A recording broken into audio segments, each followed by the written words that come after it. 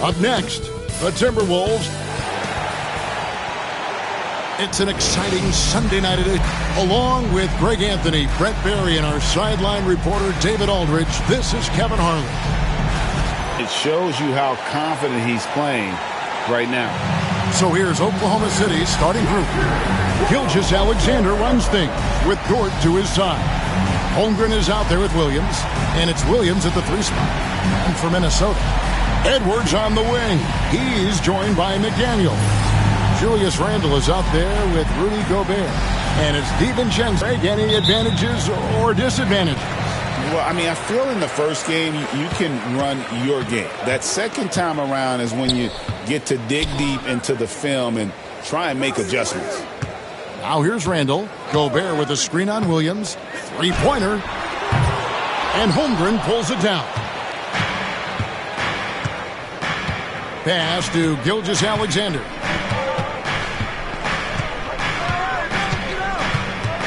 Back to Holmgren. Holmgren with a screen on DiVincenzo. Down to 5 on the shot clock. Nobody near Williams. His three-pointer's off the mark. A moment now to hear from our sideline reporter, Hall of Famer David Aldridge. David. Thanks. I caught up with Chris Finch. He immediately mentioned that Shai Gilgeous-Alexander, of course, is at the top of their scouting report. He told me the key to stopping SGA is defending without fouling. Easier said than done, but try to keep him off the free throw line. And try, emphasis on try, to make Shai a jump shooter. A very tall task. Guys? Thanks so much, David. Already set the Summer League record for blocks in his first game. Holmgren, one of the best young shot blockers in the league. The overall game of Julius Randle is impressive. He's gritty. He is in there giving it, Brent, his everything. Yeah, Kevin, you think about that year where he averaged 24, 10 rebounds, and 6 assists. I mean, the only other guys that did that were Will Chamberlain, Oscar Robertson, Larry Bird, Russell Westbrook, Jokic, Giannis. All of those guys won MVPs. That's a heck of a list. That free throw, no good. Greg, this is some kind of note. Last year, Minnesota, for just the second time, had ever won a series in the postseason. Yeah, they've been bounced in the first round, 10 of 12 appearances. But last year's team was different. Their elite defense fueled the conference finals run.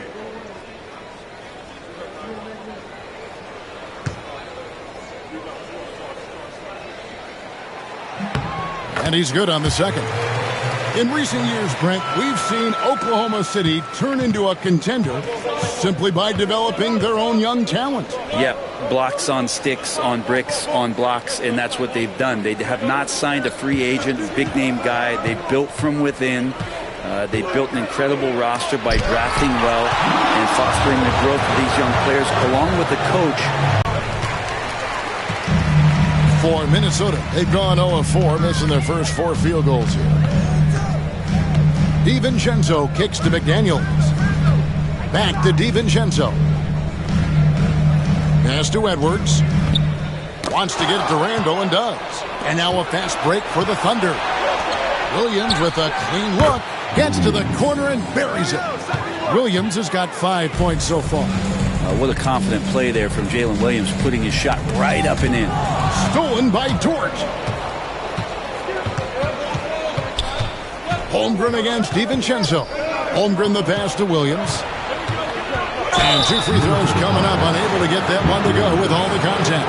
He's listed at 6'5", but Brent, Jalen Williams seems so much bigger than that on the floor. Yeah, Kevin, one of those guys that has more presence on the floor than the measurements you look at on paper. This guy plays bigger. He's got a great frame. He's got great strength. He's got great poise. And there are a lot of people who are going to recognize just how talented Jalen is. First one falls for him. Just keep seeing more and more evidence about Jalen Williams being the total package, a swingman who scores it, rebounds, passes, and can defend.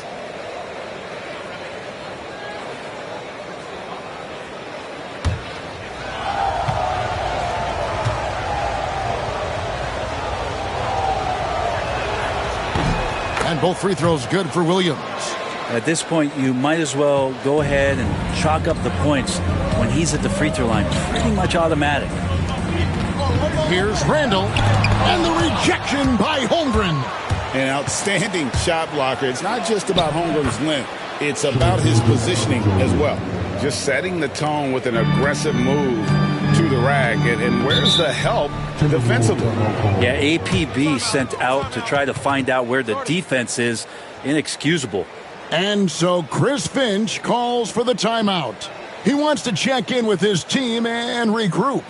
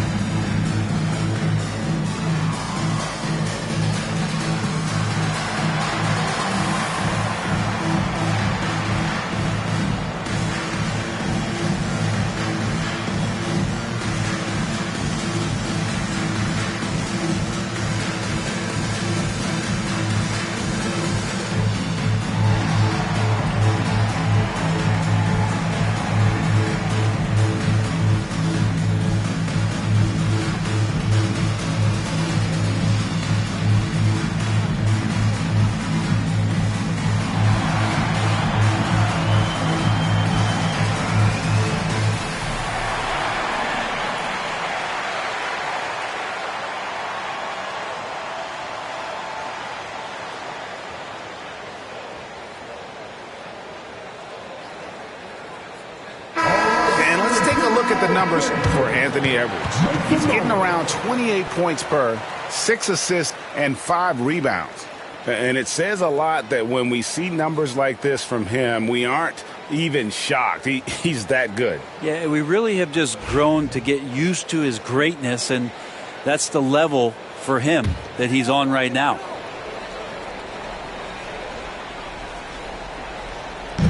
Thunder on D. It's Edwards on the wing. Back to McDaniel. DiVincenzo passes to Gilgeous-Alexander. And foul on the shot. He'll shoot 2 at the free throw line. And money from the stripe. SGA could close his eyes and knock that down. And guys, let's get your take on the scoring breakdown for Oklahoma City. They are committed to running the floor in this one, relying on their speed to get a lot of points off the fast break. Sometimes the offense can be keyed by just quick possession. So you get a steal and you can get out in transition. They seem to be very focused on that end of the floor. Greg, seems like we always talk about Shai Gilgeous-Alexander's offensive side, but when it comes to deflections and steals, his defense, he's one of the best. Yeah, his two-way ability is sometimes overlooked in the mainstream media, but people in the know how good of a defender he is. And the growth that Shai has shown over the years, it has come on so fast with how he has improved, but he's adding to his game. Gobert with a screen on George. Here's Edwards. Shoots over George. Edwards, no good.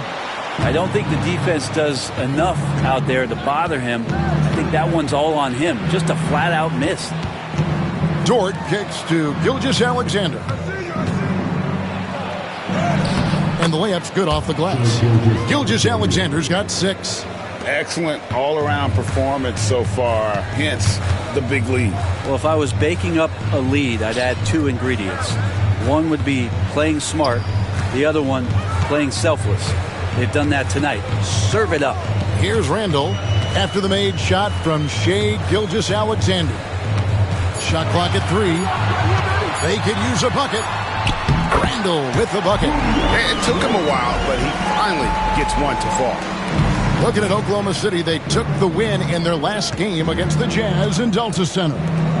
Mental toughness on the road. The arena was rocking, but they just got down to business and never let up. Impressive to see them on the road just step up and have that kind of offensive performance.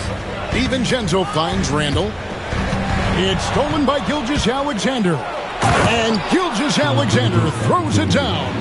I like their focus coming in. Terrific execution so far. Well, if there were 4 or 5 boxes to check in terms of the game plan tonight, they might have checked 6. I mean, they're doing everything out there. Now here's Edwards. 35 points for him last game against the Rockets in Houston. Let's just not forget about the work on the glass. His effort level was a 10 that night out of 10. And all of that size rolling there after that screen. Gobert moves now with such confidence when in the pick and roll. Here's Gilgeous-Alexander. Gobert with the block. McDaniels with the ball. Williams picks it up. And there's the foul on the shot. He'll go to the line for 2. And you don't ever want to get into the habit of letting the offense get to the rim. The Timberwolves have converted 1 of 2 free throws so far today. And team free throw numbers really about as good as you could ask for, around 80% on the season.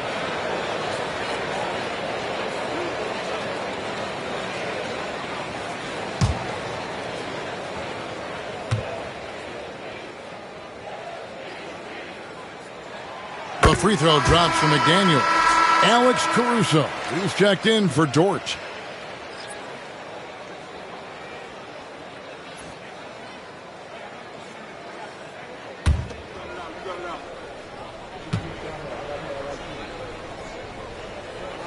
And McDaniels drops them both. A big fella with the ability and confidence at the free throw line is something that every team wants. You don't have to make those late substitutions. Keep your big guys on the floor. Now here's Holmgren. Boy, he was something else against Utah. And right from the start, Kevin, they've been pounding the glass. Most of those 50-50 balls also going their way. And he gets the basket. Officials blowing the whistle, so a chance at the line for one more. And, Greg, it didn't take long for Anthony Edwards to prove himself in the NBA. There's so much to like about his game. As outstanding as his offense is, his defense cannot be overlooked. He is a lockdown presence when he needs to be.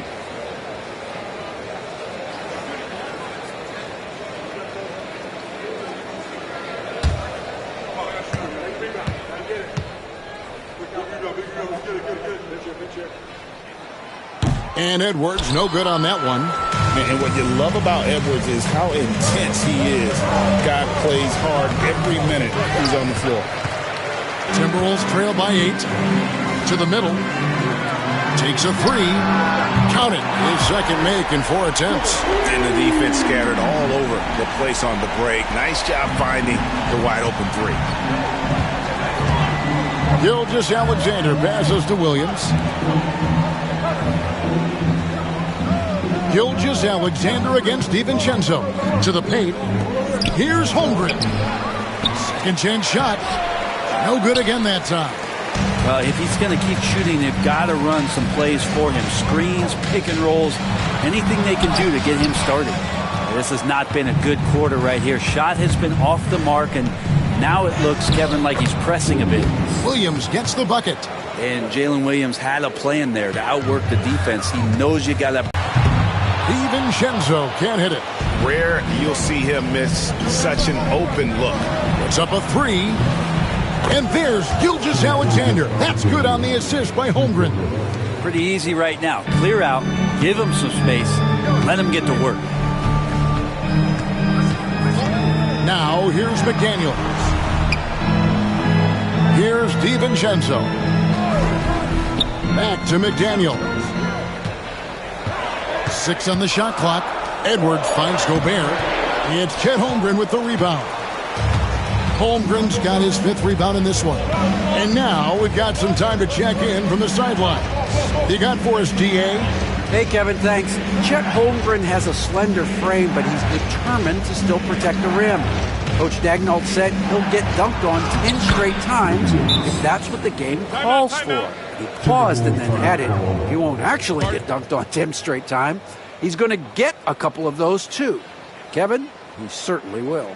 I agree. You know, David, he is fearless. And we've got a timeout called from Chris Finch. He's going to have a discussion here on the sideline.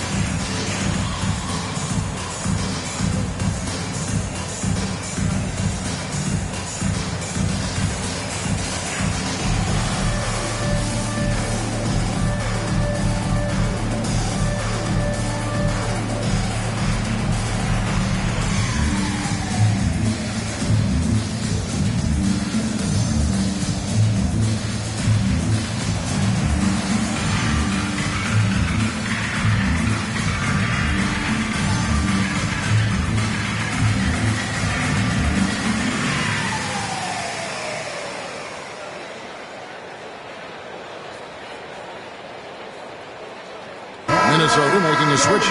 Dosumu's checked in. Hartenstein, he's checked in for Oklahoma City.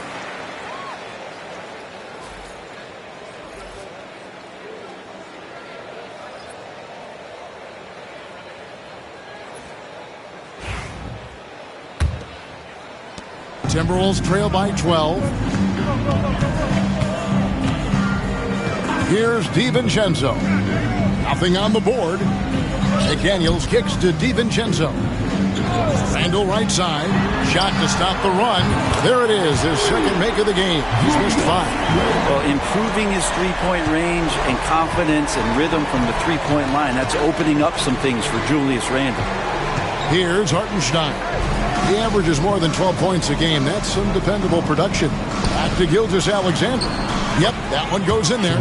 Gilgeous-Alexander's got 13. When you find yourself up double digits in the first quarter, you know you're doing something right. Well, dominant so far. That's the responsibility of the starters. Now let's see if everybody else who plays in this game makes the same kind of high-level contributions. Here's Randall after the made shot from Shai Gilgeous-Alexander. Randall, the shot misses. Excellent D there from Williams. And that one gives them a +5 rebound advantage, Kevin. Gilgeous-Alexander finds Hartenstein. Outside Williams. Oklahoma City moving the ball around. Caruso, no good. Timberwolves trail by 11. Shoots from 12. Jump shot is good that time. 8 points for him. Now you can see the touch and the improvement in that touch right there. Now here's Williams. Defended by Dosumu. Inside. It's deflected. Now here's DiVincenzo. Scoreless thus far. Randall outside.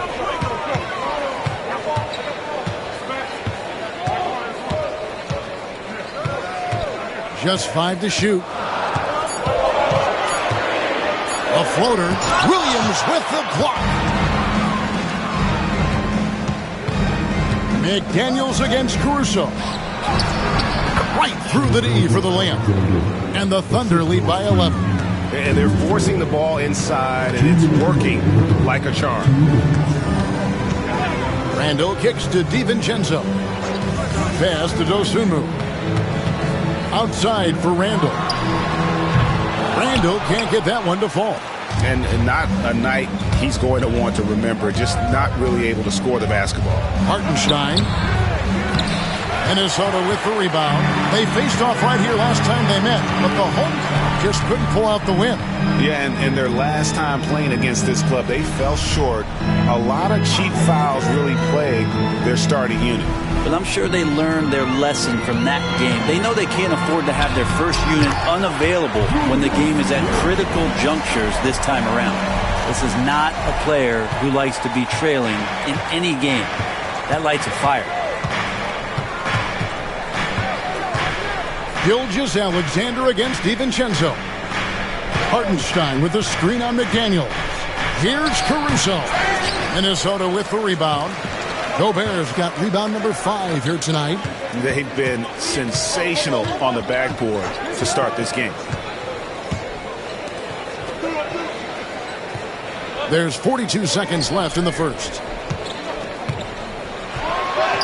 Plays it up off the glass. Gobert's got his second bucket. They are just killing them on the interior. Gilgeous-Alexander passes to Hartenstein. Williams with the ball. 23 seconds left to play in the first quarter. And Williams with the stuff. This can make it so much easier for your team. He had a 27-point outing in their last game against the Rockets in Houston. And one of the big ways he came through was at the foul line. They couldn't contain him. He was equally effective at scoring baskets as well as getting to the line. Shai Gilgeous-Alexander, guys, has been on display for Oklahoma City. What an amazing quarter. There was absolutely no stopping him. We'll get you back to the action after this break.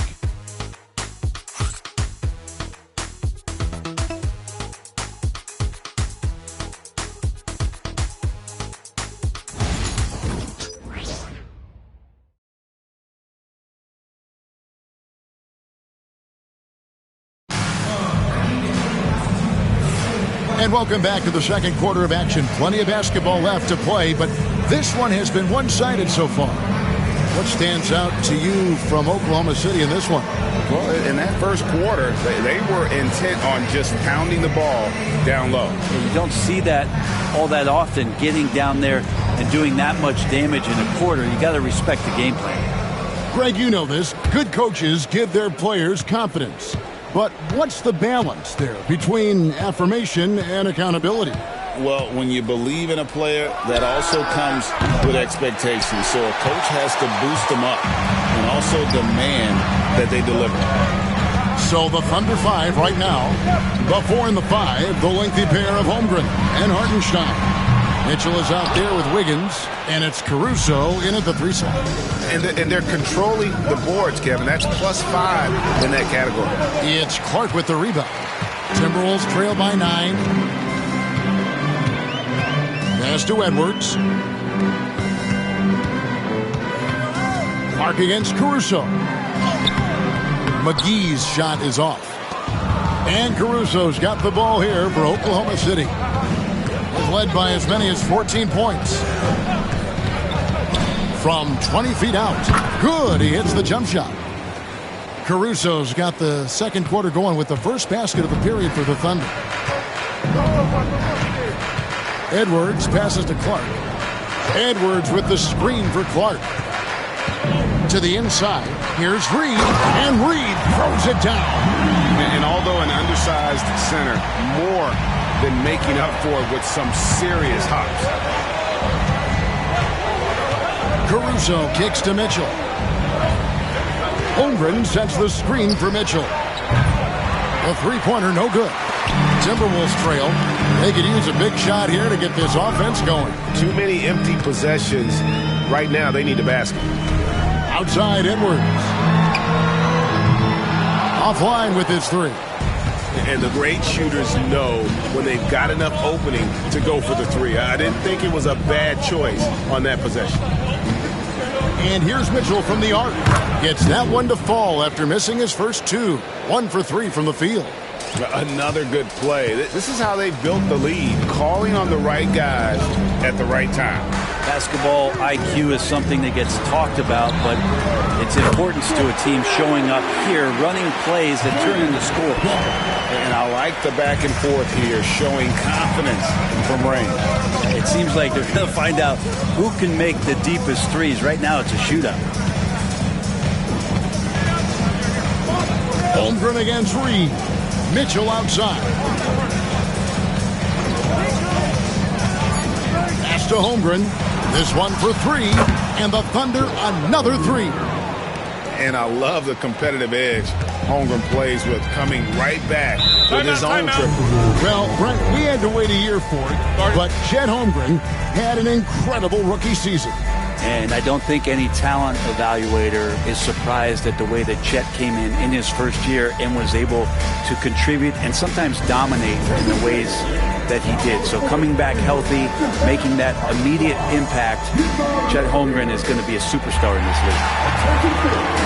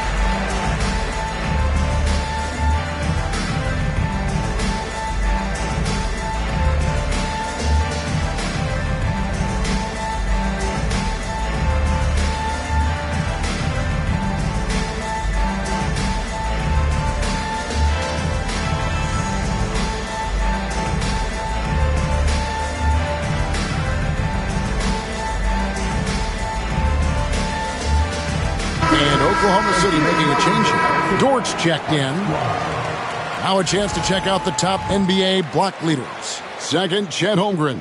There aren't going to be many nights when you don't see him affect the game with his shot blocking ability.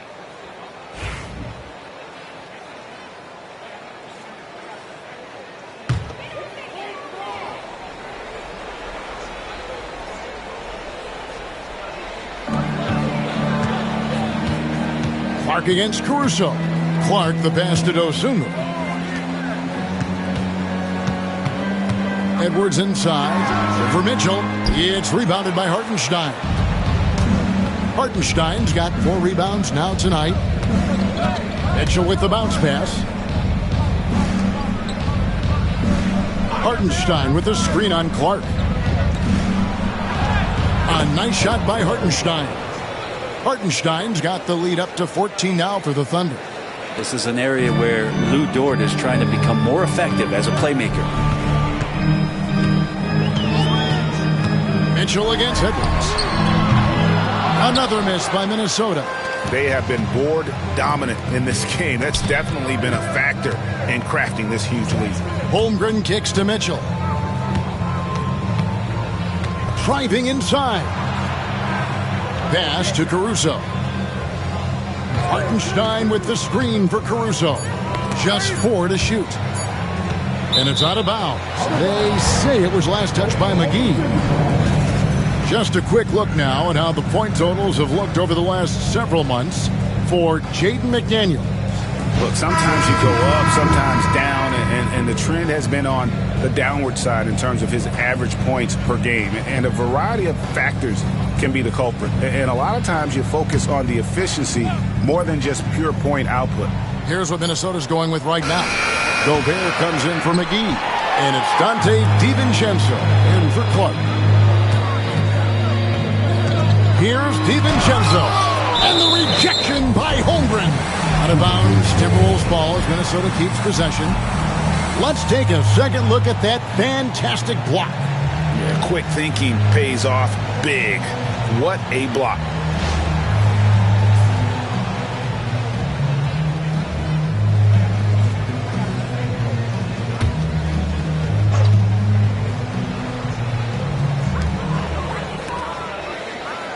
On the wing, DiVincenzo.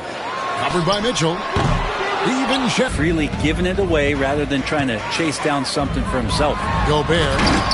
It's rebounded by Oklahoma City. Pass to Mitchell. Latrey. It's hauled in by Edwards.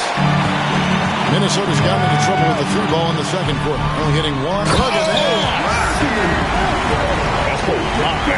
What a huge flush by Edwards, showing off right now. And that's life above the rim, courtesy of our AT&T 5G Slam Cam. And here is Williams. 13 points in the game. Dort with a screen for Williams. And it's Williams finishing it off. Again, it's Jalen Williams. He is in a groove, playing with confidence. Just keep finding him. DiVincenzo against Mitchell. Right side, Edwards. That one, no good. Good D by Holmgren. +8 in the rebound differential. One more reason why they're in control. Oklahoma City moving the ball around. Hartenstein against Edwards. Outside Williams. Pocket 6. They get it back. Hard to figure out how he doesn't knock that one down. No defender in sight. Pass to DiVincenzo. Hartenstein against Gobert. Out to Edwards.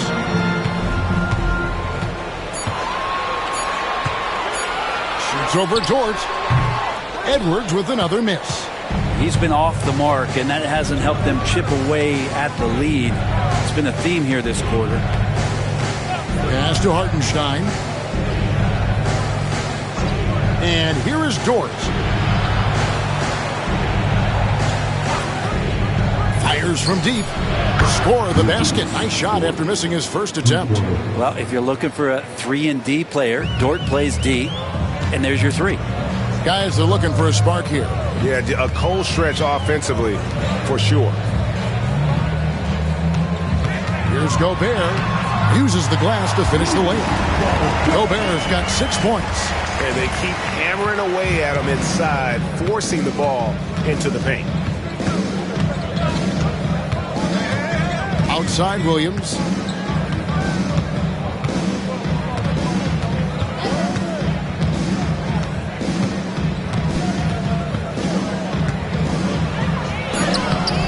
Rebounded by the Timberwolves. Tough loss coming against the Rockets in the last game they played. Yeah, tough game on the road. The guys you're defending, obviously comfortable shooting in their own building. You've got to find a way to break their rhythm. Yeah, they couldn't do it in that one. Always a step slow in closing out the shooters and maybe even recognition of who was on the floor. Just not enough energy, and that's a tough way to win on the road. Dort with a screen for Williams. Mitchell looking it over. Driving in. DiVincenzo with the rebound. If you told me this was the kind of game he was going to have, I would not have expected them to be in front right now. With a short break in the action, gives us a chance now to send it over to David Aldridge. Kevin, the Thunder take it one step at a time. All-star Shai Gilgeous-Alexander says, I think we all stay in the moment, and that's why we've been able to get better. Attack the day, the program in front of us. We all have the right intentions and want to win at the end of the day. Kevin? Love that attitude, growing by leaps and bounds. Thank you, David.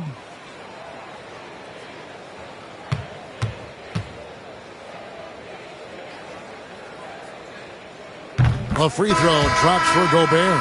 You know, when Rudy Gobert is down low, it strikes fear into the opponent. This is a guy who has led the league in blocks and rebounds at different times.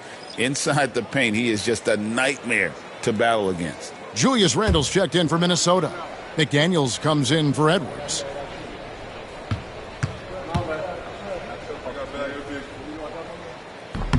And Gobert drops them both. And Gobert knows his role on this team. Rebound, block shots, and look to score near the basket. And the basket is good. Got it to go through on the contact, so a free throw coming up. A great opportunity for a three-point play. Brent, there can't be any question now that Shai Gilgeous-Alexander has arrived as an NBA superstar. No doubt about it, Kevin. I mean, you finish in the top 3 of MVP voting. That is a stamp of approval. SGA, one of the more feared players in the game, and this guy is on his way.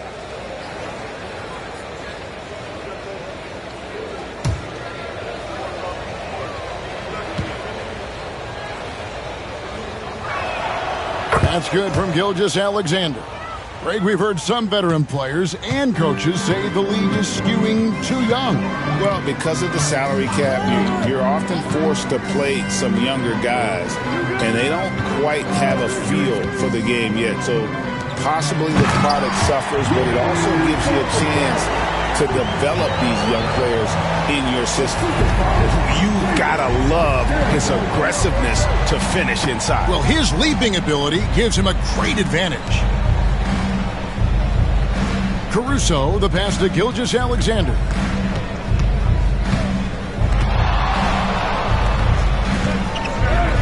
Falls right in. He is 8 for 11 with that shot. Now, this is what Gilgeous-Alexander does. He attacks you relentlessly. Randle outside. Here's Gobert. Gets it to drop, and now he's shooting at a 5 for 8 clip.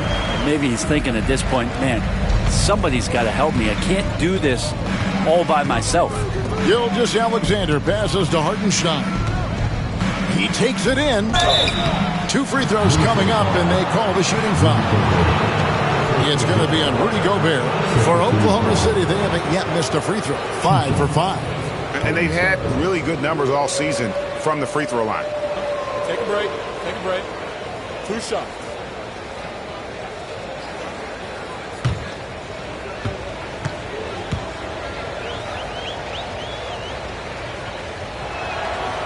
No good on the free throw. Clark, he's checked in for Dosunmu. And Oklahoma City with a change here, too. Chet Holmgren, he's checked in for Alex Caruso.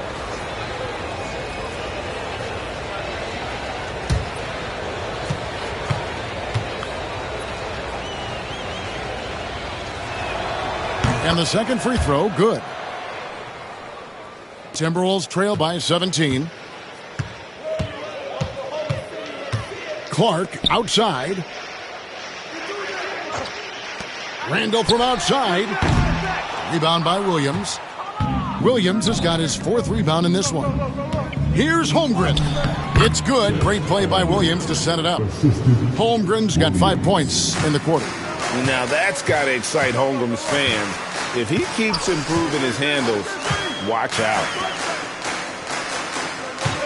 Gobert with a screen for McDaniel. Down low. Outside for Randall. Pass to McDaniels. Nice ball movement by Minnesota. The Timberwolves need to get a shot off here. Bucket is good. Randall's got 12 in the game. Yeah, Randall's not passing that one up. Fantastic job at converting when he's got the kind of position like that. Hartenstein finds Gilgeous-Alexander. McDaniels against Williams. To the paint. A good finish at the rack off the slick feed. Dort's got his second basket. Terrific body control from Dort, setting a firm pick and then rolling to the gap. Pass to McDaniels. Back to Randall. And that one clearly a foul. Gets the whistle and 2 shots coming up. That one on Holmgren. Second team foul. And this is his second trip to the line tonight. Julius Randle. 2 shots.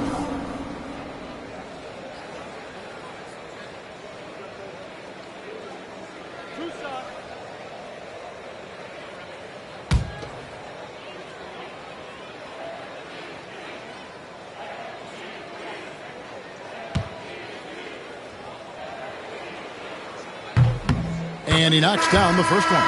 And getting to the line and hitting your free throws, a good way to get back into the game. It stops the clock and extends the game and allows you the opportunity to set your defense. They've been perfect from the line so far here in the second quarter.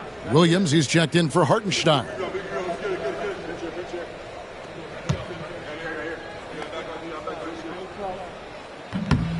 Both free throws good from Randall.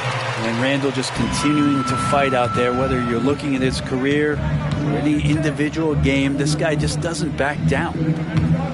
Back to Gilgeous-Alexander. It's stolen by DiVincenzo.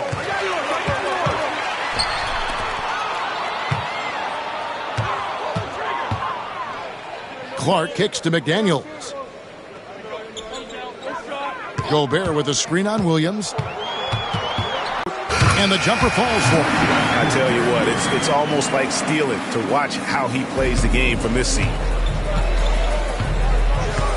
Outside Williams. On the wing, Gilgeous-Alexander. Williams has a screen for Dort.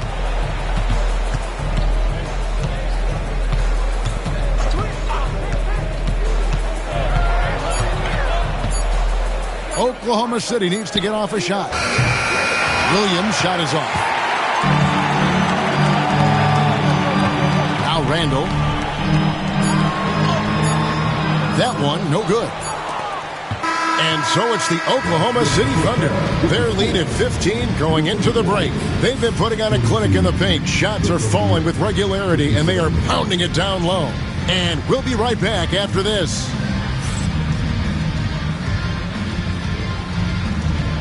These are the 3 seconds of the court. And get ready for the big half-court shot. Drum roll. They're rendering you the shot.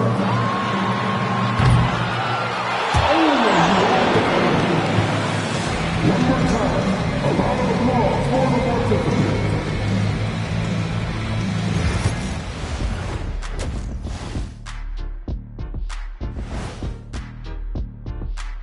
Hey folks, thanks for joining us. It would be an understatement to say it's been a great half for the Oklahoma City Thunder. They've been great on the boards. Once these guys establish the position, it's hard to root them out, yeah, Shaq. Tough physical approach. We'll see if adjustments are made on the other side to try and counter that. That's what you were going to say, wasn't it, Shaq? Yeah, I was asleep. I'm sorry, Ernie. And time for a look here at how the West is shaping up as we continue to work our way through this season. You know, right now for the Thunder, I had them as a top team before the season, and now I'm picking them to make the finals. Tell me I'm wrong, Kenny. You can't, because I'm right. 2 + 2 is 5. And as much as it pains me, I have to agree with Big Fella. That'll do it for our show tonight. Thanks for joining us, and we'll send you back to Kevin Harlan for more Hoops action.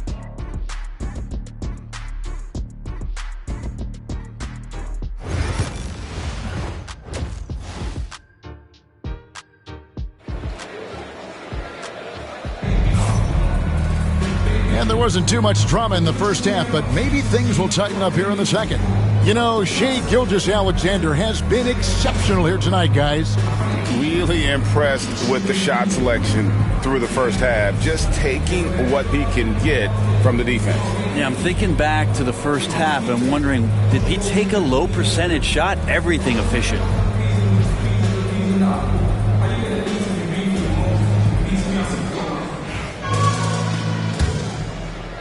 So it's the Thunder now. Earlier in the game, they had a 19-point lead. Edwards on the wing. He's joined by McDaniels. Rudy Gobert is out there with Randall, and it's DiVincenzo in at the point guard. That's Chris Finch's 5 as we get into the second half. 6 to shoot. Gilgeous-Alexander deciding where to go with it. That 3 off target had some space there after the little pump fake. To the inside. McDaniels kicks to Randall.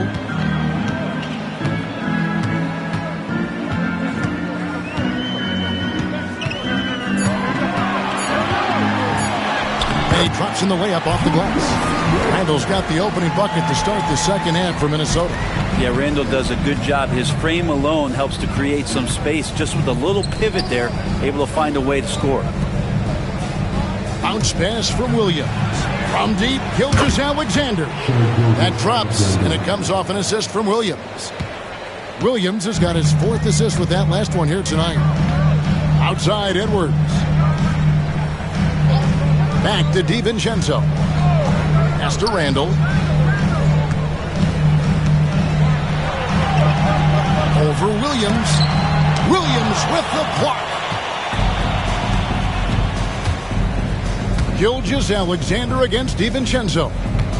Here's Williams. Here's Holmgren. Another shot, and that's 2 points on the layup. Holmgren's got his 3rd basket of the night. And looking to get stronger, Holmgren fights through the bump. Tons of time for him to grow into that frame. Pass to Gobert. Now here's Edwards, defended by Dort. Dort against Edwards. Yep, that one goes. Edwards got 9. And don't let Edwards' position fool you. Anthony is built like a linebacker. That upper body strength helps him down low. Williams against McDaniel. Here's Gilgeous-Alexander. And the dunk by Gilgeous-Alexander. Never dialed back. SGA determined on the finish. Here we are sizing up GA. Jalen Williams, and his shooting has got to be his biggest strength. Absolutely. He's great at spacing the floor for his teammates with his catch and shoot abilities, but he's equally gifted shooting off the dribble.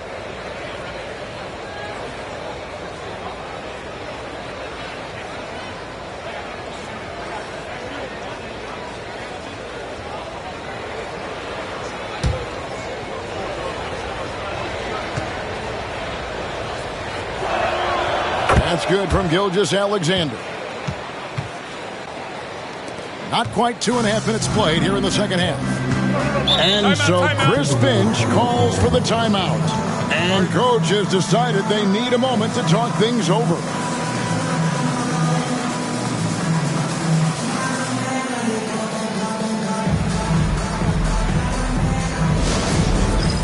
It's time for this. If you see yourself on the big screen, you know what to do. Show us what to do.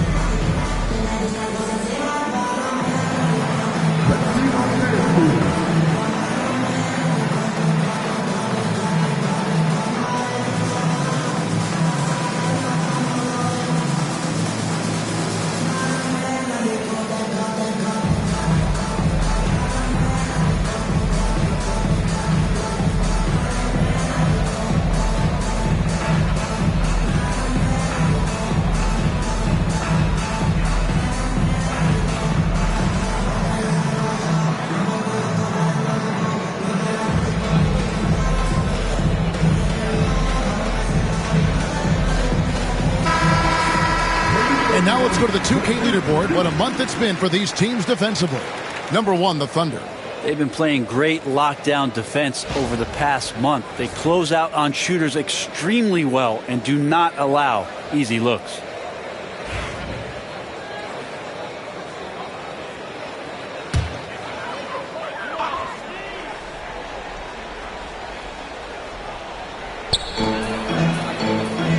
Randle passes to Edwards. Timberwolves passing it around. Nice defense from Dort. Well, they've been better than good on the glass today, and there is a glaring discrepancy between these two teams in that area. Holmgren with a screen on DiVincenzo. Gilgeous-Alexander can't get it to go. And so it's Randle bringing it up now for Minnesota. 19-point game. McDaniels kicks to Randle. A floater, and the rejection by Holmgren. And it's out of bounds. They say it was last touched by Williams. And we have to take another glance at that powerful rejection. And this is how you protect and grow a lead, by making a huge effort on that end of the floor.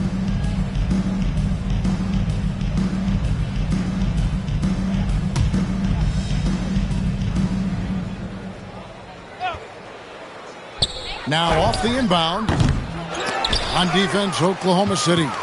Edwards can't hit. Holmgren finds Gilgeous-Alexander. Third quarter of basketball here, and just a little under 3.5 minutes gone by. From the arc. And again, no good by Oklahoma City. And close to making the defense pay for the lax coverage that time. Edwards, the bounce pass. DiVincenzo passes to Randle. Nailed from three-point land. Randle's got 19 points. Randle's teammates loving seeing this. Shots like this are helping out this offense. He's taking the lead. Here's Gilgeous-Alexander. And Gilgeous-Alexander throws it down. And credit the screen for giving him the space he needed to get to the rim. For sure, GA allows him to come in with the sledgehammer. Yeah, well, I settled for the layup when you can attack the rim and rise up like that. And with a quick break in the action, here's some numbers for Randle. He's averaging about 19 points per, 7 rebounds, and 5 assists. And so much of what they do on offense depends on how he plays. Well, he attracts serious attention from the defense, and that really does open up the backside for a lot of his teammates to take full advantage.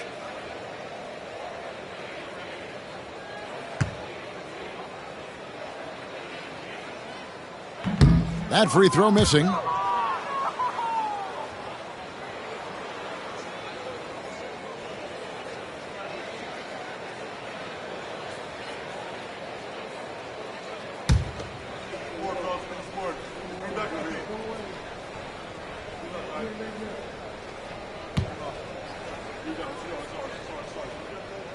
He hits the second from the line. The Thunder leading by 17. Gilgeous-Alexander passes to Williams.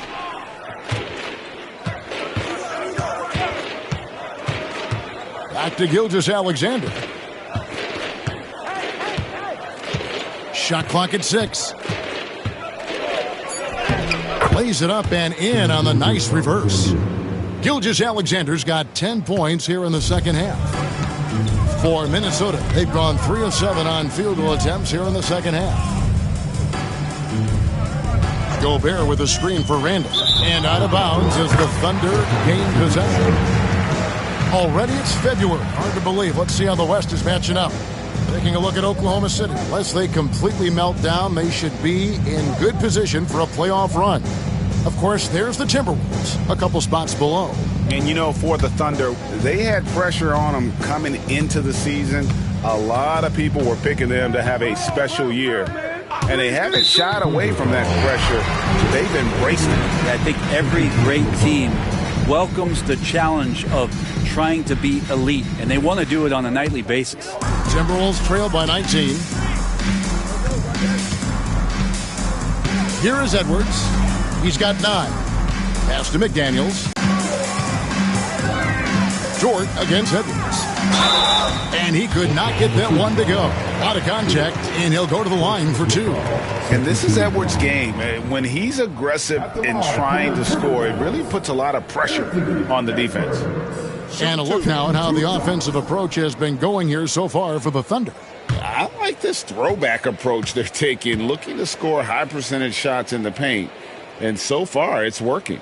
You probably have to touch on as well that tonight their penetration has been awesome. I mean, they put force on this game, attacking off the bounce, and a willingness to do that has paid off. Ayo Dosunmu is checked in for McDaniels.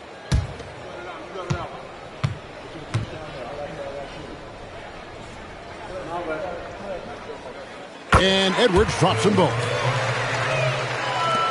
The Thunder leading by 17.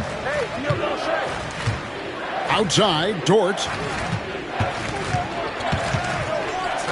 Back to Gilgeous-Alexander.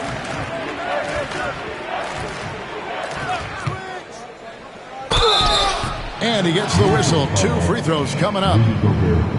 And now we get a chance to check out Shai Gilgeous-Alexander. The last 10 or so games, he has been remarkable. 11th in steals. And with a top 20 ranking in field goal percentage, you put the ball in his hands, and he converts at a remarkable rate. And you noted it. His points per game average is unreal right now. He's literally propping up the team's offense, scoring whenever they need him to. That's good from Gilgeous-Alexander.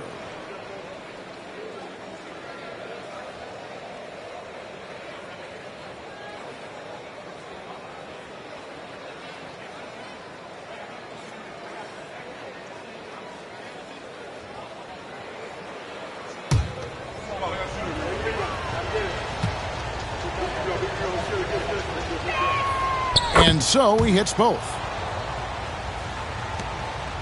Timberwolves trail by 19. Randle outside. Now here's Gobert. He's got 12. Pass to Dosunmu. Now here's Edwards. Drops in the tray. Edwards got 7 now in this quarter. And so good off the bounce. Edwards working on his shot off the catch, and it is paying off. Now Holmgren. Here's Gilgeous-Alexander. From 15 feet away, uses the glass to drop it in.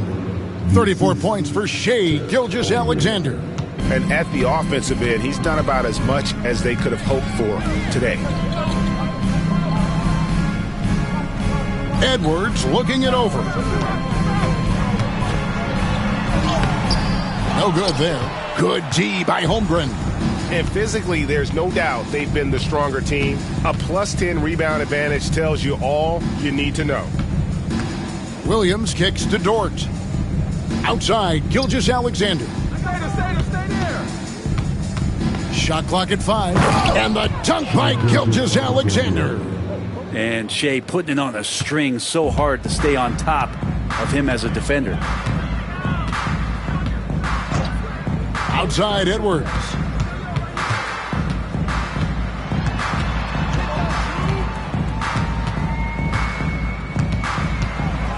Pass to Dosunmu. High post shot. The Thunder pull it in. Holmgren's got 11 rebounds in the game. And there's the call on Donte DiVincenzo. And that'll be his 3rd foul so far. Alex Caruso. He's checked in for Oklahoma City. Number 9, Alex Caruso.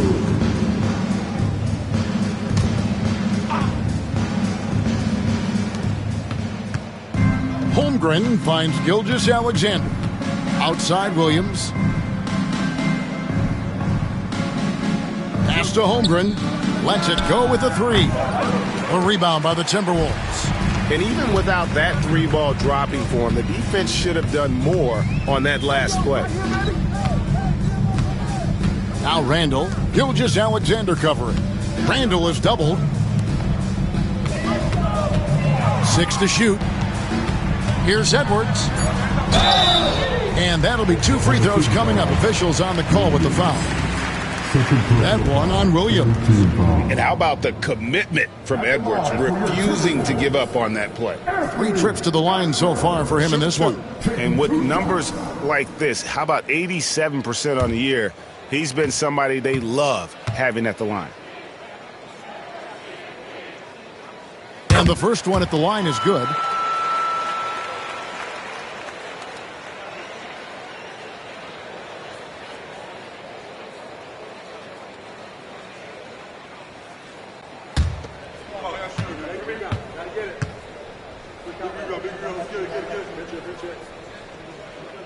And Edwards drops them both. And Gilgeous-Alexander's got the ball here for the Oklahoma City Thunder. Williams passes to Gilgeous-Alexander.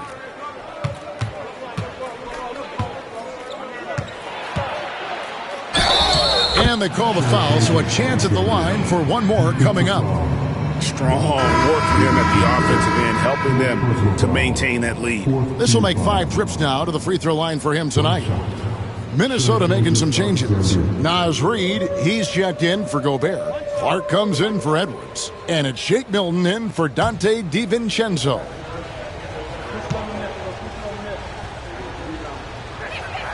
That's good from Gilgeous-Alexander. And if they continue, Kevin, their outstanding free throw shooting, that'll help them seal the deal.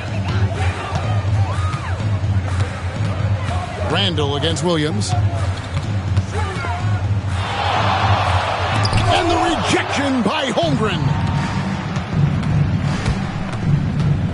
Williams in the post. Defended by Dosunmu. Williams, that's good. Big miscommunication on defense. He recognizes it and quickly takes advantage. Well, I know they don't have mobile devices out there for texting, so they might as well talk to one another. Dosunmu, the pass to Randall.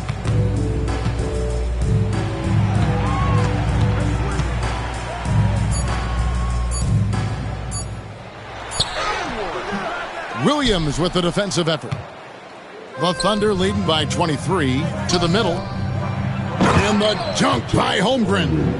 Offensively, defensively, they are in total control.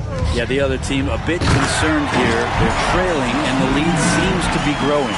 That is all timing right there. Just led him perfectly. Gilgeous-Alexander passes to Holmgren. And here is Caruso. He's covered by Clark. Gilgeous-Alexander can't get it to go. Minnesota's gone 2 of 2 from long range in the third quarter so far. Dosunmu with the bounce pass. Randall down low, working on Williams. And contact on the shot, so he'll be shooting free throws here. Well, Randall can hold his own down on the inside with that physical frame. 6 attempts for him at the line. He's made 4. Julius Randle. 2 shots. Shooting 2.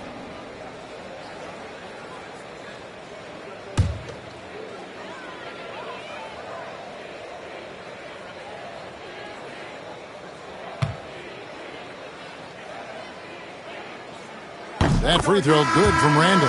Hartenstein, he's checked in for Williams.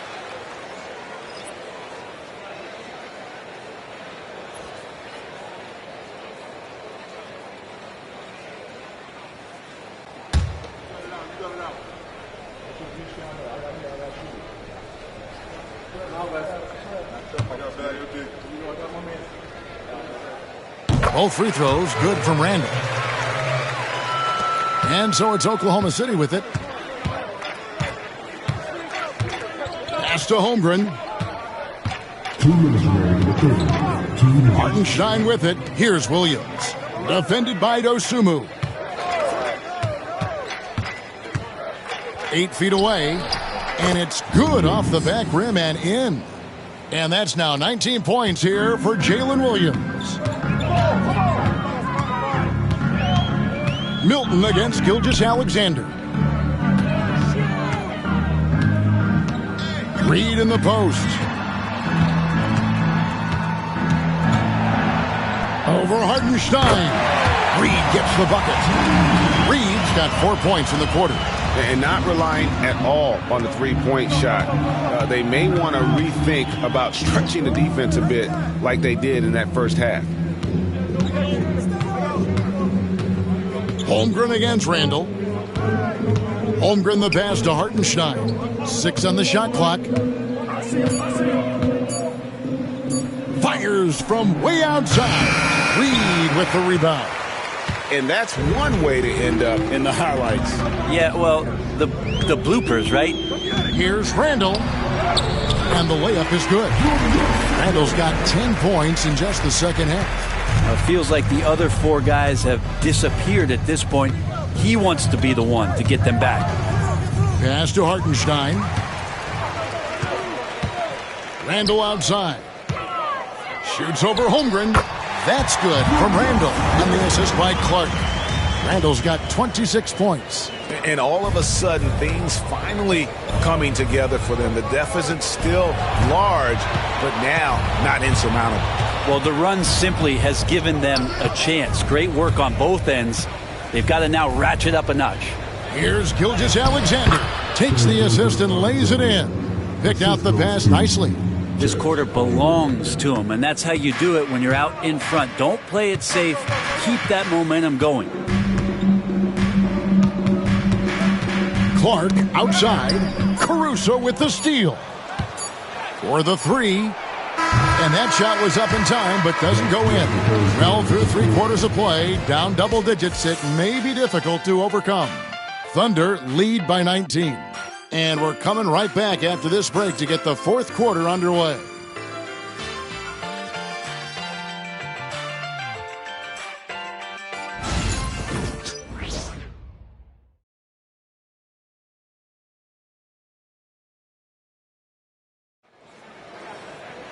And we reach the 4th quarter in a game that may be already out of hand.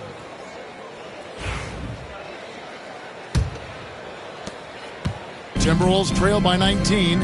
Taking a look at the Thunder. We've got Lou Dort, Alex Caruso out there with Williams. Then it's Mitchell, and it's Hartenstein in its center. Here's Williams, and finished off by Williams. Explosive move from J-Dub. Great athlete. The Timberwolves shooting 41% for the game. Mitchell against Edwards. Drops it in from 11 feet. And how about the move he made there to come up and get himself clear in the lane for the deuce? With the step back. Here's Williams, and it's Williams throwing it down. Yeah, Williams found the penetration and then committed to the drive completely. Edwards against Mitchell. Edwards inside. And that one drops for him. Edwards got 4 this quarter. I don't know if you would consider this, but he's got such a nice touch around the rim. Maybe you foul him there? Caruso, a screen on Reed. Here's Williams. Reed with the block. And he gets it back. 4 on the clock. Here's Dort. And the shot falls short this time. Timberwolves trail by 19. Clark outside. Pass to Edwards. Tonight. He can't get it to go. Some solid defense from Clark. Last quarter of play, about 2 minutes in now. And here's Edwards from the arc. Buries it from 3-point range. Edwards got 16 points here in the second half. And it's Mitchell with the ball for Oklahoma City. Dort with a screen for Mitchell. Outside, Dort. They set the pick. Plays it up and banks it in. The plan of attack is obvious. Get the ball inside and go strong to the rim. Now here's Dosunmu, guarded closely. From past the arc, and another 3 for Minnesota. Yeah, these defenders had better start closing down on shooting. Dort a screen on Reed. Here's Williams. The rebound by Dosunmu. Dosunmu's got 4 rebounds now tonight. Outside Edwards. Reed against Hartenstein. Goes up on the block. Shooting foul as the whistle blows. He'll shoot 2 free throws. Second personal foul. First team foul. At the line for 2.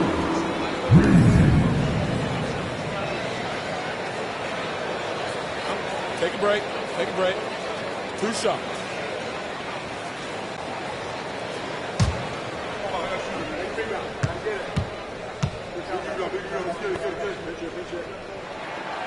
He's off on the first. Dante DiVincenzo. He's checked in for Minnesota. And a switcher also for Oklahoma City. Williams is checked in.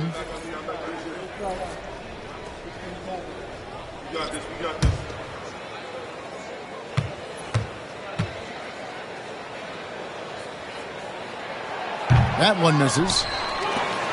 The Thunder leading by 15. Back to Williams. It's picked off. Here's Dosunmu. Williams with the block. Over in the corner, Dort. Back to Williams. Mitchell outside. Hartenstein with the screen for Mitchell. Good on the three-point shot. And the Thunder lead by 18. You can't just stop when there's a pick set up. Got to fight over it as a defender. That's one that the coaches will watch tomorrow with that player. You hate to see him give up in that situation. Over in the corner, Williams. Shoots over Dosunmu. Williams' shot is off. The Timberwolves have gone 4 of 7 from the field since the beginning of the fourth. And out of bounds as the Thunder gain possession. And the Timberwolves making a change here. Phillips has checked in. And then for Oklahoma City, Chet Holmgren, he's checked in for Hartenstein. Alex Caruso comes in for Jalen Williams. And Shai Gilgeous-Alexander subbed in for Mitchell. Outside, Dort. Williams looking around. On the wing, Gilgeous-Alexander. And it's good, 2 points. Gilgeous-Alexander's got 43 points. I mean, he is at his best when it matters most. This game is theirs as long as he can keep this up. DiVincenzo passes to Edwards. And that one is stuffed right through. And DiVincenzo, he can really get up there. Oklahoma City leading by 18. Outside Williams.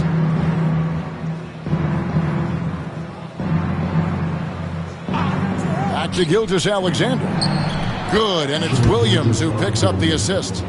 Gilgeous-Alexander's got 4 points this quarter.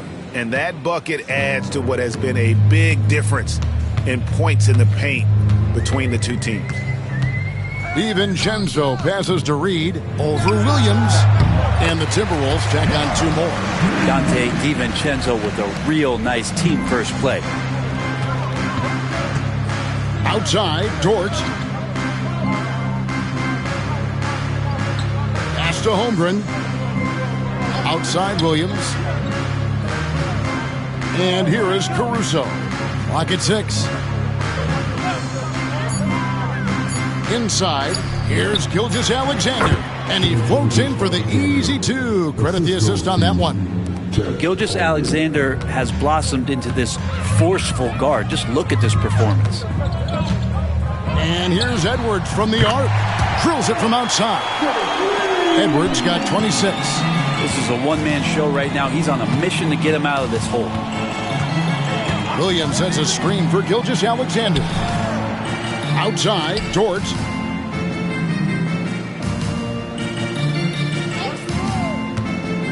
To the paint. Wants to get it to Holmgren and does. Caruso. No good on the 3. Not great numbers, but great effort in this one. Sounds funny, but I think he's been a positive for them. Pass to DiVincenzo. Back to Edwards.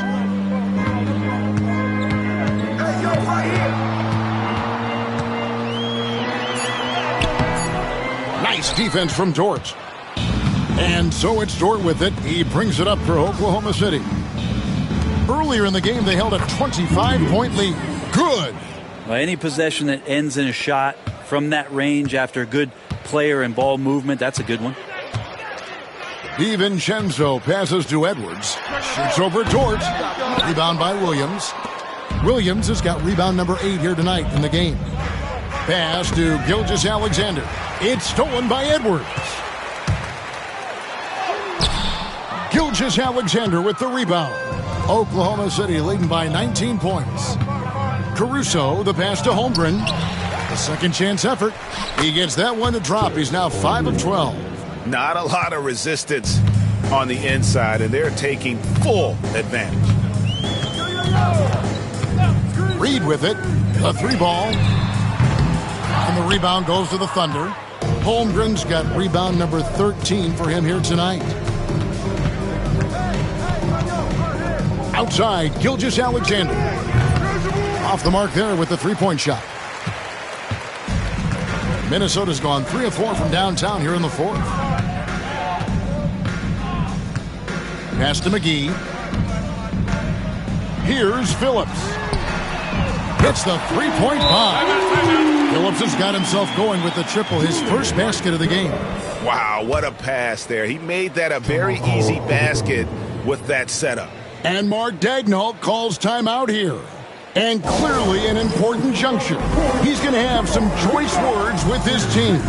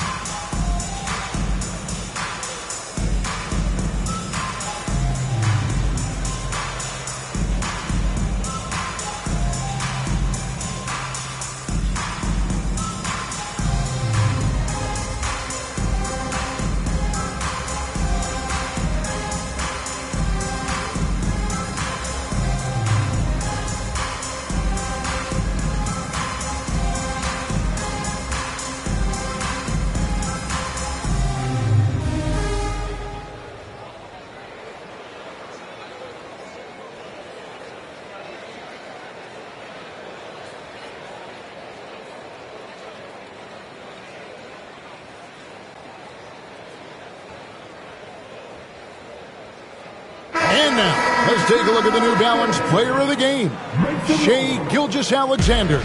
And guys, he's been about as close to perfection as you can be. The intensity he's played with has been amazing. Just no let up. And as fired up as he's been, he's never let his emotions get out of control.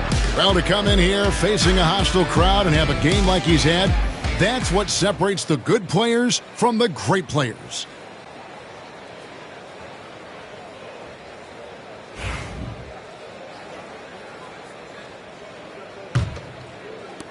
Oklahoma City leading by 18.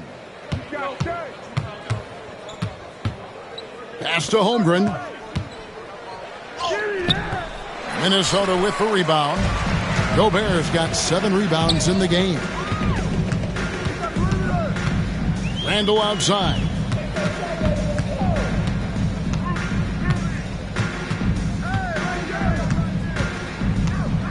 Six on the shot clock.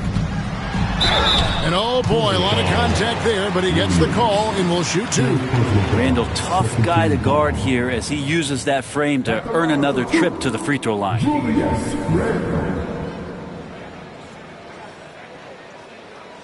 Shooting 2.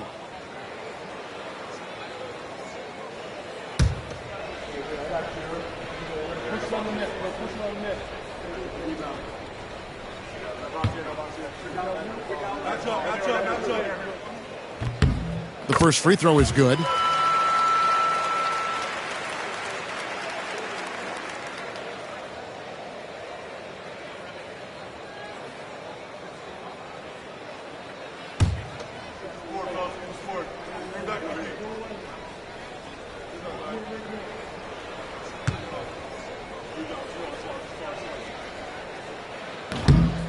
Both free throws good from Randall. Here's Gilgeous-Alexander. Outside, Dort. McDaniels against Williams. Williams kicks to Dort. Left side, Gilgeous-Alexander. Good, he hits again. My goodness. 50 for the game. Yep, he is putting on a show. Pass to Gobert. And here's Edwards from the arc. The Thunder pull it in. And it's another just bad decision on a night full of those. His shot selection tonight has been questionable at best. Gilgeous-Alexander passes to Williams. That one goes. Count it. 25 points here for Jalen Williams. Timberwolves trail by 21. Pass to DiVincenzo. To the middle. It's stolen by Dort. Gilgeous-Alexander against DiVincenzo. Outside, Dort. Left side, Gilgeous-Alexander. Holmgren gets the bucket. And once Holmgren gets the ball in there, he can finish in so many ways. Gobert with it. Defended by Holmgren. And Gobert kicks to DiVincenzo. No good. They had a chance to end the run there. Gilgeous-Alexander against DiVincenzo. Minnesota's gone 4-7 with the long ball here in the fourth quarter. Here's McDaniels, and foul on the shot, so he'll get a chance at the line. The NBA has always been a star-driven league, Greg, and that's reflected in team strategies now more than ever before. It is. All over the league, teams now building their systems around their stars, surrounding them with complementary players and running the offense through them as much as possible.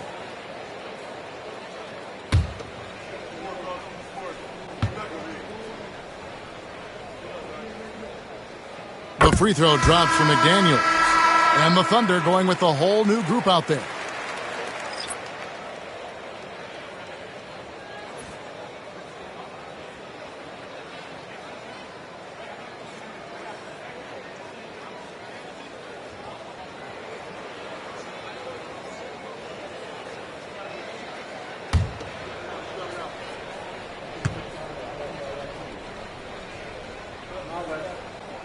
And McDaniels drops them both. 1:32 left in the fourth quarter. And as we head to the final buzzer here, a crushing blowout, big-time dominance, and this will go in the record books as a gaudy win for Oklahoma City. It was a standout performance across the board. I mean, it was like watching a cat play with a mouse. They were able to do more or less whatever they wanted. And so checking out the record for these guys tonight will mark win number 37 for them on the year. And they've put themselves into the driver's seat in regards to the season series with this team. Tonight's win will give them a 2-1 edge with only one left to play. The one player that really stands out, of course, in this one, it was a dazzling game for Shai Gilgeous-Alexander. Just knows how to fill it up, and that's exactly what he did tonight. Nobody that they assigned to him could really get a handle on him. And so it's Minnesota with it. Pass to Randall. Edwards against Wiggins. And finished off by Edwards. And on the AT&T 5G Slam Cam, you can see how impressive that move was.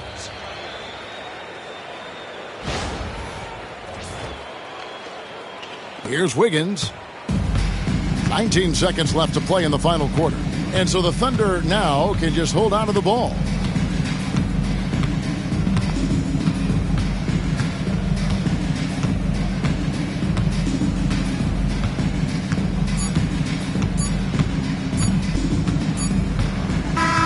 So no problem for Oklahoma City as they get the win.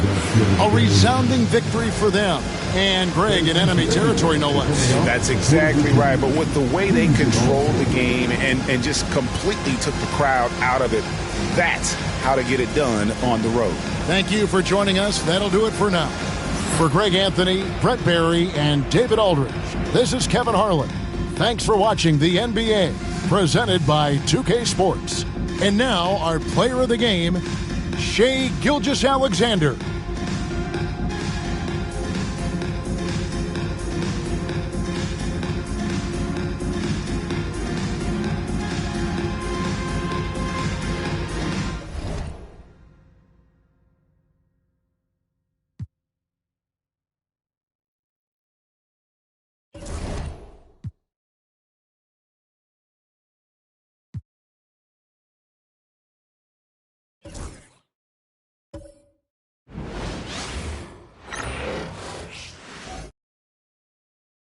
And a peek into the locker room. Players soaking in the last few moments before the game. Some final preparations here.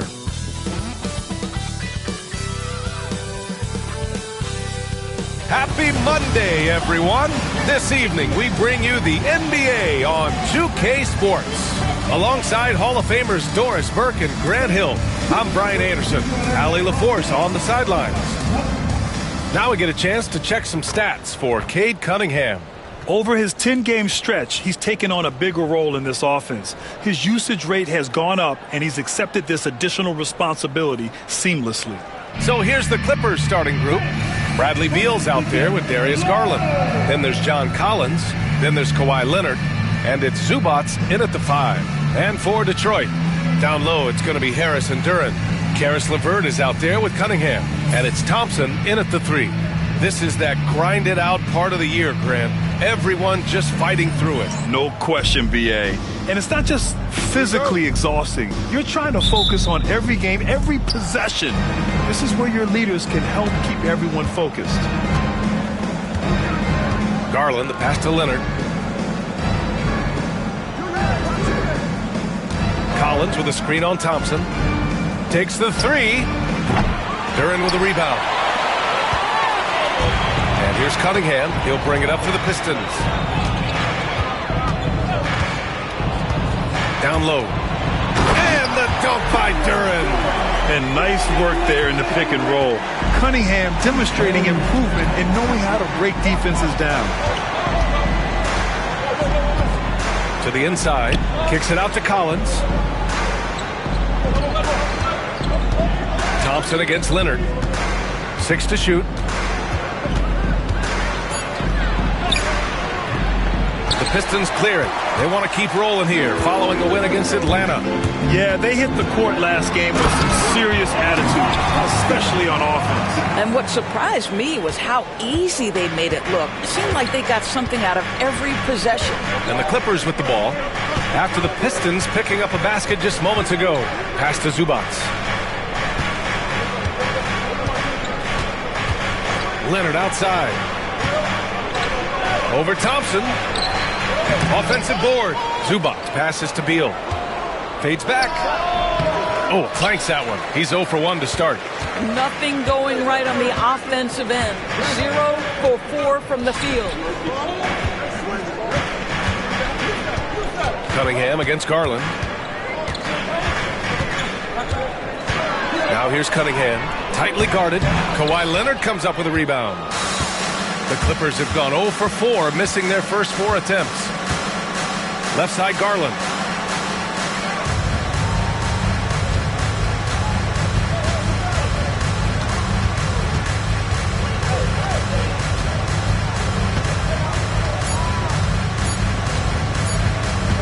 Fires it from 18. And good, as it takes a nice bounce off the right iron and down. Who says the mid-range is dead? If the defense gives it, Darius Garland will take it. Doris, so much improvement from Garland since coming into the league. Oh, no doubt, Brian. This guy is now a do-it-all guard. You can play him at both the 1 and the 2 positions. The versatility that he possesses is such an important aspect in the league today. Boy, this guy is a good finisher, so he misses a chippy. That's tough to take. LeVert passes to Cunningham. Thompson with a screen. Garland against Cunningham. Thompson outside. The 3 is up. And Cunningham gets it to go on the assist by Thompson. A pretty big component of Cunningham's game. He knows how to produce from the arc. And timeout called by Ty Lue. We might see him looking to make some tweaks to the strategy here.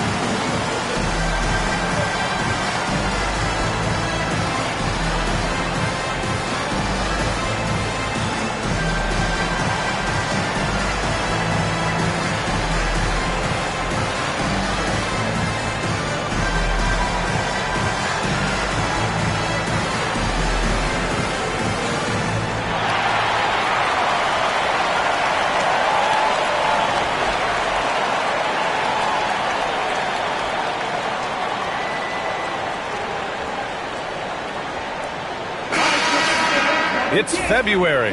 Let's see how things are shaping up in the East. Taking a look at Detroit, their season's basically over, barring some sort of miracle.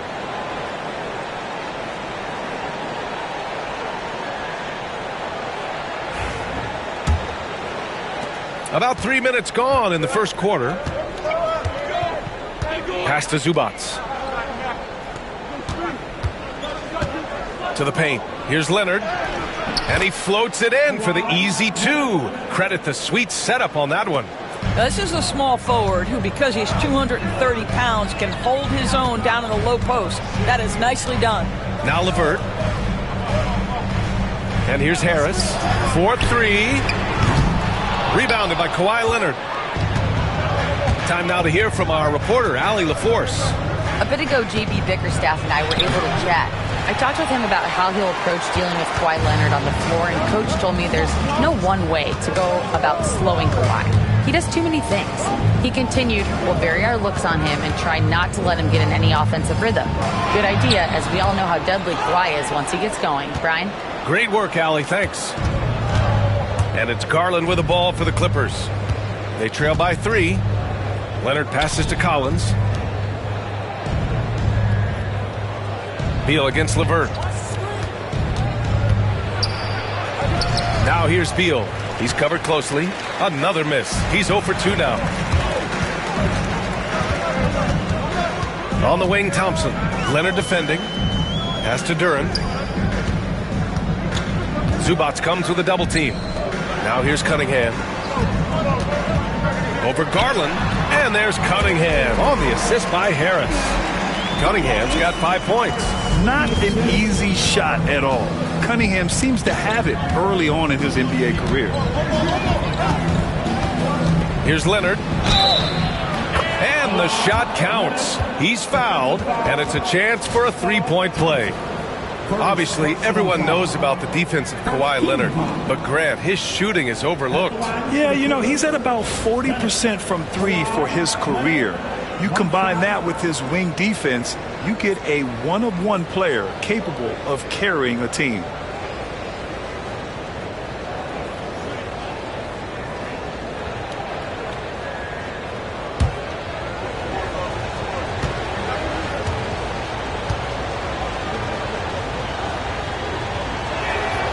So interesting, Grant. Younger fans may not realize the Clippers had a lot of rough seasons early on. Well, you know, B.A., that's one way to put it. You know, in their first 27 years in L.A., they only made the playoffs 4 times.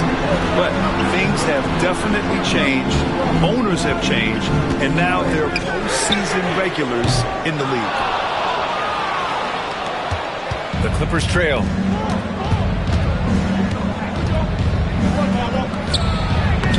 Oh, that doesn't go on the chance to tie. I think he's got to settle down because right now it feels like he's rushing, like he's forcing some shots. This quarter he has been completely bothered. Here's Duren. Lays it up and banks it in. Duren's got his second bucket of the night. They're going to work inside. I like how confident Jalen is from this area. Out of bounds. It'll be Pistons ball. All right, while we have a moment, the NBA assist leaders. Fourth, Darius Garland. He has a great eye for where to send the ball. And you know his teammates love playing with an unselfish guy like him. Bogdanovich has checked in for Los Angeles. Detroit leading by 4. Cunningham passes to Duren.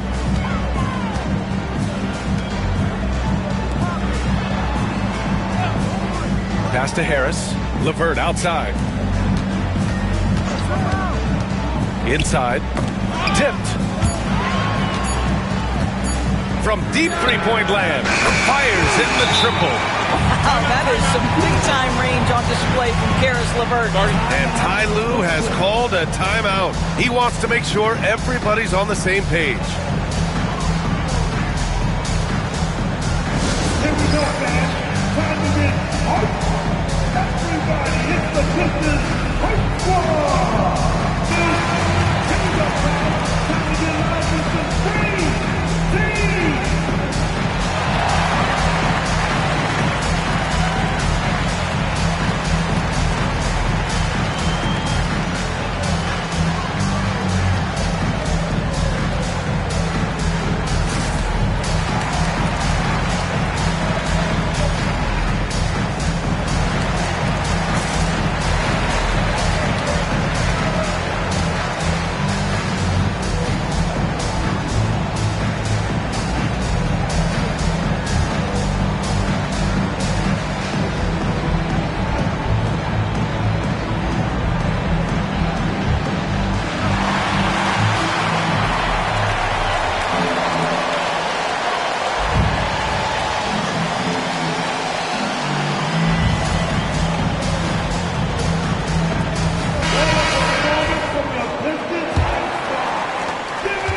Clippers trail by 7.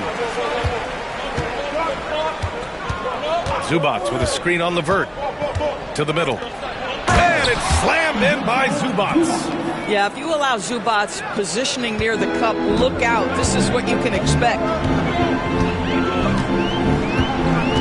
Cunningham against Garland. Cunningham outside.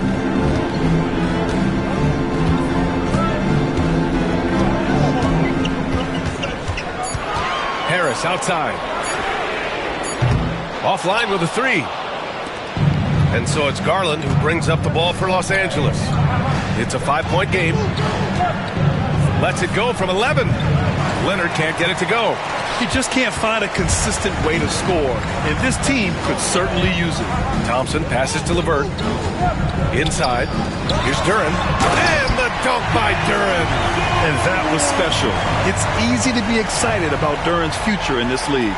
Once again, an explosive highlight on the AT&T 5G Slam Cam. Clippers trail by 7. Boy, they'd love if anyone could get a bucket. Yeah, their offense has been grinding to a halt. Zubac passes to Bogdanovich. And the three-pointer goes. Well, the defense daring him to shoot, and he makes them pay for their disrespect. Cunningham looking it over. That's his third basket in 5 shots. Solid work. Looks like we're starting to see a pattern here. Not afraid to get in the paint and get wet. Leonard outside. Pass to Zubac. Down low. And Garland with a basket on the assist by Zubac. Garland's got his second basket of the game. The Pistons lead by 4. Cunningham outside. And he lobs it up top. And it's out of bounds. They say it was last touched by Cunningham. Hurts to see that kind of mistake. Coach is going to be on him about that one. And Detroit making a change here. Robinson's checked in. And the Clippers making a change here as well. Lopez is checked in. Clippers trail by 4. Bogdanovich with a screen on LeVert. Here's Garland. And he converts the layup. Garland's got 6. Boy, it seems like every shot he puts up, it's going in. This guy is hot. Hot. Outside Robinson. Back to LeVert.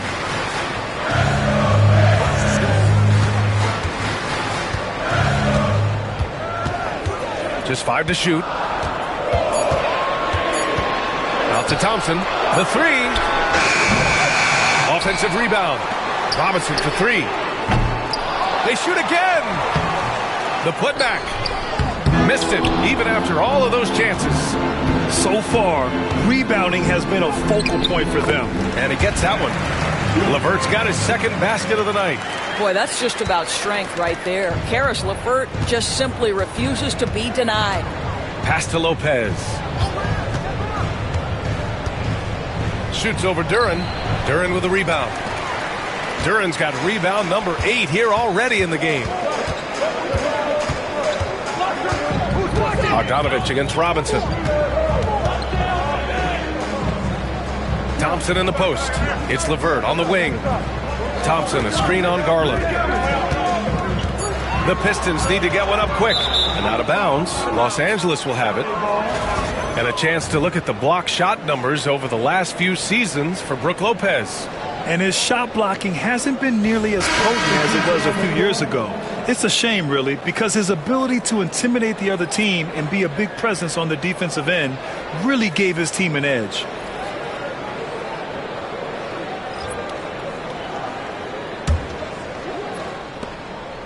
Clippers trail by 4. And here's Bogdanovich. Right now contributing around 10.5 points a game. Now that's how you capitalize on a screen. Yeah, good positioning, too. Gave him a clear path to the hoop. Where was the defense? No fighting through the pick, no rotation. My goodness. Pass to Robinson. Duren with a screen on Bogdanovich. For 3, Robinson. The rebound by Garland. And here they come. That one's good. This game is all even. Garland's got 8. Boy, the speed and the open floor of Darius Garland, and how about the decision-making? So impressive. Here's Robinson.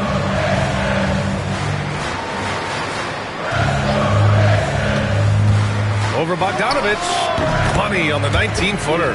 Gotta fight harder to get over those screens. You know, we see this all the time. You're basically, as a defender, hoping the man misses rather than putting in the work to get over screens. Pass to Batum. Blocked! And they've come out with a fearless approach on the boards. Outside Robinson.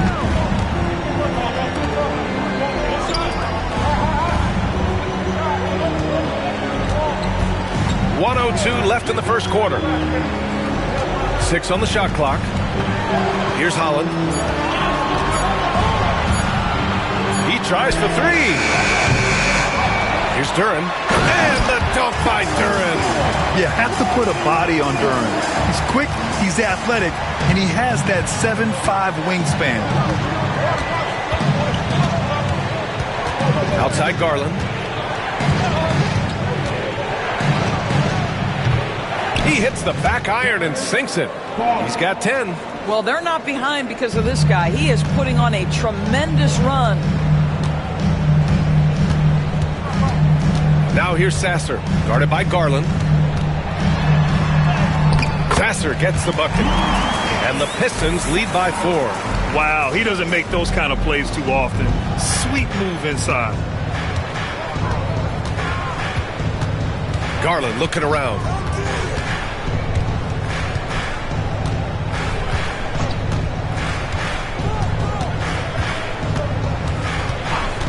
Batum sets a screen. And Darius Garland with the 3. Garland's got 13. And his fantastic performance from the last game has carried over to tonight. And I think that's the one thing every player is searching for. Consistency. They're giving this guy a chance to carry the offense once again. Jalen Duren has been leading the charge for the Pistons. Between his scoring and rebounding, an excellent period. We'll be right back.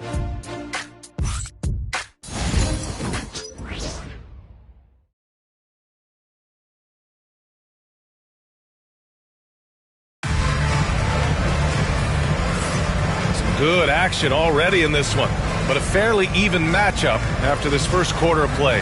All right, guys, looking at what we've seen from the Pistons, what do you think? It's all about the strong inside-out game in the first period. It really helped them get some clean looks down low. It is great when you can get that established early, because to me it opens up every other aspect of your game. On the floor for the Clippers, it's Batum at the power forward with Zubac at center. Chris Dunn is out there with Bogdan Bogdanovic. And it's Jones in at the small forward position. And it's Cunningham missing. The Clippers trail. All right, let's check in with Allie LaForce. Well, guys, a lot of new developments for the Clippers this season, and obviously they have the new arena, new designs for their logo, jerseys, and court. Not only that, their G League team moving to a brand new arena in Oceanside, renewing the San Diego Clippers moniker. Brian, a lot to be excited about for this Clips team. No question. Good stuff, Allie. Thank you. Beautiful setup on the alley-oop. Great catch, great flush. Bogdanovic against Robinson. Bogdanovic passes to Jones. No good. That would have tied it. And here's Cunningham. He'll bring it up for the Detroit Pistons. 3-point lead. Well, Doris, whenever Derrick Jones Jr. is out there, we're all expecting a highlight from him. Oh, there's no question. The dunk champion back in 2020. This guy is only 6'6", but his hops, some of the epic throwdowns he has, oh my goodness. And Los Angeles making a change here. Beals checked in. One shot. One shot.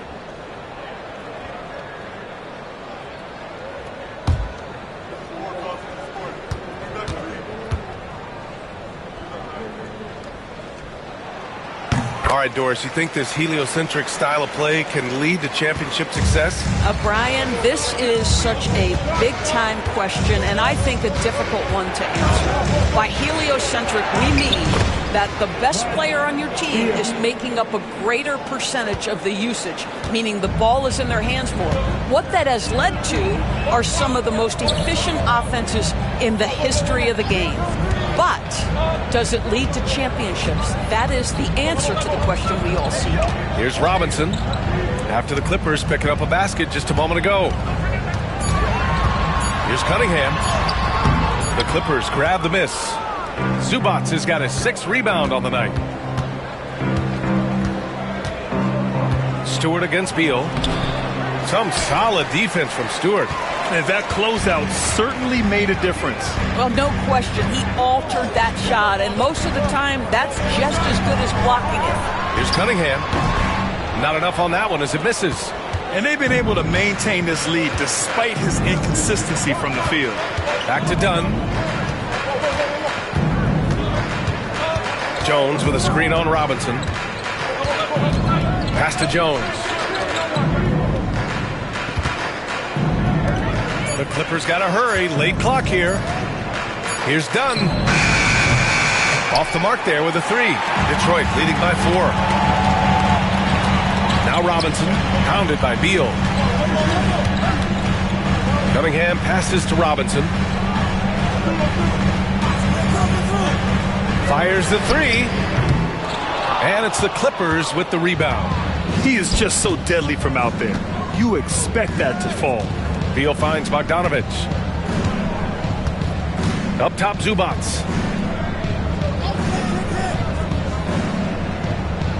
Back to Bogdanovic. Zubac, screen to the paint.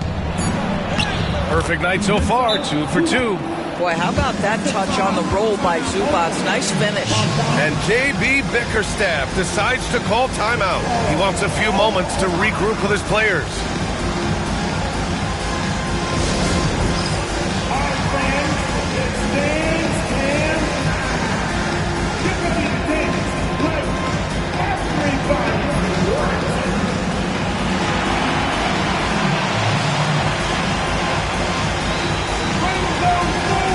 For the Pistons, Harris is checked in for Stewart, and Karis LeVert is subbed in for Robinson. Batum is checked in for Los Angeles. Garland comes in for Dunn.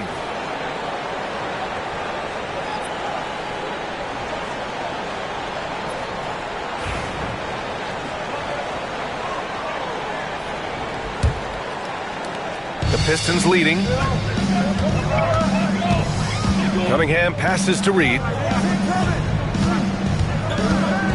LeVert with the ball to stop the drought. Good. Third basket in 6 attempts. Now, Caris LeVert has worked diligently to make his three-point shot legitimate. Knocks that one down. Garland finds Beal. Garland against Cunningham. To the inside. Zubac. And it's slammed in by Zubac. I just love the strong finish there inside. Man, he's got that dunker's mindset, doesn't he? Always ready to pounce. Now here's Cunningham. 7 points in the game. LeVert goes against Beal. Now here's LeVert. He's guarded closely. Holland for 3.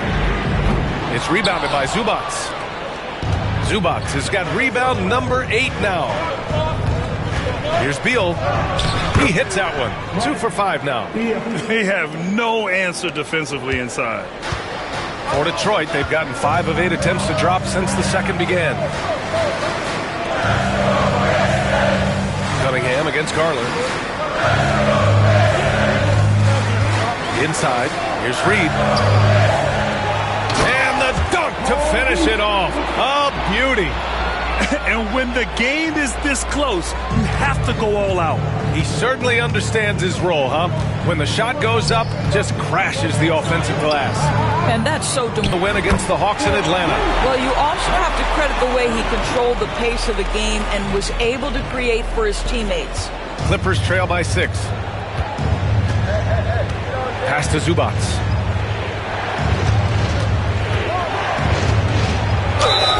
And that one goes in as he's fouled. It'll be 3 points if he converts the free throw. And a moment to look at the scoring approach in terms of where the points are coming from for Detroit. Well, we're in the era of the three-point basket. So if you want to win games in this league, you have to connect from deep. And they have been thus far. Yeah, and what an excellent display of passing in the early stages of this game. A good deal of their points coming directly off quality passes.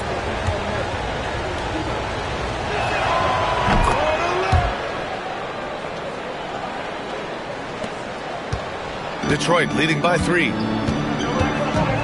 Harris outside. Garland against Cunningham.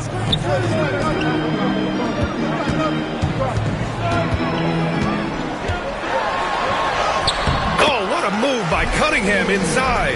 Yeah, I just love how Cunningham alters his pace to get what he wants. Leonard outside. It's tipped. Cunningham against Garland. Duren with a screen on Garland.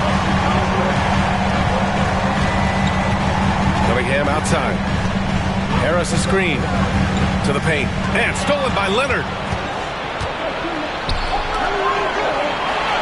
And Garland with the basket on the assist by Leonard. Garland's got 15 points. Big night for Darius Garland. He's been a headache for the defense. And J.B. Bickerstaff decides to call timeout. A moment to rest and confer on the game plan.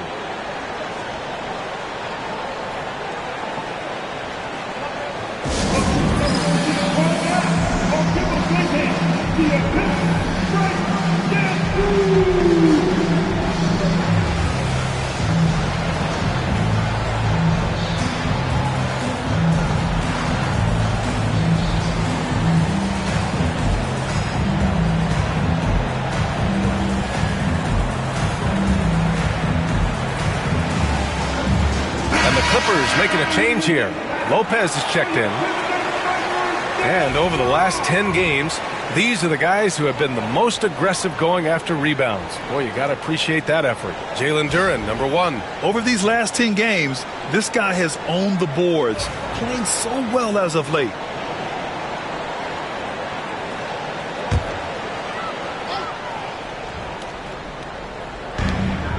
Thompson passes to Harris. Thompson, a screen on Leonard. Back to Thompson. And the slam dunk by Thompson. Flying high, Ausar Thompson. I wish I still had hops like that. Leonard against Harris. And he got the whistle on the way up. So he'll be headed to the line for a pair. That one on Duren.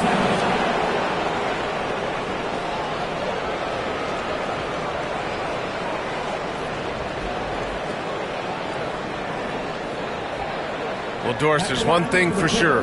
When Kawhi Leonard is available, he's elite. There's no question about it, Brian. And it's so difficult to watch a player who cares so deeply about the game as Kawhi does not have his body hold up. It's been unfortunate over the years to see the toll injuries have taken on his career. But boy, oh boy, clutch, skilled, competitive, tough, every attribute you could want. The free throw drops for Leonard. Kawhi is known as a low-key guy, but don't let that fool you. He's as competitively tough as they come.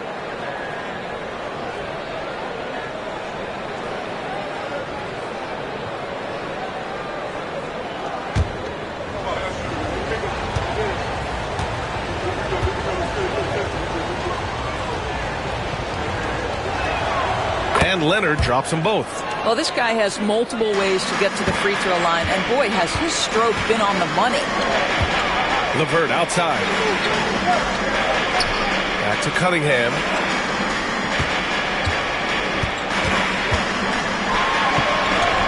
Cunningham taking the contact. And getting up close and personal, Cunningham knows he can get his shot to go inside. Leonard outside.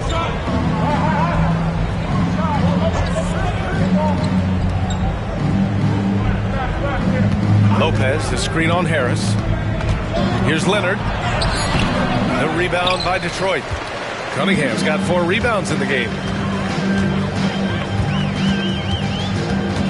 And he lobs it up. And the dunk by Duren. He is ferocious on alley-oops. With his good hands and wingspan, Duren makes for an easy target on the lob. Now here's Beal, providing this team some offensive stability. A little over 10 points a game. A strong finish to cut into that lead a little. Man, left no doubt with that one, Grant. And so Cunningham will bring it up for Detroit. It's a 5-point game, and this matchup with Los Angeles, their first meeting of the season.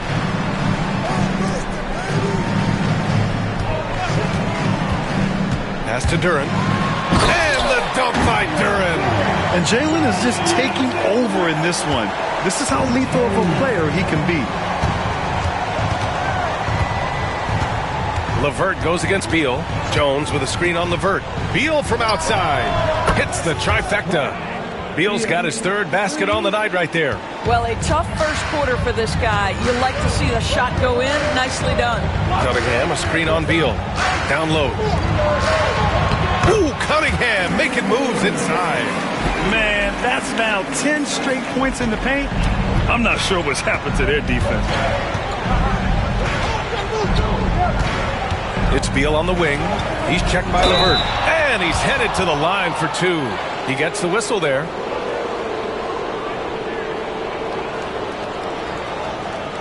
This is his first opportunity at the line this evening. Derek Jones Jr. 2 shots.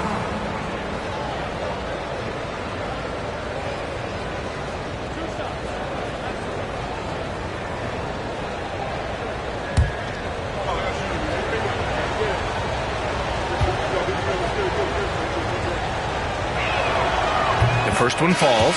And they seem to have taken a more heads-on approach this quarter, and it's getting them to the free throw line. Robinson, he's checked in for the Pistons.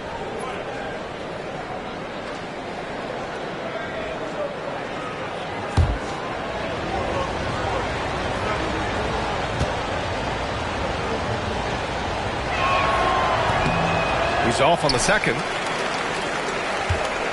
The Pistons lead by 5. Harris outside. Pass to Thompson. Harris against Leonard. Harris passes to Duren. Misses the layup. Los Angeles has gotten 3 of their 7 threes to find the net in this matchup. And Garland with a basket on the assist by Beal. Garland's got 17. Tremendous balance and body control. Darius Garland, no stranger to finishing inside. Pass to Robinson. Now Harris. Back to Robinson. Shoots. Thompson's shot is off. Great work by the defense. That's the intensity coaches want to see. Here's Leonard. Leonard just muscles his way in. Just incredible touch from the interior. Kawhi Leonard more than capable in that painted area. Outside Robinson. Harris outside. Duren with a screen on Leonard. Here's Harris. Out to Thompson. Shot clock at 6. Takes a 13-footer. Pass to Robinson. LeVert outside. Now here's Thompson.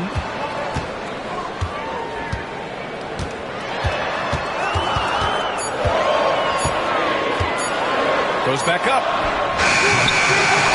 Outside Robinson. Here's LeVert. Guarded by Garland. LeVert passes to Duren. Duren, he hangs in there and cashes in on the second chance points. And the Pistons lead by 3. He really gets in perfect position for the follow. Just a terrific read. Leonard going in to the middle. Out to Beal. Launches a 3. And that bucket makes him 4 for 7 today. Good production. Boy, it took him a while to warm up, but since the second quarter, he's on fire. Detroit has gone 2 of 4 from the perimeter in the second so far. And there's the lob. And the dunk by Duren. Beautiful setup on the alley-oop. Great catch, great flush. Los Angeles has gone 4 of 8 from 3, a nice percentage. Now here's Beal. He's got 10. Jones sets a screen. Garland. Duren with a rebound. Well, he's a quality mid-range shooter, but he can't get that one to go. Thompson passes to LeVert. Thompson, a screen on Garland. Now Duren. Pass to Thompson. It's LeVert on the wing. Guarded by Garland. LeVert passes to Thompson. Thompson with another miss. It's been an ugly quarter for him. Trying to shoot his way out of it. Might be time to work on the playmaking skills. Come on, B.A. He sure can rise. Graham, that's as good as it gets. One of the best in the league. And here's Harris outside. It's not going to go for him. Jalen Duren has been leading the charge for Detroit. And he's already notched a double-double. He'll look to continue this strong play in the next quarter. Time for a quick break, then back to the action.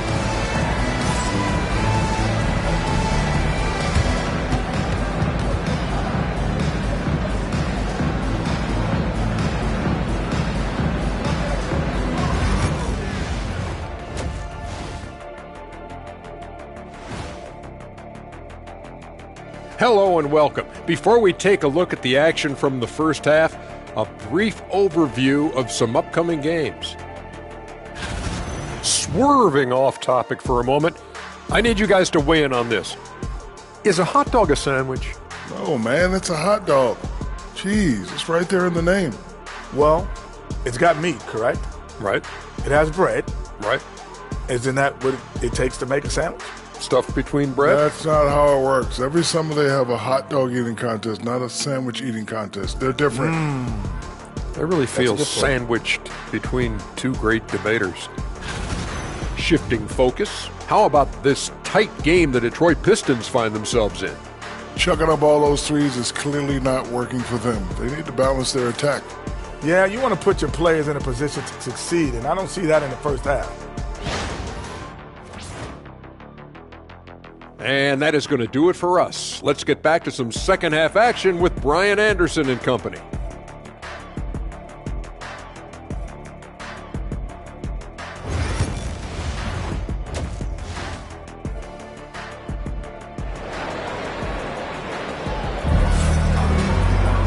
And if you're just joining us, we've played through the first half in a game that's been fairly even so far. It's been a clinic out there by Darius Garland. Yeah, tonight he's done a great job of slashing through the lane and finishing. And part of that has to do with his mindset. He has been looking to push the action at every opportunity, and he has been in attack mode all night.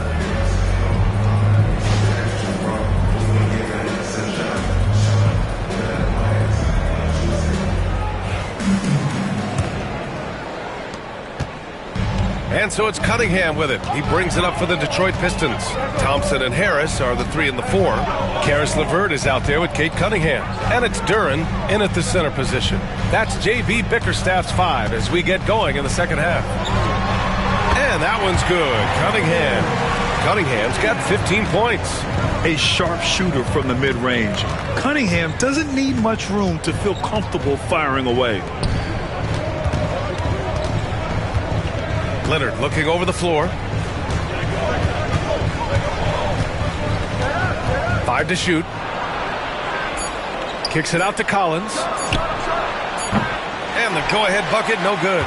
Yeah, and the defense has really got to tighten up on him. I mean, he's just too dangerous from the three-point line. And you have to love it. The floor general taking things into his own hands.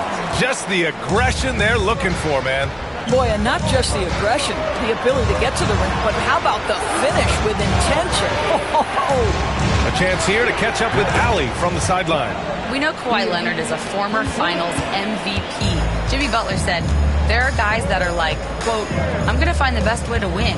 In a 7-game series, I'm going to get the best of you in the end. Kawhi's definitely up there. Whatever he's got to do, he is going to find a way. And Brian Butler would know a thing or two about that, wouldn't he? Well, you know that. No question about his abilities. Now here's Garland. 17 points in the game. Beal outside.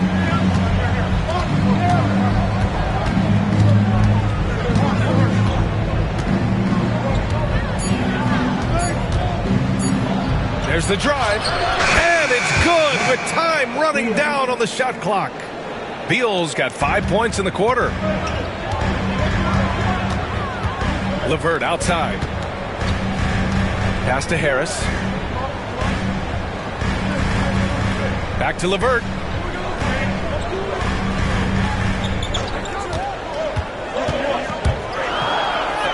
And he drops in the layup off the glass.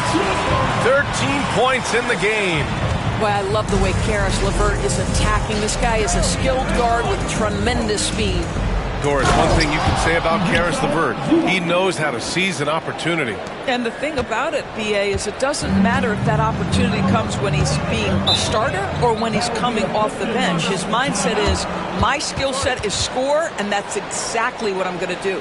And the timeout called here by J.B. Bickerstaff. He'll take the opportunity to regroup.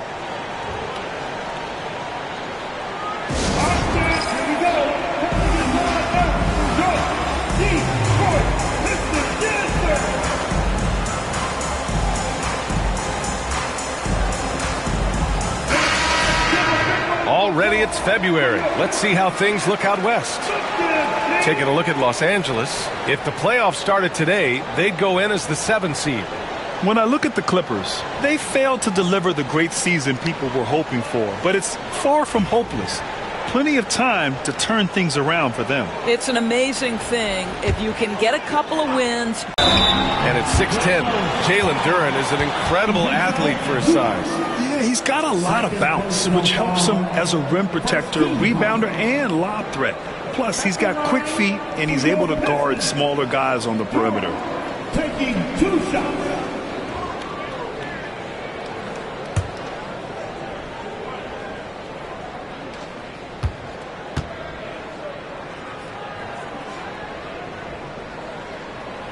That one's off. Yeah, as of right now, Jalen Duren kind of seems like a classic big man. He can block, he can rebound, and he really focuses on finding close-range looks.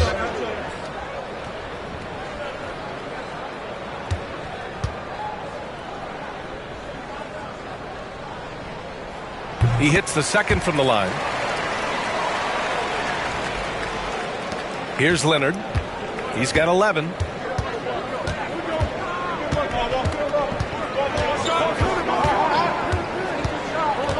Three minutes gone now in the third quarter.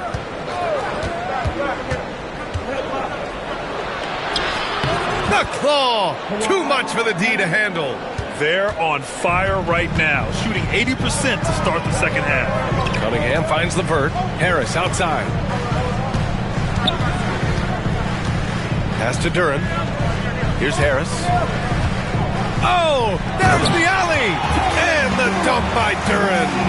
The great read between those two guys. The defense didn't stand a chance, B.A. These two teammates right here, Grant, they are connected. Now here's Beal. He's got 15. And the shot is good by Garland. Well, the toughness of Darius Garland on display. Wants to finish through contact and get the bucket. Pass to Duren. And there's the screen. And here's Cunningham, guarded by Garland. Collins comes with a double. Clock at 6. Duren with a screen on Leonard. Here's Thompson. Count the basket and the foul! It's going to be on Ivica Zubac. They couldn't have asked for a better start to the second half. They've been perfect from the field so far. Detroit shooting their 4th shot at the foul line here. Second team foul. At the line for your Pistons, Thompson. Shooting 1.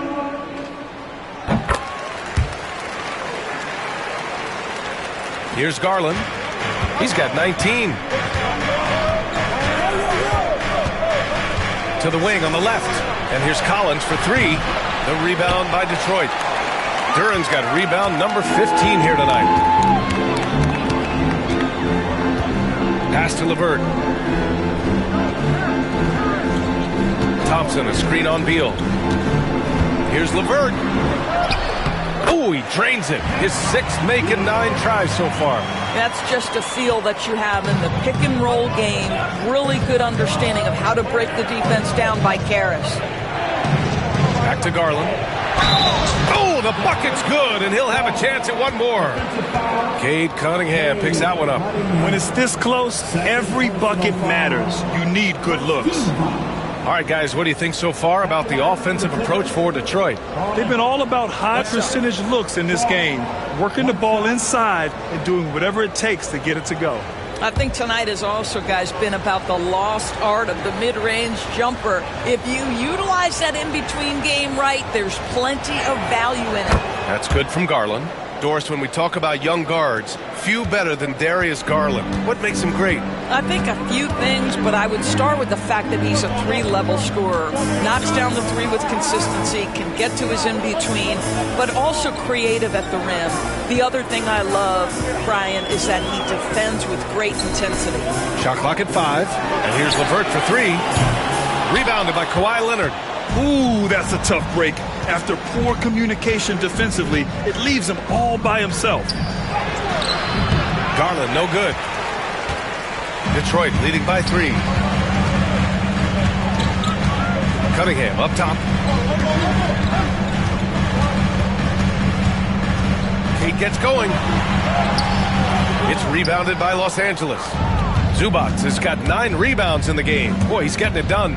Beal with it. Now LeVert defending. And the bucket is good. Well, Bradley Beal has become such a good playmaker, finishing through contact. That is beautiful. And J.B. Bickerstaff decides to call timeout. And we might see some changes. Coach potentially looking to adjust.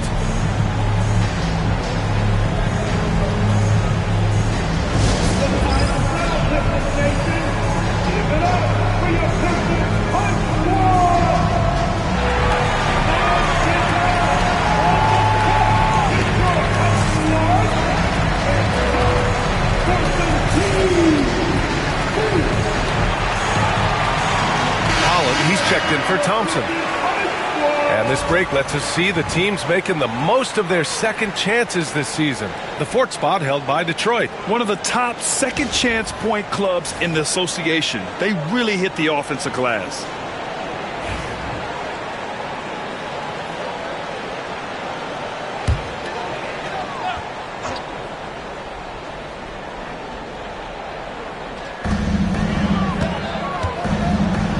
Here's Holland, taking a look at his production, averaging just over 8 points a game. Garland against Cunningham. That one's off. 8 for 15 now in this one.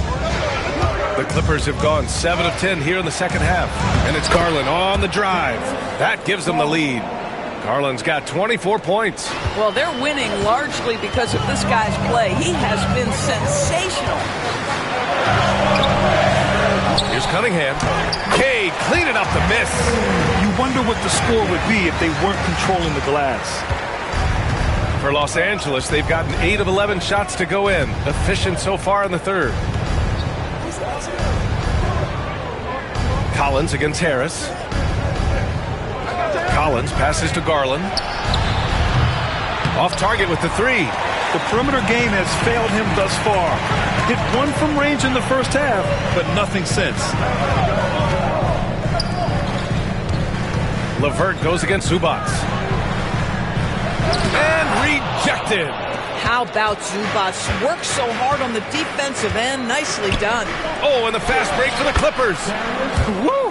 His energy is unmatched. The finish in transition, nice and easy. And so it's Cunningham with it. He brings it up for Detroit. They trail by 1. Inside, here's Holland. Oh, and that one, no question, powered it down. And a solid pick to free him up for the dunk. Boy, the timing there couldn't be any better. The execution was simply flawless. That, ladies and gentlemen, is how you run that play. Now here's Beal. 17 points in the game. And the call will be against Cade Cunningham. That's his third foul so far. Bogdan Bogdanovic checked in for Bradley Beal. Substitution, number 22, Bogdanovic.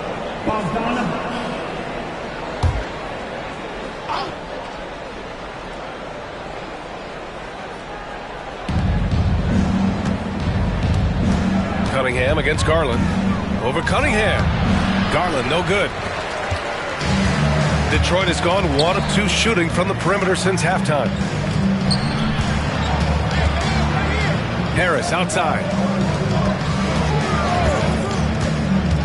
Cunningham against Garland. Leonard with a double team. Shot clock at 6. LeVert outside. Here's the three. It's rebounded by Zubac. Zubac has got a rebound number 12 here already in the game. And the shot is good by Garland. Wow, a lot of distance on that jumper by Darius Garland. Nice. The Pistons trailing. Pass to Holland. And here's Harris. Turin to the post. Zubac there. Great D that time from Zubac. Bogdanovic with it. Oh, and he got fouled on his way up. He'll head to the line to shoot 2. They're one of the more consistent scorers in the NBA. Bogdanovic is an asset for this team. And a moment to look at the scoring approach in terms of where the points are coming from here for the Clippers. I mean, they've been sinking shots from mid-range, and they found a gap there in the defense, and they just continue to exploit it. And you also have to love the way they've gotten out and run in transition. A ton of good chances tonight simply from being willing to run the floor. Reed's checked in for the Pistons. Robinson comes in for Cade Cunningham.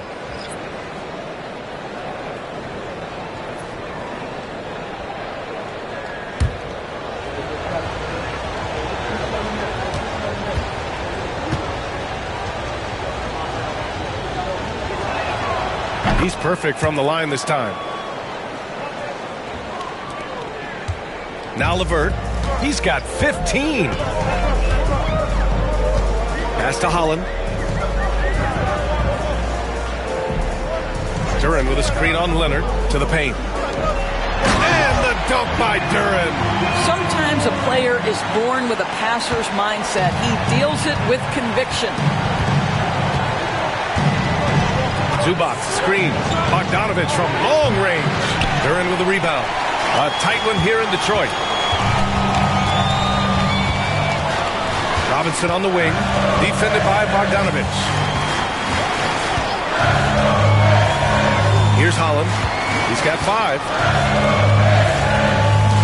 6 on the shot clock.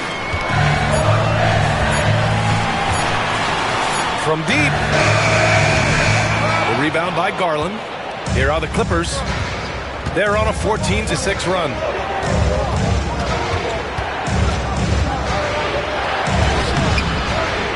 No good with a layup. Detroit has gone 1 of 4 here in the third from range. Garland against LeVert. Pass to Duren. And, oh, he just jams it right over Ivica Zubac. Oh, man. He got fancy with that finish. He may be trying to provide the spark they need to break this one open. On the AT&T 5G Slam Cam, good looks by our terrific camera crew. And Ty Lue has called a timeout. He wants to give him a breather and talk things over. Good idea to call timeout. It looked like the guys were getting some heavy legs out there. And Detroit making a change here. Waters checked in. Substitution on the floor.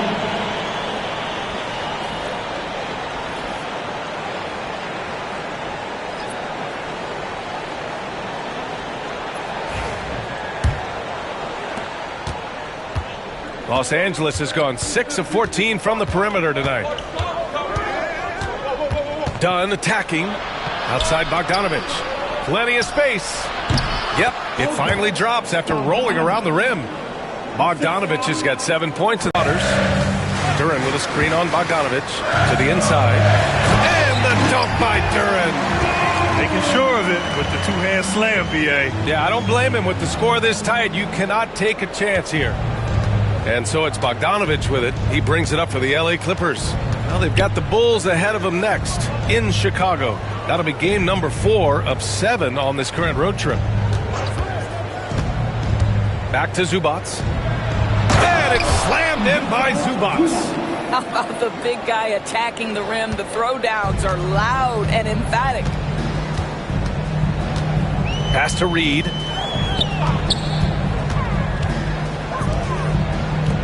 Now here's Duren. Here's Holland. 5 points in the game. And the foul is called. He missed it, so he's got a couple of free throws coming this way.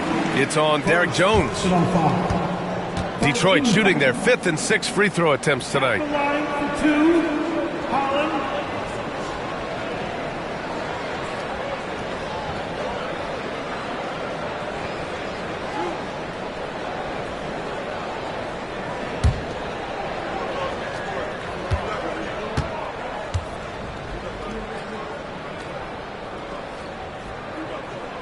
And he knocks down the first one. Sasser's checked in for Detroit. Beal, he's checked in for the Clippers.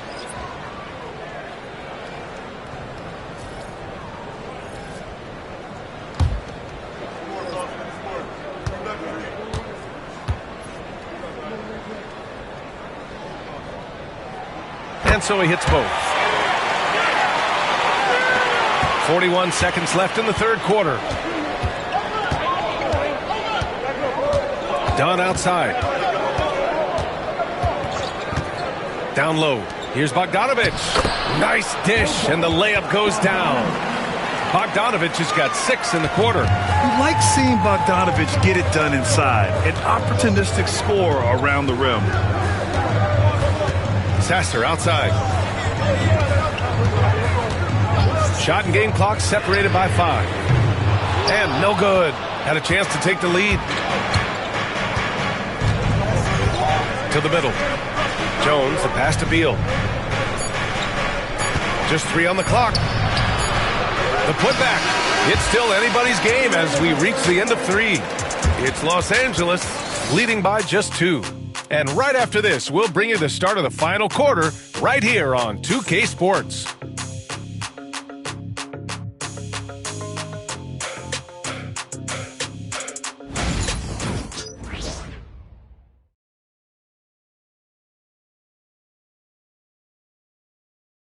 And a moment now as we take a look at our State Farm assist of the game. Woo, I'm fired up to see this dish one more time. It's always great to see your 2 guards share the wealth. You love the unselfishness, finding the best look, and it doesn't matter who's taking it.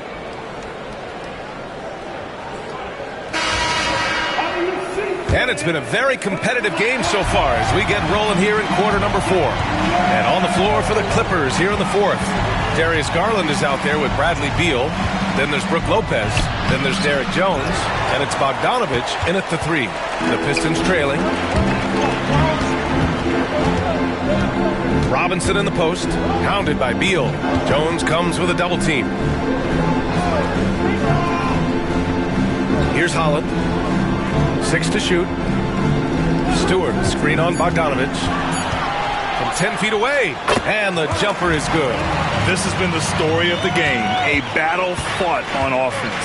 And it is a major disadvantage down the stretch if you can't guard. This may just come down to who has the ball last. Now here's Jones. Pass to Lopez. Now Beal. Shoots over Robinson. Holland with a rebound. That's the shot they wanted.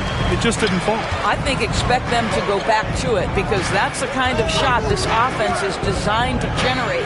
Robinson for 3. Drills it from deep. And now a 3-point Detroit lead. And defensively, how do you leave them that open in crunch time? Los Angeles has gone 6 of 14 from the perimeter tonight. To the inside. Jones. Oh, he goes up high for the two-handed slam. He throws it down with 2 hands. You know he won't mess that up. Not this guy. He is a big-time finisher. Now here's Cunningham. Yeah, can you say total package? Cunningham, the prototype guard these days. Personal foul. First team foul. At the line for your Pistons, Cunningham. Cunningham. 2 shots.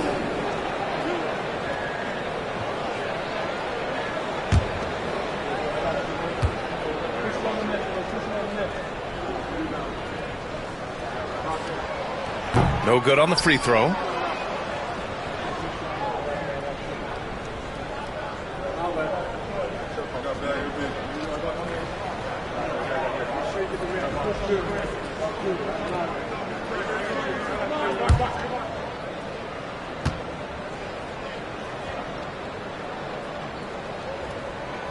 And the second free throw is good.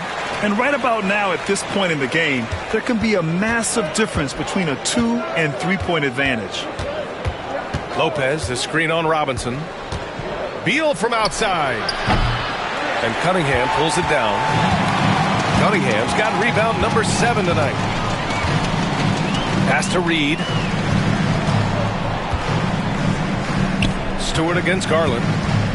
Here's Holland. Hey, expanding his range. The offensive rebound.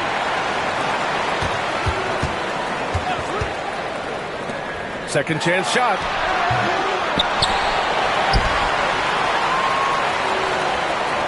Stewart, a screen on Bogdanovich. 6 on the shot clock. Outside Robinson. Cunningham on the wing. Goes up again. And he sinks the layup. Cunningham's got 22 points. Yeah, what a massive showing from Cade Cunningham. It's been really a treat to watch. Pass to Lopez. Lopez, the screen. Inside from 7 feet. Out to Garland for 3. Drops in the 3. Garland's got 15 points in just the second half. Building confidence in that deep ball. 1 from distance in the first, 2 in the second. Outside Robinson from outside the arc. Jones grabs the board. Los Angeles has gone 1 of 2 from deep in this quarter. To the paint to take the lead. Oh, and he blocks it off the glass. Wow. Here's Holland, defended by Bogdanovich. Oh, the range of Cunningham. Well, after netting 1 in the first half, that's the second deep ball to go down for this guy. Garland against Cunningham. Here's Jones, and he dunks it. What a pass to set him up. Look at the power on that. He has to be one of the top dunkers in the game today. Pass to Cunningham. Over Garland. And again, it's Detroit converting. Clippers trail by 4. Bogdanovich passes to Lopez. Now here's Garland. He's watched by Cunningham. And Garland with a basket on the assist by Lopez. Lopez has got 3 assists in the game. For Detroit, they've gone 5 of 8 from the field so far in the 4th. Cunningham outside. Picked by Reed. Cunningham passes to Reed. And he throws it down with one hand. And once he gets to the rim, it's fairly automatic. Nothing fancy right there. Just takes his 2 points, moves on. Now here's Beal. Pass to Bogdanovich. The basket drops, and he gets fouled on the shot. 1 free throw coming his way. Well, given his height, Lopez has an ability to power through contact. Just tremendous strength from the big man. LeVert's checked in for Robinson. Lopez. 1 shot. 1 shot.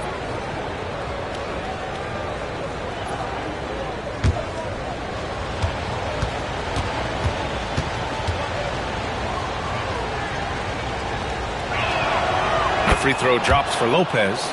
What I admire most about Brook Lopez is his willingness to adapt his game to fit whatever the system needs. This guy has been the consummate pro. Now here's Stewart. And it's Isaiah Stewart with a foul. That's his first foul. Boy, that's the last thing they needed. This game too close to be making those kinds of errors. We got to see that one again. That block was all-out effort. What a powerful rejection. He's not wanting them to get an advantage in this competitive game.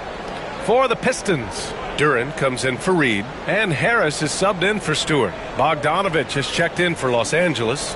Dunn comes in for Bradley Beal. Los Angeles has got 7 of their 16 three-point attempts to go in. Here's Leonard. Kawhi finishes inside. So good at the rim. They're not messing around. 5 of their last 6 buckets have come from the interior. Here's Cunningham, and he takes that one up and powers it through. There's Cunningham showing off that leaping ability. Outstanding finish with the slam. Outside Bogdanovich. And he makes it on the layup. They're finding ways to get the ball into the paint. 5 consecutive buckets. And here's Cunningham. He'll bring it up for Detroit. Pass to Duren. LeVert outside. Duren, the screen. Down low. And the dunk by Duren. Boy, that's thanks to Karis LeVert's court vision, making the right plays in pick-and-roll action. For Los Angeles, they've gone 7 for 11 so far in the 4th. Bogdanovich against LeVert. Leonard, right side. Because Kawhi Leonard has such a well-rounded offensive game, it's easy for him to put the defense in a bad position, draws contact there. That's the line for the Clippers. Leonard. Kawhi Leonard. 2 shots. Shoot 2.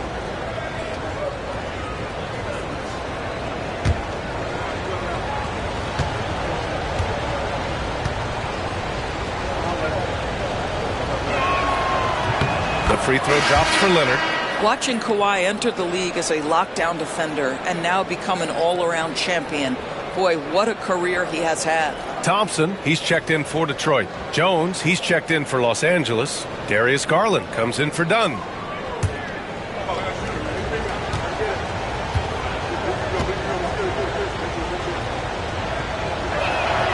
And Leonard drops them both. For Detroit, they've gone 8 of 11 from the field in the 4th. Pass to Duren. Leonard against LeVert. Cunningham on the wing. Duren with a screen on Jones. Shot clock at 6. Thompson in the post. Working on Jones. And here's Duren. Harris outside. Now here's Cunningham. Over Garland. And it's Cunningham missing. Garland against Cunningham. Outside Garland. Pass to Leonard.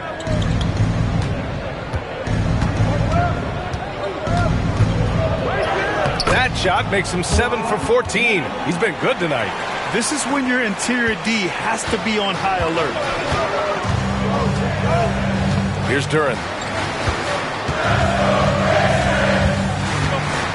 Back to Cunningham. Beyond the arc. It's rebounded by Zubac. And this is exactly who you want taking that shot. He just missed it. Pass to Leonard. Inside.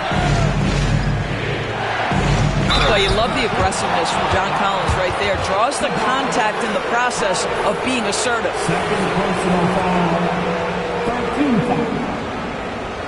At the line for the Clippers, Collins. John Collins. 2 shots. Shoot 2.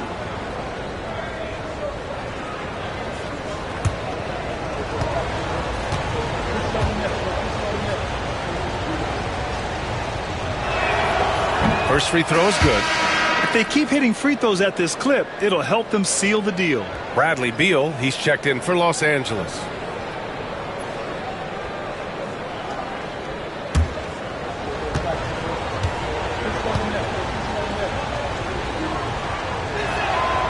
And both free throws good for Collins. This is what makes him a challenge to stop. He will beat you from the floor, and he can also beat you from the line. Here's Cunningham. Oh, and makes it with the kiss. Cunningham's got 12 now in this quarter. I'll tell you, despite this guy's strong play in this period, they're still behind. Someone else has got to step up. For 3, Collins. The Pistons clear it. You will not see this guy miss many of those. He's one of the keys to their floor spacing. Pass to Duren. Harris against Garland. The fader. And Harris gets it to go on the assist by Duren. Now just a 1-point Clipper lead. And understanding that the mid-range jumper is not dead. I love it. Harris is dependable and takes smart shots. Here's Garland. Takes a big high bounce and goes in. Garland's got 36 points. He's carried much of the scoring load tonight. And with the win in reach, don't expect him to let up. Harris down low. Collins defending. The 3 from Thompson. Knocks down the long J. And it's all knotted up. Oh, massive three-point shot. I mean, you can tell he wants to step up for his team in crunch time. Yeah, and when he gets going, he adds another dimension to their offense that can make a huge difference when the game's on the line. Now here's Leonard. Shoots over Thompson. And the Clippers again with a bucket. Let's remember this is a former Finals MVP. He will not blink in the biggest of moments. And the timeout called here by J.B. Bickerstaff. Coach clearly has something he wants to say to his team right now.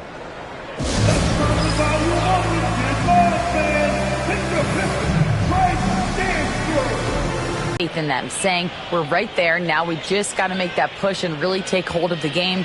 We can do that. To me, it looked like his players are on the same page with him. Guys, back to you. Thanks for that, Allie.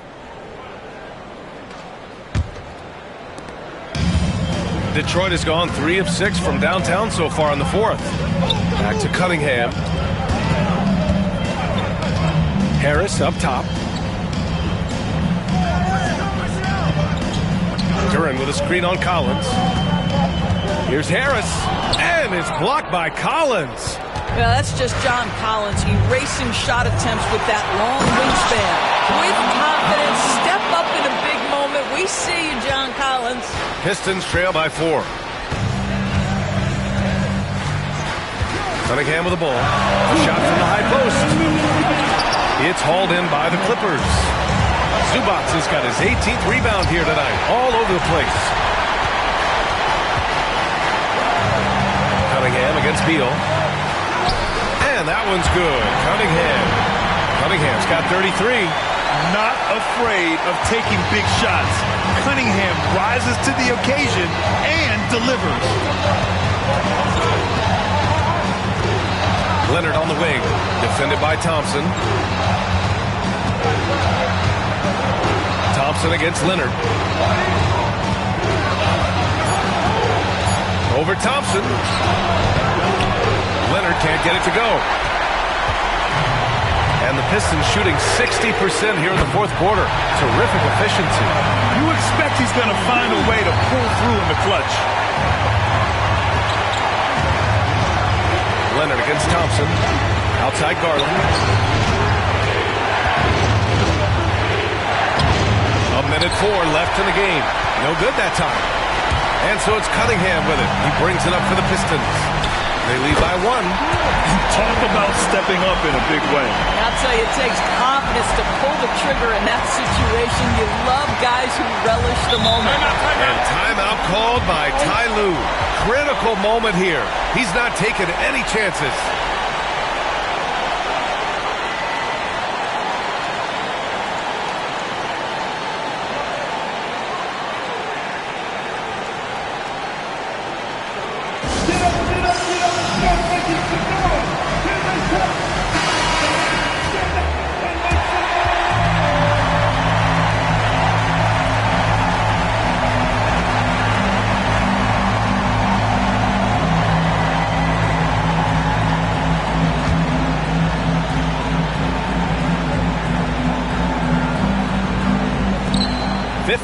Seconds left in the fourth quarter.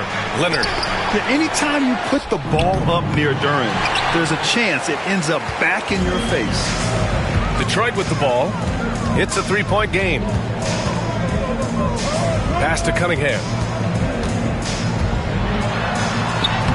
Count it! And you can tell Cunningham is a very determined player, refusing to give up on the situation. And looking for a quick bucket here. You've got to run a play that's a quick strike. You've got to immediately foul after that. And timeout called by Ty Lue. He wants to make sure they're purposeful with the game plan.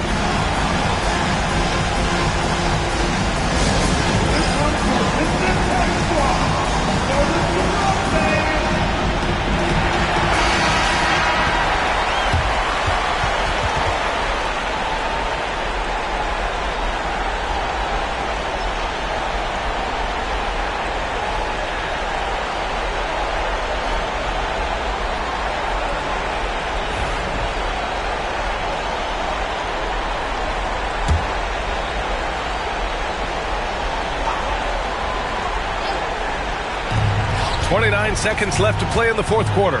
Here's Leonard. Ooh, nothing falling for them right now. And now we've got an intentional foul. Fourth personal foul. Team second.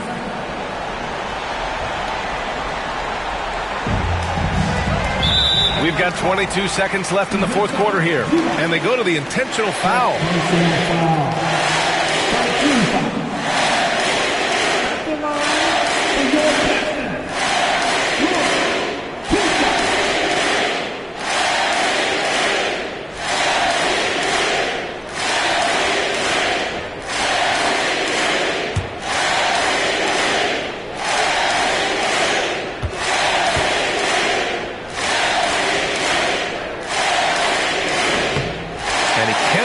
First one to drop. Tough one to miss.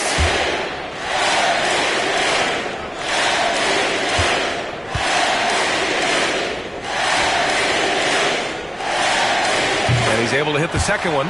And that increases the lead to 6. Leonard against Thompson. Shakes him. It falls! And now they trail by just 4. His arrow's been trending up as of late, and he's been magnificent tonight. And they stop the clock as soon as they can with the intentional foul. Yeah, just a must-foul situation to stop the clock.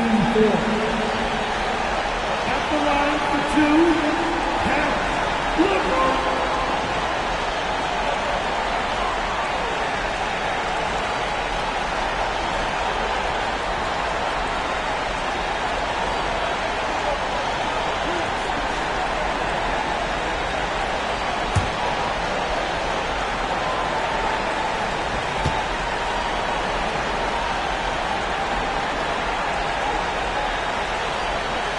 And no good, as the first free throw misses.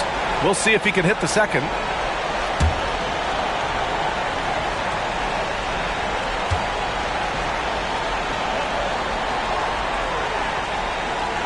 And he ends up making the second. And that puts him up 5.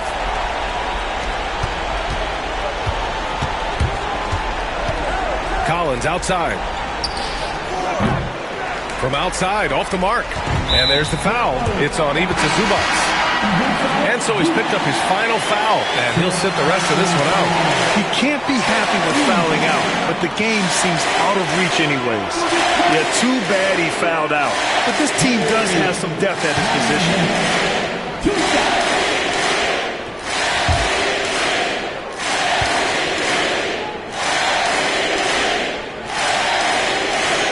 He hits the first one, and that increases the lead to 6.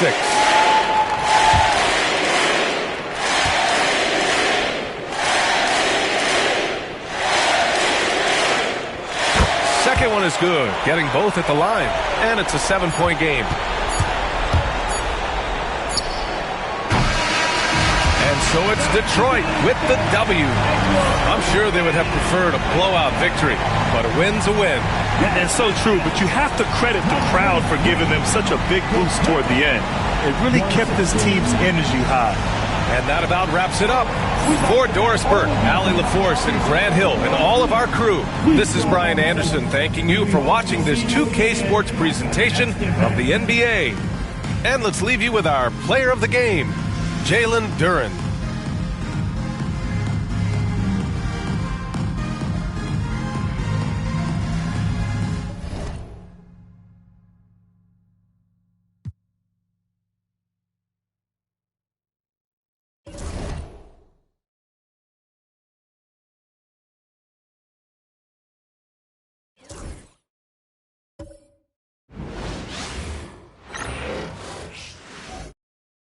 Oh, say does that star-spangled banner yet wave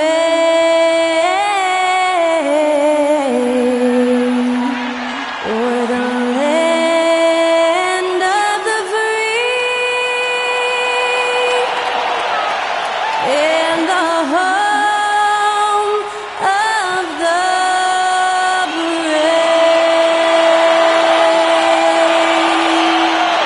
Celebrate our nation, that was Skylar Cole with tonight's national anthem performance.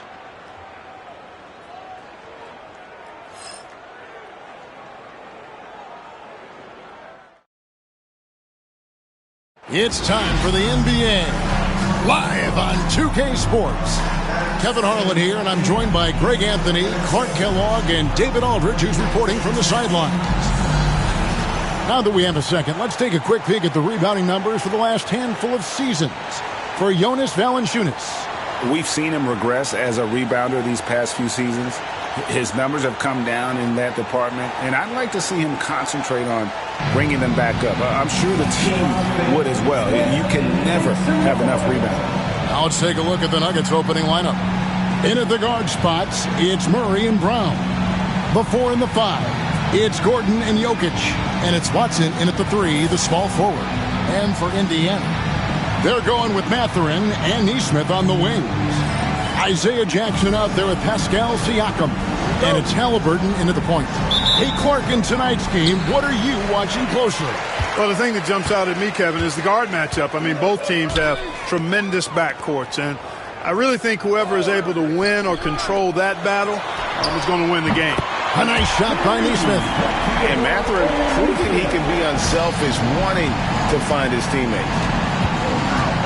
Brown, the pass to Gordon. Now Jokic. Pass to Brown. Gordon with a screen on Mathurin. Here's Brown. The shot goes in. First shot, first basket. Poor design there defensively. They know he's a knockdown shooter from that spot. And you do not want to let him get going early because that can get you cooked. Now, here's Siakam, hoping to put that miserable performance against the Clippers behind him tonight. From the line, Jokic grabs the miss. Here's Brown. Defended by Mathurin.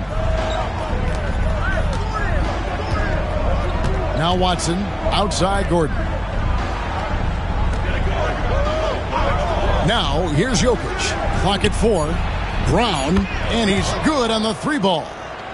Brown's got 5 points so far. This is exactly what an MVP candidate looks like. Jokic can carry the team, yet totally unselfish. Now, here's Nesmith. He's been a reliable scorer for him as he's averaging up over 13 points a game. And now the latest from our reporter, David Aldridge. Well, earlier I spoke with Rick Carlisle. He thinks they need to focus on speeding up Nikola Jokic rather than trying to slow him down. Coach said Jokic dominates the game at his own pace, so we need to put more pressure on him and not allow him to play so patiently. Of course, that's easier said than done. Back to you, Kevin. Thanks, David. Pass to Brown. Here's Murray. Gordon for 3. It's rebounded by Indiana and going against Denver, their first meeting of the season. Yeah, and they got the better of this matchup both times they faced off last season. Do they still have their number? Well, the sample size wasn't that big. I mean, 2 games, not a lot to go on. But they are 2 teams at the top of the pile in each of their conferences. And because of that, I expect it to be competitive. And Clark, as we watch Aaron Nesmith, he was such a great shooter in college, and it took him a while to find his stroke in the NBA. And you know what, Kevin, nothing really surprising about that. Most players struggle to find their game in the NBA, to find their role in the NBA. But Nesmith, he's found his rhythm and his role, and he clearly is dangerous from behind the arc.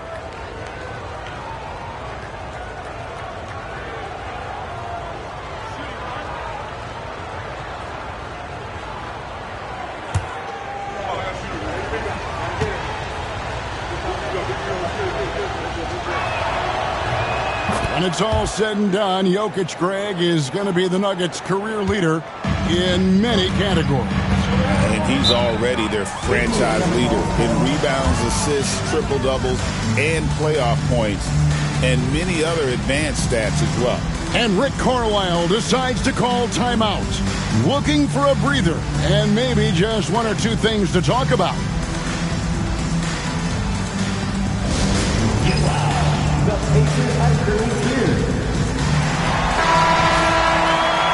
And why don't we take a chance now to see which teams have been the NBA's highest scoring squads this month. The Nuggets 3rd. I just love their offensive flow lately. I mean, this is a dominant team offensively because of that rhythm and pace.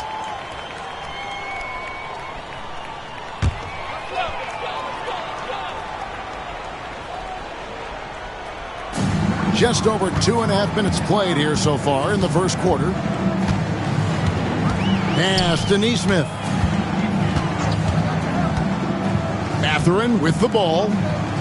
Jackson finds Siakam. Just 5 on the clock. Knocks down the 3-ball. Yeah, you got to get out on that. Siakam demonstrating that ability to hurt you from beyond. Now, here's Jokic. Here's Brown. Good, and the assist goes to Jokic. Brown's got 11 points. It just seems like the more he touches it, the more the lead grows. Halliburton against Murray. Halliburton passes to Mathurin. Here's Nesmith. And the call on the shot sends him to the line. These Indiana Pacers play at one of the quickest paces of any team in the NBA.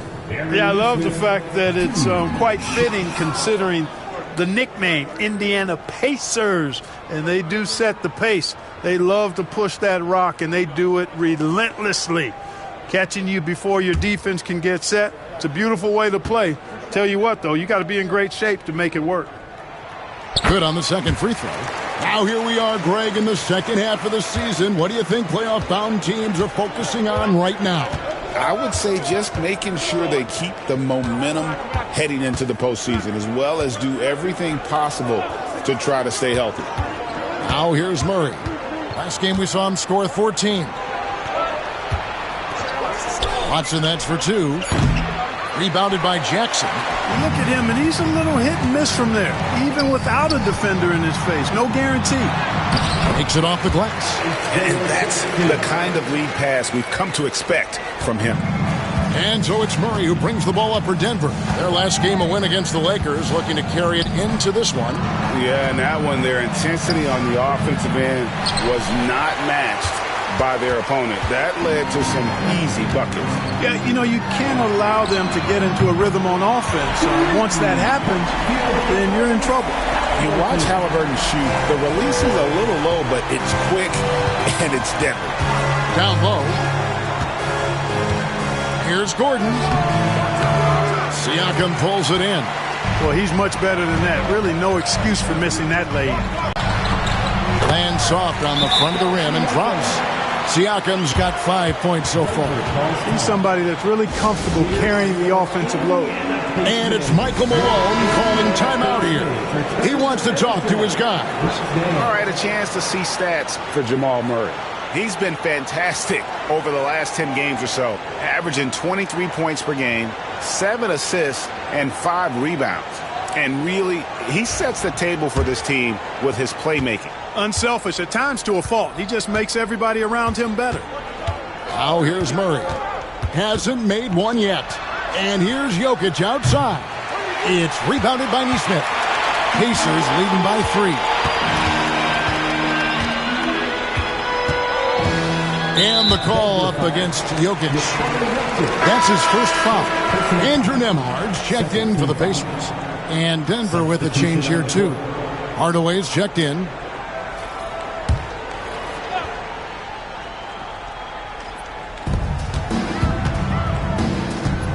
Murray against Halliburton. Over Murray. And it's Halliburton missing. The Nuggets trail by 3. Watson, the pass to Gordon. And then Gordon with the dunk.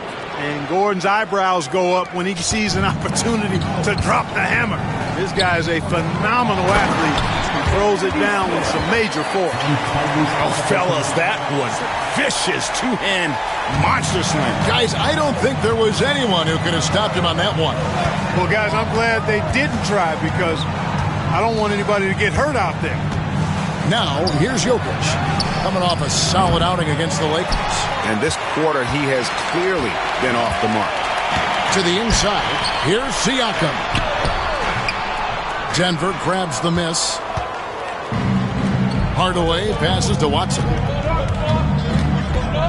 Here's Murray. Misses the layup. Nesmith with the ball. Hardaway picks him up. Halliburton, no good. The Nuggets trail by 3. Murray outside. To the left wing. Jokic inside. Siakam's there. Left block shot on the way. Jokic with the bucket. Jokic able to play through contact and seems unstoppable when he's that close to the hole. Pass to Jackson. Siakam, high post. And Siakam throws it down. Nice timing on these jumps. He's somewhat on the small side for a power forward, but he just never gives up. And it's Michael Malone calling timeout here. Wants to talk some things over. Might be seeing some things to adjust. Toppin, he's checked in for Aaron Nesmith. Cameron Johnson's checked in for the Nuggets.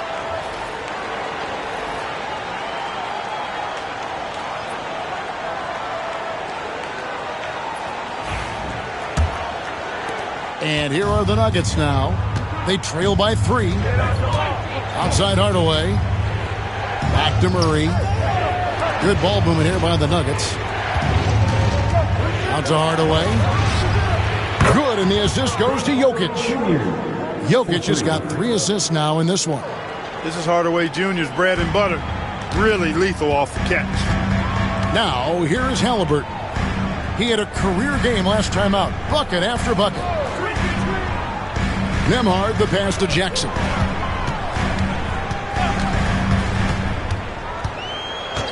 Five on the clock. Here he goes. His shot is good, making him a perfect 2 for 2 from the floor. Great job of screening there. Nice job to take it to the rim and get the finish.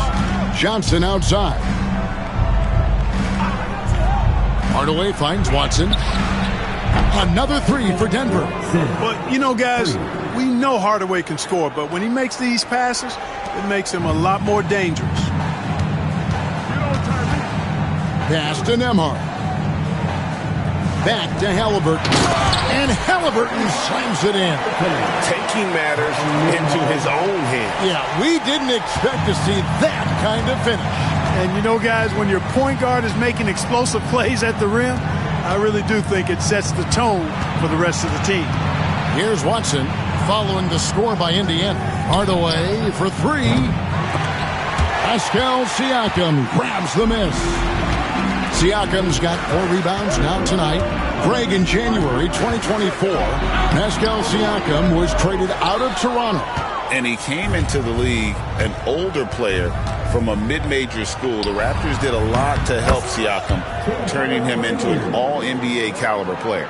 Let's check in with our reporter, David Aldridge. Thanks very much. Kevin, Jamal Murray is built for clutch situations. Coach Michael Malone said, I know a lot of guys are pretty good in the regular season, but when the stage is at its biggest, Jamal seems to step up and perform. He's a guy that thrives in the moment, never afraid of it. Can't say that for a lot of players. Kevin? Well, you're so right. He isn't afraid of anything. David, he is big time. Thank you. Rebound by Murray. And Murray's got the ball here for Denver. Watson inside. He's covered by Halliburton. Deep 2 from Murray. And again, it's Denver. Murray's shooting, probably the strongest part of his game. Absolutely exceptional. Whenever the ball is coming off his fingers like that, my assumption is it's good. Here's Nembhard. 11 points for him in that last game against the Clippers. It's good. Halliburton's got 7 points in the game. And it's coming easy for them right now. 5 baskets in a row in the paint. And I say, hey, if it keeps working, go to it. Stay with it. I mean, until the defense responds and provides more resistance, keep making them pay. Now here's Murray. And he can certainly fill it up when they need him to. He's averaging almost 21 points a game. Over Halliburton. Murray, no good. That's a rare miss for him inside. He may have just rushed it a bit. Maybe lost concentration, too. Nembhard, the pass to Siakam. From 15 feet away, and he buries that one, drilling the rim on the way down. Siakam's got the game tied up here for the Pacers. Murray against Halliburton. Murray kicks to Watson. Hardaway is screen on Topman. Basket is good. He'll get a chance for one more at the line. And really, it's been a major aspect of their offense in the early stages here. Their success working the ball inside and getting points from close range. Catching up on the changes now for Indiana. Tony Bradley's checked in for Siakam. Aaron Nesmith comes in for Isaiah Jackson. And it's T.J. McConnell in for Halliburton. And then for Denver, Jonas Valanciunas comes in for Jokic. And it's Aaron Gordon in for Murray.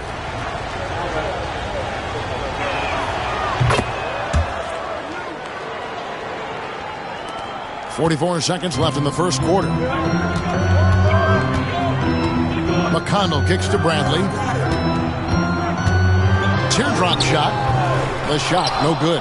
Nice D from Valanciunas. Looking at the last game for the Indiana Pacers, it was a loss to Los Angeles.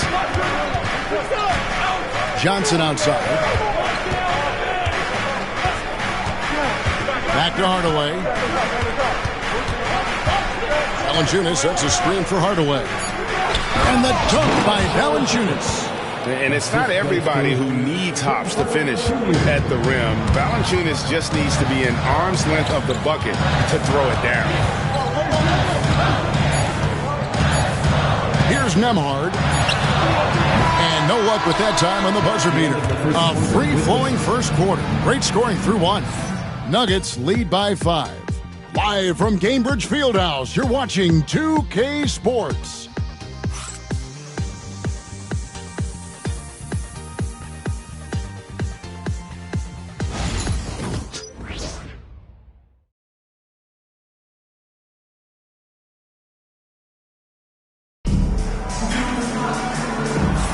And thanks again for tuning in. If you're just joining us, we've played through 1/4 of action so far. And a chance to catch up on some numbers here. The scoring breakdown for the Nuggets. You know, so far in this one, these guys have been knocking it down from distance. You've got to like their confidence as this game continues. They're on a nice roll. And also have to bring up their passing game. They've been moving the ball with great precision so far and creating great looks for their teammates. So out there for the Nuggets right now, we've got Hardaway. Cameron Johnson is out there with Aaron Gordon. Then there's Jonas Valanciunas. And it's Pickett in at the 1. And if they know what's good for them, that's the way they'll defend against him every time he takes the ball on the three-point line. Greg, you look at today's point guards, so many different types that can be effective. And there's a lot more freedom for point guards to kind of explore the parameters of their game. Sometimes it's steadying an offense. Other times it's to ignite it. 2 shots.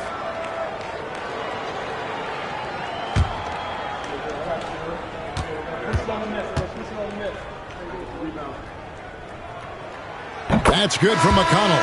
Mark, it has been quite a run for the Nuggets, hasn't it, who have made the playoffs every season since 2019.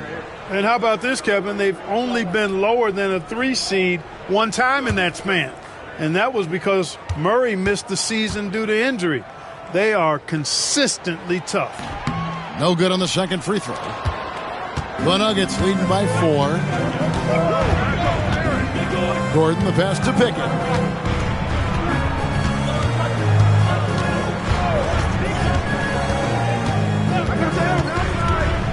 Pass to Valanciunas. 6 to shoot. The 15-footer. Pacers with the rebound. You know, the fact is he's not a lock from there, but he was open enough to where he should have hit that shot. Got that one up quick. Nembhard's got his first bucket of the night. And just a step ahead of the D in that possession there, making the pass. Nice assist. Here's Pickett. He's covered by McConnell. Got a hand on it. Good defensive awareness that time by Toppin to come and block the shot. And it's all evened up. Nembhard's got 4 points this quarter. And here are the Nuggets now. We're about a minute and a half into the second quarter now.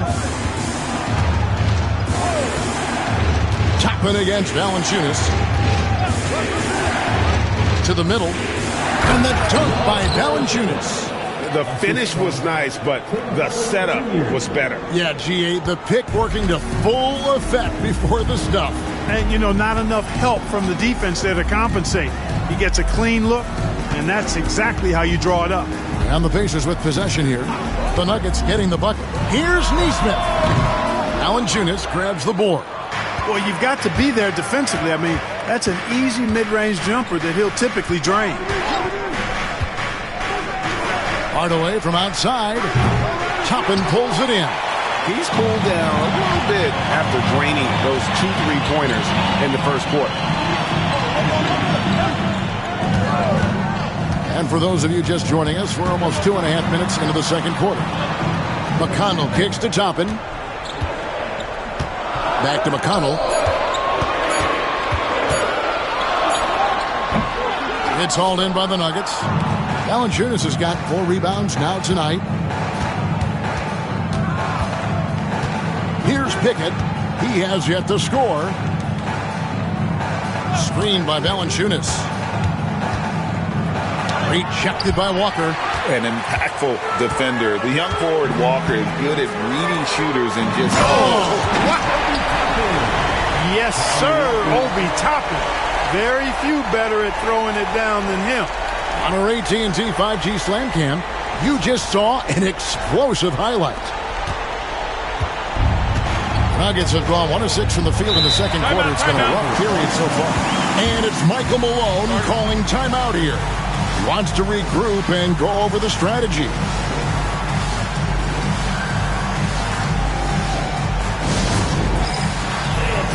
And some changes here for the Pacers. Siakam is checked in for Walker. And it's Benedict Mathurin in for T.J. McConnell.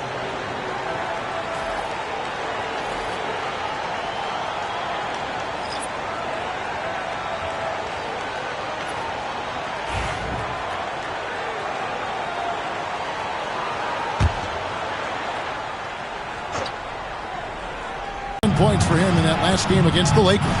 Brown, the pass to Gordon. Can't hit from in close. You know, I think the effort on defense there has everything to do with why he missed that shot. Well done. Nesmith, an easy 2 points on the layup. 8 points for Aaron Nesmith. And nice read for Mathurin.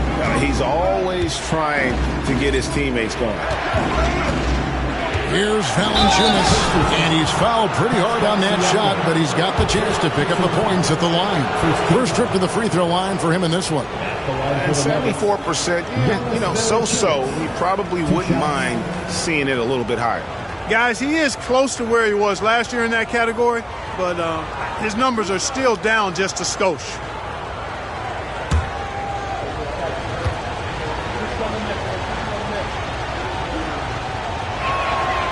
No good on that one. Boy, Valanciunas, a mountain of a man, a solid big guy who scores well and provides a lot of length and muscle inside.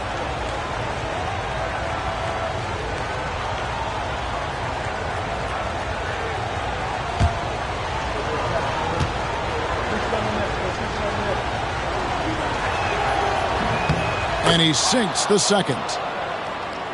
Here's Nembhard. Looking at his point production, he averages almost 11 points a game. Pass to Mathurin. Here's the screen.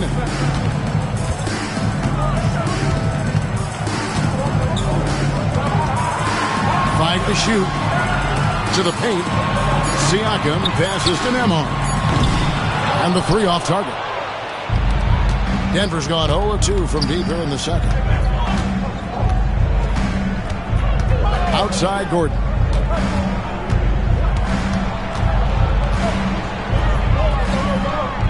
Pass to Brown. Back to Gordon.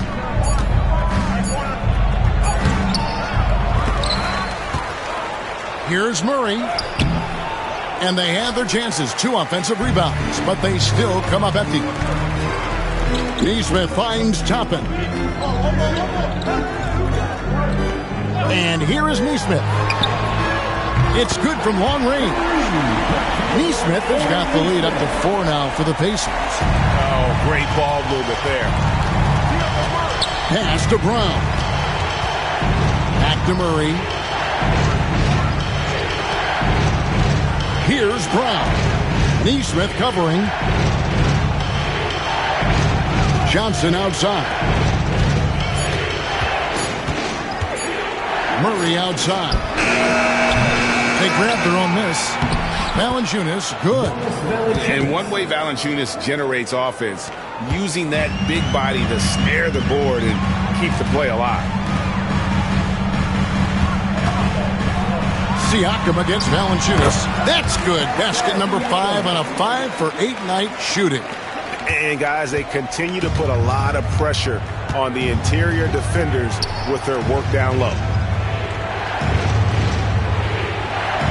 Now, here's Valanciunas. Nesmith covering. That's in, and the Pacer lead is cut down now to just 2 points with that basket from Murray. You know, when Murray finishes like this, guys, it shows you how aggressive his mindset is in attacking the defense. Baseline J on the way. Stolen by Gordon. Oh, and here we go with Gordon. Nobody back. And it's Gordon finishing it off. That's a stomach punch, guys. Turn it over and give him a free run to the bucket. Oh, you're so right. No question who has the momentum now. You know, those kinds of plays can be difference makers, game changers, momentum shifters, especially in a close contest where 1 or 2 possessions can impact the outcome. Now here's Murray. Nembhard covering. Valanciunas dishes to Murray. Spins. shoots over Nembhard. And he didn't get quite enough under that one. And the fadeaway was the only option he had on that one. Defender there all over. After exploding onto the NBA radar in 2019, Siakam Clark has been a sure thing on offense. Well, you know what you're going to get from Pascal Siakam. I mean, whether it's in the open floor or in the half-court sets, he's a guy you can count on delivering when you give him the ball in those situations. His offense never takes a night off. Inside. And there's Valanciunas on the assist by Murray. Valanciunas has got it all tied up now for the Nuggets. And Rick Carlisle decides to call timeout. He wants a minute here to get things straightened out with his team. Indiana making some changes. Jarace Walker, he's checked in for Toppin. Halliburton comes in for Aaron Nesmith. And it's T.J. McConnell in for Andrew Nembhard.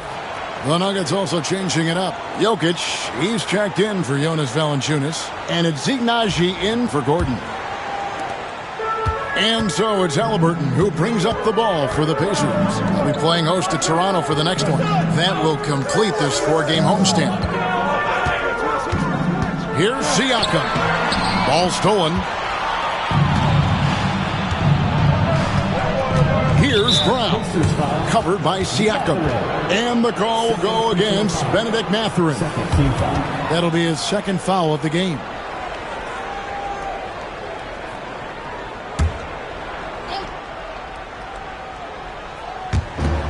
Pacers on defense. Naji passes to Johnson. Some nice ball movement by the Nuggets. Here's Murray. Boy, this is bad. Tough to watch. I mean, this is really bad. He's stone cold this quarter. Man. And Walker kicks to Halliburton. To the middle. Here's McConnell. That's good. And it's Halliburton with the assist. Halliburton's got 3 assists tonight. The Nuggets trail. Pass to Brown. Murray, a screen on Halliburton. Here's Brown. He's covered by Halliburton. And Jokic throws it down. Jokic doing a nice job on the screen. Solidly set, then rolls to the perfect spot for the score. Siakam outside.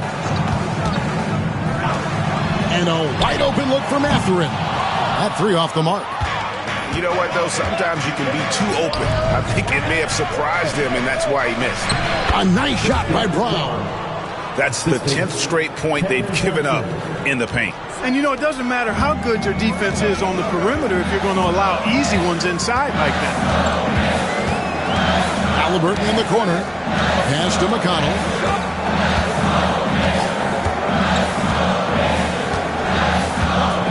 Down low. Here's Siakam. That shot off. Good defense by Jokic. Here's Brown. He's covered by Halliburton.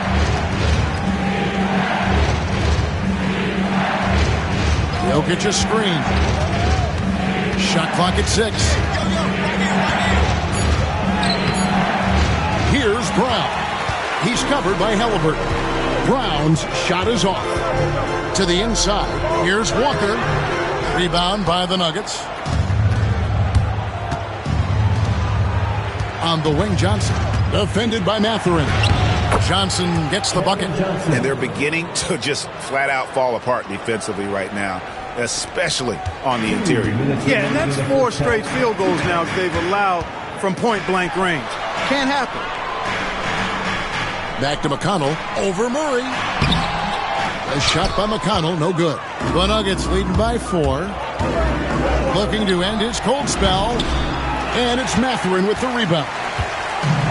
For Indiana, they've gone 8 of 16 from the field in the second quarter. A nice, efficient 50%. 2 free throws coming up, and they call the shooting foul. Oh, great scorer and passer. Defenses have to respect both, and he fooled them there with the pump fake. He's getting his first free throw attempt of the night right now. An okay season at the free throw line for him so far, sitting right around 76%. You know, there's been some improvement in his free throw shooting this year. His percentage has taken a little jump compared to last season.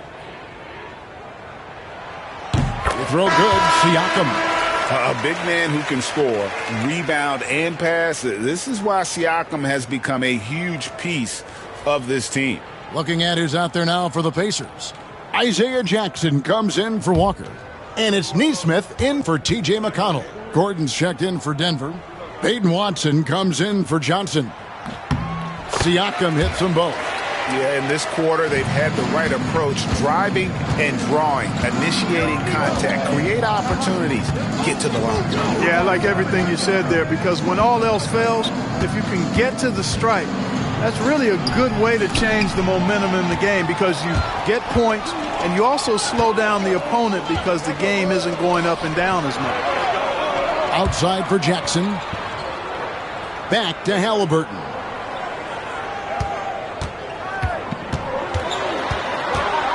Pass to Mathurin. Outside Jackson. Halliburton for three. Rebound by the Nuggets. There's some defense for you. For someone who's as good at shooting the three ball as he is, you need a defender who's equally good at guarding against it. Indiana's gotten into trouble with the three ball in the second quarter, only hitting 1 of 5 attempts. That ties it up. Siakam's got 6 here in this quarter. Oh, the numbers speak for themselves. Siakam showing great versatility on the offensive end. Pass to Gordon. Murray surveying the D. Jokic sets the screen for Murray. Rebounded by Jackson. You know, I wouldn't be surprised if he gets yanked soon. I mean, that's how bad his shot selection has been. Murray against Halliburton. Now, here's Siakam. Over Jokic. Siakam misses.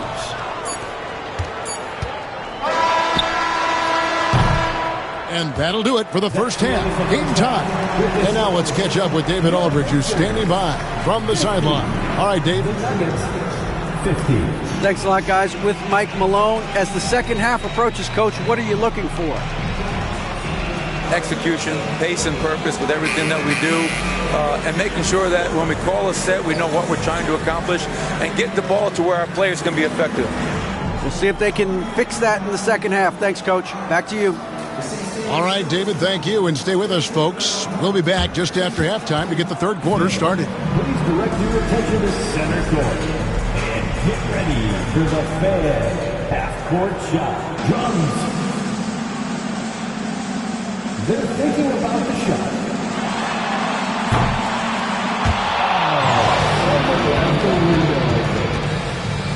Give it up for our contestant.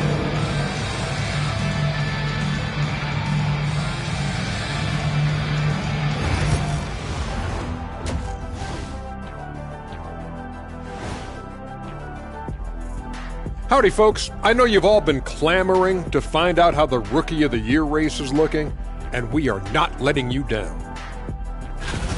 These first-year guys, very impressive so far. Now it is, who can sustain this level of play? And the key is to follow your routine. Strength, conditioning, I'm not going to say diet because I'm not on a diet, but all the things you weren't thinking about when you were in school. And now let's check out the Denver Nuggets, who are in a close game after one half of play.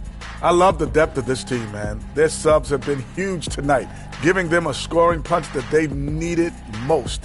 And credit their... And that is it for halftime, folks. It is back to Kevin Harlan and the crew for the second half.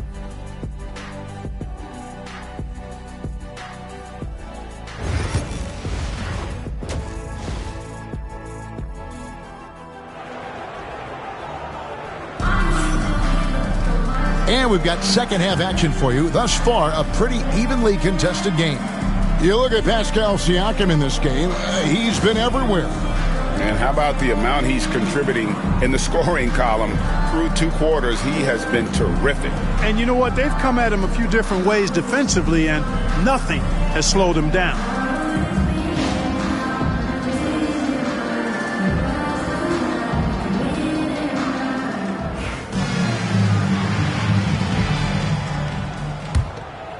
Here's Murray.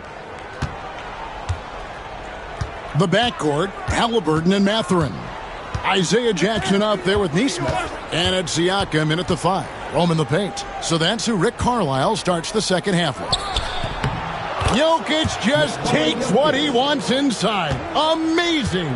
This is exactly how you should use Jokic in these situations. Feed that beast inside. Halliburton for 3. Sinks the three-pointer. Halliburton's got 10 points. Neither side has relented a bit in this back-and-forth affair. And you can sense the energy in the building already as this game is starting to build towards having a terrific finish. Murray, the pass to Jokic. Jokic can indeed take a little contact. Nicely done. They continue to attack inside, and that's 10 points in a row in the paint. If you can't stop it, here it comes. I'm right at you. Denver in the lead. Nikola Jokic, Clark, is as skilled a big as we have seen. And when he has the ball, he can really affect the opposition. Yeah, he's such a great passer, and he's got tremendous size. I mean, people forget because he's pretty nimble and agile that he's, right at 7 feet tall, 7'1", with really long arms. So he's a problem just from the size standpoint. Then you factor in his otherworldly skills as a passer, as a shot maker, as a basketball player. And now you've got something that's as unique as we've seen in, I think, the history of the game. Now, here's Neesmith. Tight defense on him. Halliburton for 3. And it's Jokic with the rebound. Jokic has got 6 rebounds in the game. Brown, the pass to Murray. From 12 feet out. And the rebound goes to the Pacers. Siakam's got his 7th rebound of the game with that last one. Pass to Halliburton. Here's Neesmith.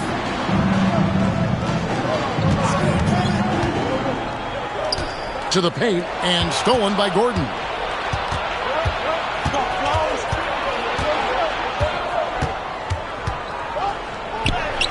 Just over 2.5 minutes gone by here in the second half. Not going to go that time. To the middle. Here's Siakam. And he finishes nicely on the way. Siakam's got 17 now. With a harmonious blend of length and strength, Siakam has become a dependable interior scoring option. Here's Brown. Defended by Mathurin. 5 on the clock. Pass to Jokic. Over Siakam. And it's Jokic missing. And Mathurin has got the ball here for the Pacers. Their defense has only allowed 6 points in the second half. At the offensive end, he's been assertive and efficient, guys. A big reason why they hold this lead right now. Here's Brown. Defended by Mathurin. Denver passing it around. Down low. Here's Jokic. Count it. And he'll have a chance for a 3-point play. It's going to be on Siakam. Second personal foul. What's great about Jokic, GA, is he can put up MVP numbers, and he's got a little personality to him, doesn't he? He does. You can tell he just loves life. He loves everything he does, especially when he's on the floor, making his teammates better. What's up?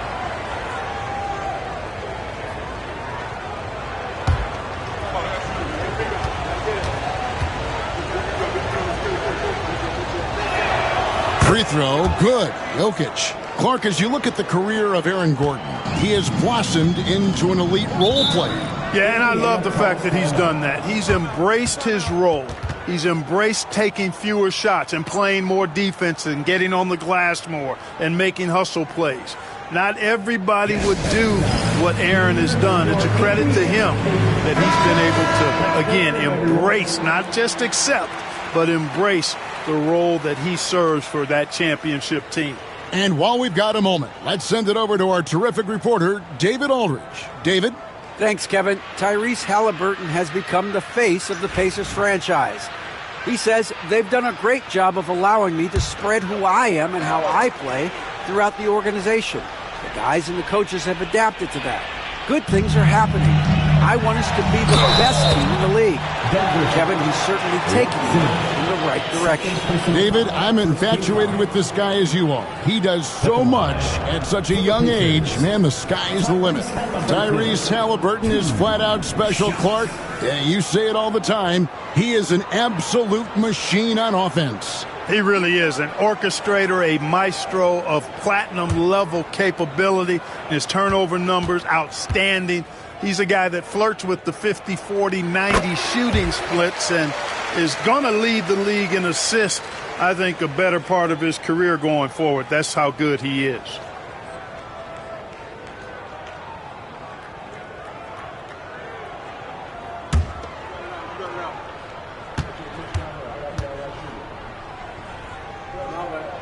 And that one goes in. 2 from the line that time. Making it look effortless. Send this guy to the stripe. He's going to cash in more than not.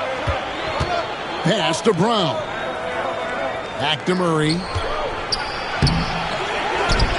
Tries again. And contact on the shot, so he'll be shooting free throws here. It goes on Aaron Nesmith. But one of the things you know as a defender, you've got to stay down on the pump fake. But Murray really crafty at getting defenders off their feet. The Nuggets shooting their 6th and 7th free throw attempts tonight. Shooting 2.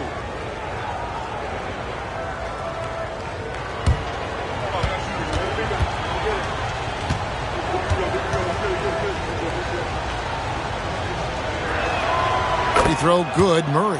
And when healthy, Murray is a force to be reckoned with, because he can go get baskets against tough defense, and he can also make plays for others.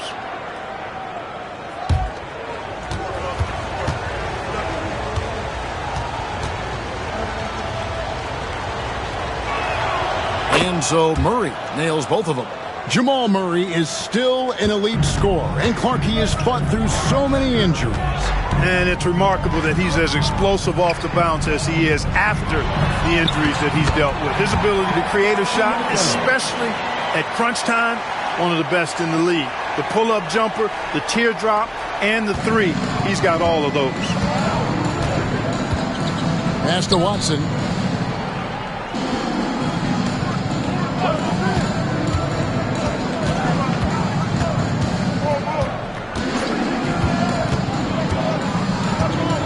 Inside and stolen by Siakam. From deep, cranes the three-pointer. And it's a 3-point Pacer lead. And the all-around game of Siakam, so adept at working the ball to open guys. Pass to Brown. Back to Murray. Outside Gordon. And here's Jokic, covered by Siakam. Jokic draws the double. And Watson has it in the corner. And they wasted no time getting those 3 points back. Watson's got the game tied up here for Denver. Halliburton against Murray. Now Nesmith. That falls. Nice feed that time from Halliburton. Nesmith has got 6 points in the quarter. He's found his rhythm from deep, and you can see the confidence. Yeah, I'd be confident too. As a matter of fact, I mean, if you're stacking up threes the way he is, I mean, he's doing all this work from behind the arc. And it's Murray penetrating. Excellent defense there from Halliburton. Yeah, that's another miss for him. They're behind in this game largely because he shot so poorly. Here's the 3. And Indiana, another 3. Their 3rd three-pointer in a row. Adjustment time for these guys. The defense has to make some adjustment. And we have a timeout called by Michael Malone. He's ready to talk things through with the team.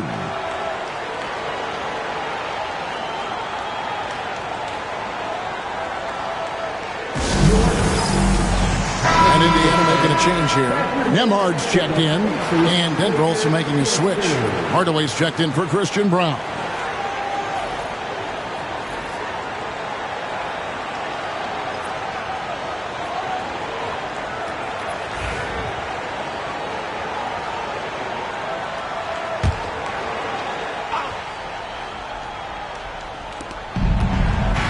Gordon kicks to Watson. Denver passing it around. Outside Gordon. Pass to Jokic. Kicks it out to Gordon. Down to 5 on the shot clock. Cans it from downtown. I think this is an area that Gordon has really improved. Now a legitimate threat from outside the arc. Halliburton finds Siakam. And that'll be 2 free throws coming up. Officials on the call with the foul. It's going to be on Jokic. No question, he got bumped on that shot. Yeah, the officials didn't need to talk that one over. It was obvious. And let's get your take, guys, on the scoring breakdown for the Pacers. I'm in love with how they're moving the basketball all game long, and also their ability to move without the ball. That style just makes it so difficult to defend. And I love the fact they kept the pressure on, really pushing that ball, running it up the floor. I love seeing that. A team staying aggressive even when they're playing well.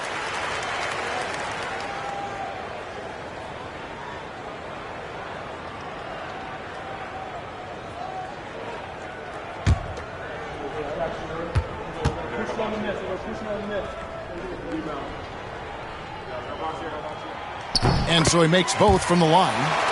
Impeccable from the line since halftime. No misses yet. You can't do much better than that, guys. Murray kicks to Watson. Gordon a screen. Watson with it. Guarded now by Jackson. Here's Gordon. It's good, and Watson picking up the assist. Gordon's got 9 points. It's obvious Gordon has worked on this part of his game over the years, and you can see the fruit of that labor. Halliburton passes to Nesmith. And here is Siakam.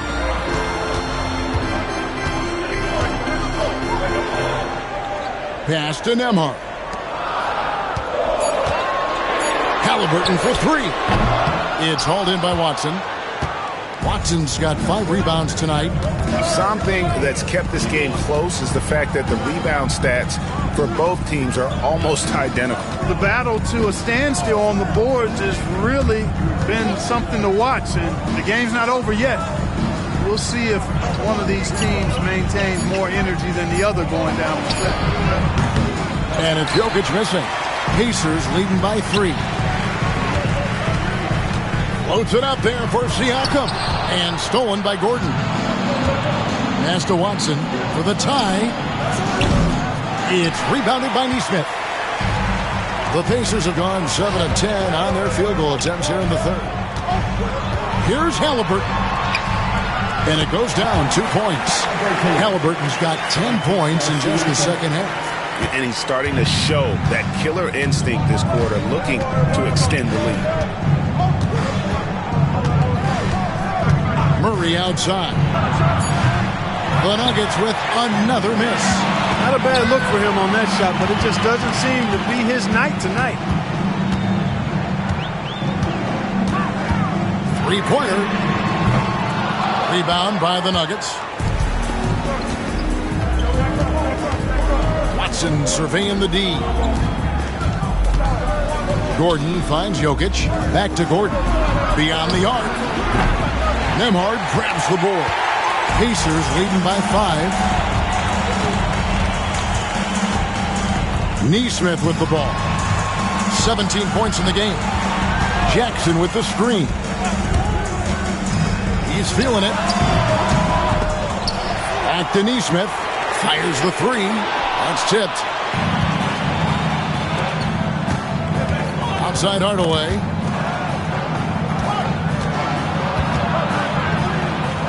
Pass to Watson. And here's Gordon. Gordon a screen to the inside.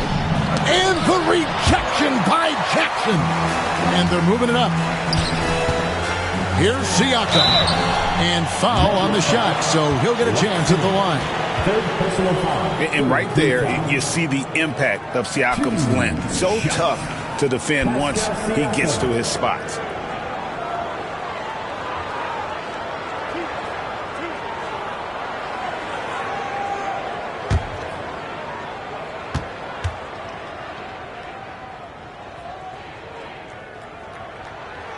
Throw good, Siakam. Obi Toppin's checked in for Indiana.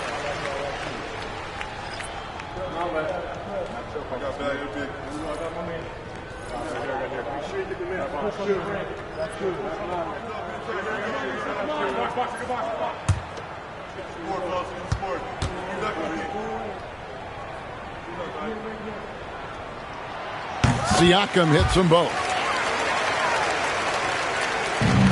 The Nuggets trail by 7. Here's Pickett, still without a basket. Over to the left wing. Siakam against Jokic. Just 5 to shoot. The putback. Pacers with the rebound. Toppin's got 5 rebounds tonight. Loads it up there for Siakam. And he gets the whistle. 2 free throws coming up. It's going to be on Jokic. Clark, when you think of siblings who have played in the NBA, the Lopez brothers and now the Toppin brothers come to mind. Can only imagine how cool a feeling that is to be able to play in the NBA with your brother. It's a dream come true for anybody to get to the highest level of pro basketball. And then to have a couple of players from the same family doing it together? Come on, man. Doesn't get any better than that. That one is off. T.J. McConnell, he's checked in for Halliburton. And Denver also making a switch. Valanciunas is checked in.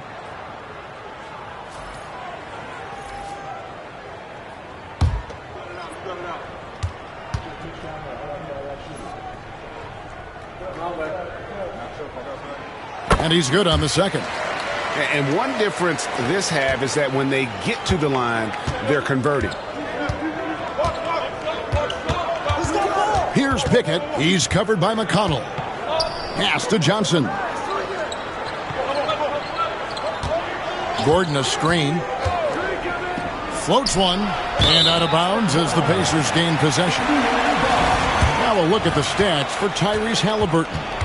And when it comes to his scoring, he's enjoying a fantastic run. He's brought his points per game average up thanks to the work he's done in the past 10. And maybe he's got another big one in store tonight. The Pacers making a switch here. Walker's checked in. And so here is Indiana. They lead by 8. That's the biggest of the game.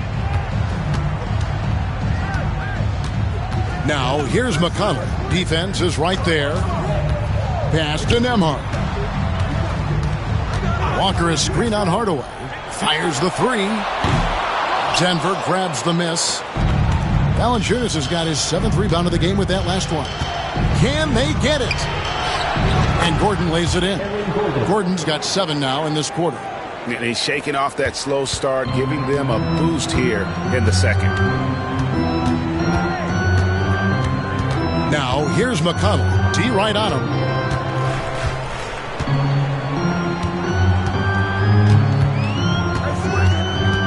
Pass to Nesmith.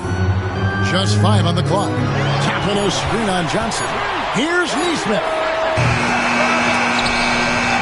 Back to McConnell. Toppin sets a screen for McConnell. Nesmith with the ball. He's guarded by Johnson. Nesmith can't get it to go. The Nuggets trail by 6.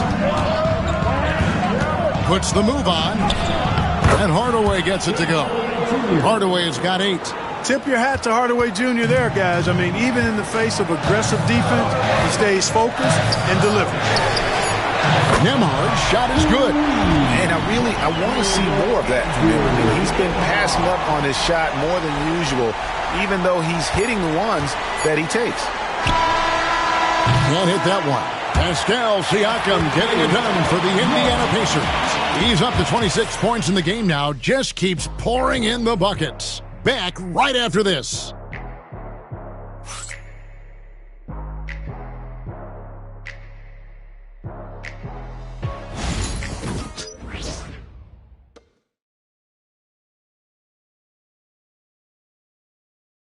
Rick Carlisle had some words for his team. Let's hear what he had to say.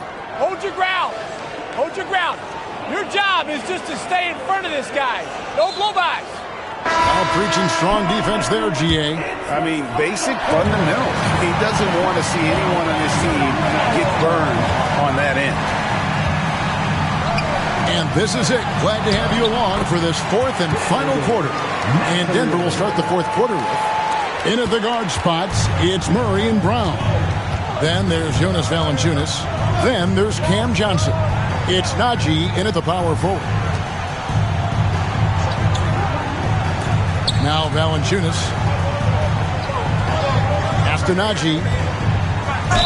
And a lot of contact on that one, so he'll shoot two here. It's going to be on Obi Toppin. Really the right play defensively. If you can't block, force them to the line. Yeah, exactly. Prevent the layup, give them a little bump, and then maybe they'll think twice about coming into the lane next time. And if they don't think about it, at least they might be distracted by your presence. Shooting two.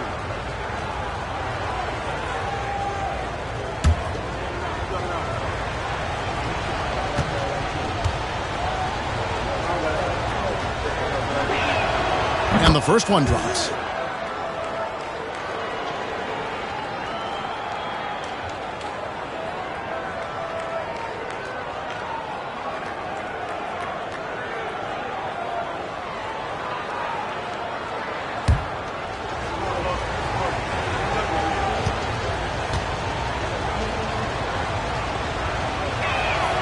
He hits both from the stripe. And even though they're down, they are putting on a show at the free throw line. Yeah, they're making the most of their opportunities at the stripe, and they'll need to keep it up to take the lead. Here's Siakam. It's deflected. Now here's Murray.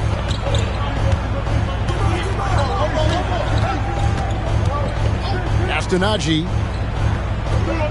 Now Valanciunas. Now Murray. He's covered by McConnell. And off the front iron, and in it goes. In the mid-range, Murray can really make it happen now. He's just that versatile a scorer. Toppin with it.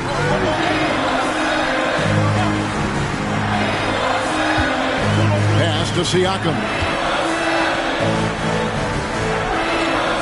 It's Nembhard on the wing. That one goes in. Just over a minute and a half played here in the fourth. Johnson against Mathurin. Murray outside. And foul on the shot. He'll shoot two at the free throw line. And Craig, something that is so important to this team. Jamal Murray's shot creation. It is, Kevin. He creates so much with the ball or off of it. The work he puts in on offense frees up everything for his teammates. Great competitor who's really a perfect fit with this core.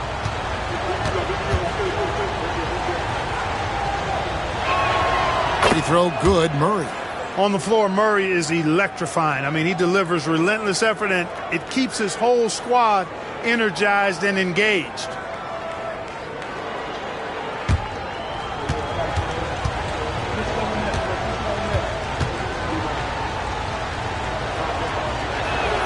And so Murray nails both of them. And not a single free throw attempt in that first half, but he has been far more active since the break and drawn some fouls. Toppin a screen on Valanciunas. Siakam kicks to Toppin. Gets the three-pointer to fall. And the Pacers lead by 8. It's been this way since halftime. Tremendous production from beyond the arc. Boy, it's been a three-point barrage. They came out gunning and have not stopped. Pass to Najee. There's a good screen. And it's Murray penetrating. Over McConnell. Murray, no good. And so it's McConnell with it. They'll bring it up for the Indiana Pacers. And over 2.5 minutes in the books here in the fourth. He is looking for Siakam and finds him.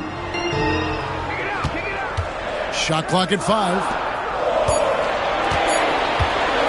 Let's go. A shot by Nembhard, no good.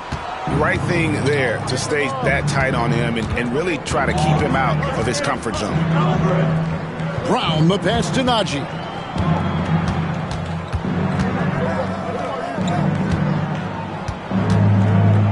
Pass to Murray. Crafty move.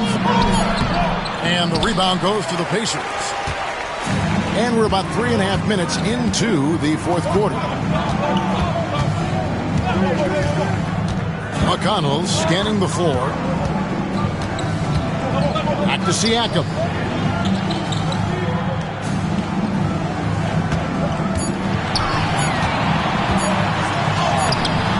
A chance there to push it to double digits, but it's off the mark. Here's Johnson. Whistle blows. Basket is good. So a chance here for a three-point play. And how about the grit and determination in the post? I mean, essential qualities to have late in a close game. And Indiana making a change here. Jackson's checked in. Watson, he's checked in for Denver.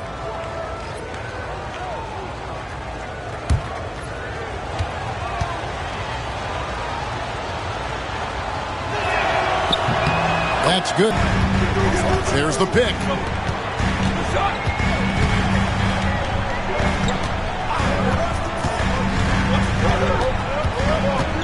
Just 5 to shoot. Pass to Nembhard.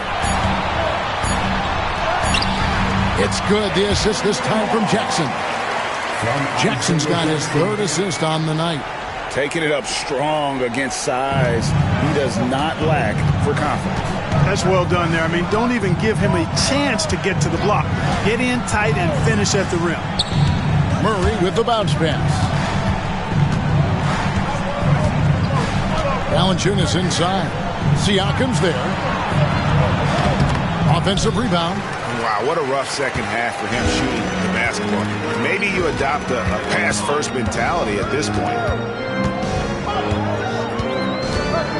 Pass to McConnell from outside the arc. Valanciunas grabs the board. Valanciunas has got double-digit rebounds now in the game.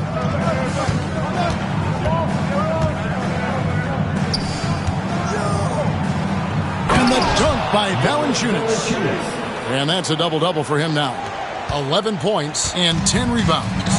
With his strength, it isn't easy to upset Valanciunas with a little contact. You're going to have to get a lot more physical than that. Scooped up. Jackson finds Nembhard. Jackson with the screen. Down low and taken away by Johnson. Pass to Murray. Here's Brown. Shot from 12. And with that shot, the Indiana lead is cut down to just 3 in the basket from Valanciunas. And every team loves getting a night like this out of their big man. Valanciunas is the biggest lion in the Serengeti. Outside Mathurin. And taken away by Johnson.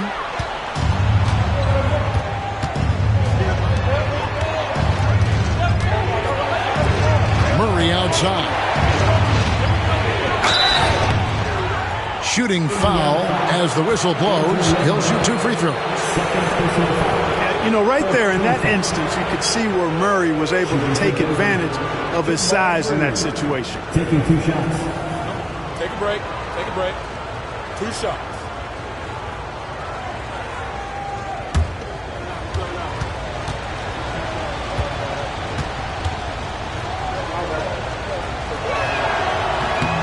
And he can't get the first one. Nesmith, he's checked in for Indiana. Halliburton comes in for Andrew Nembhard.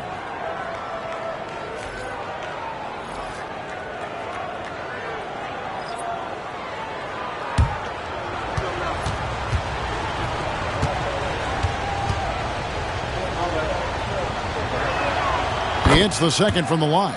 You know, if they want to come away with the dub, I think they just need to keep knocking down these free throws. Pass to Nesmith. And here's McConnell. Siakam, high post. Over Jokic, and the Pacers can't get it to go. And it's Gordon with the ball. He brings it up for Denver. Here's Strother. Back to Gordon to take the lead, and the three ball is good. Gordon's got 10 points in just the second half. And that's his second triple of the half. None for him going into the break. Halliburton sets the pick for Jackson.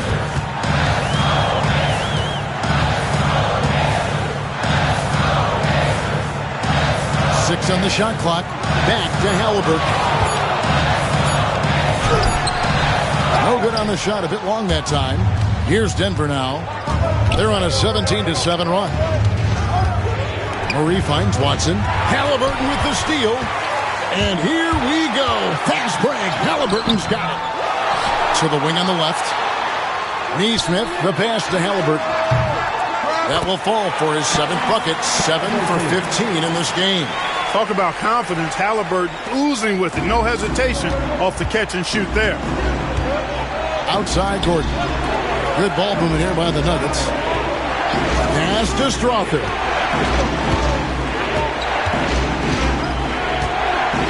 Jokic a screen. Inside. A slam by Jokic.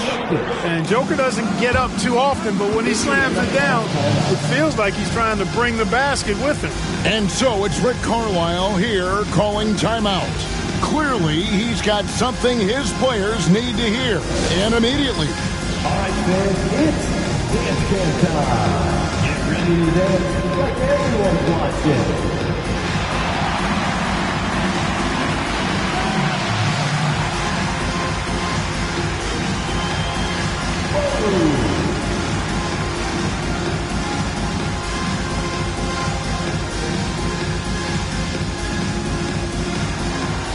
Somebody doesn't have rhythm.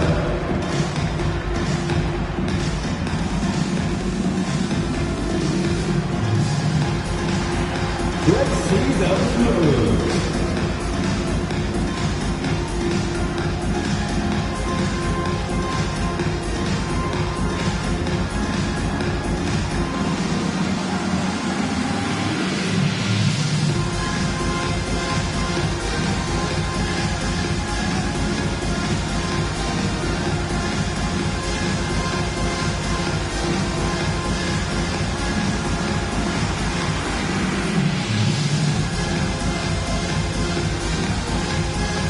Benedict Mathurin, he's checked in for the Pacers.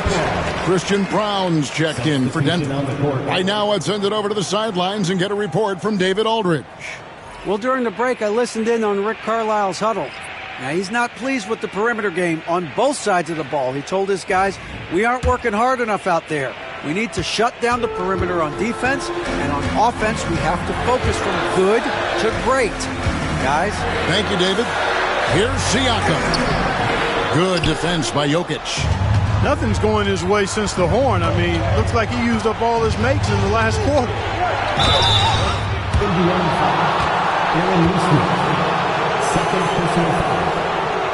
And what do you guys think so far about the offensive approach for Denver? Well, you know, for me, when you can convert this many times in the paint, I think that's a sign that your offense is really in a healthy state. And another stat that they've excelled at is points off assists. They're moving the ball around and creating great looks for one another. That free throw, no good.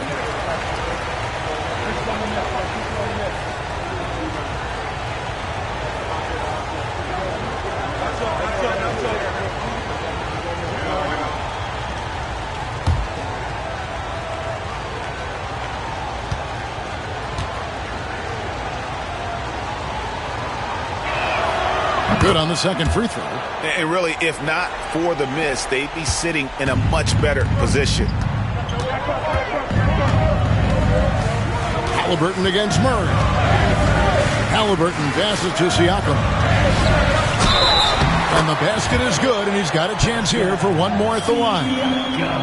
And give Siakam the hoop and the harm on that one. And since being drafted back in 2016, he's really improved that upper body strength. One shot. Pascal Siakam.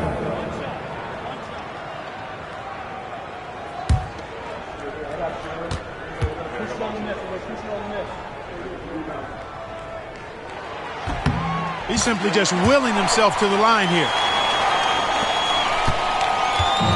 And so it's Murray with it. He brings it up for Denver. Trying to find Jokic. Gets it to him.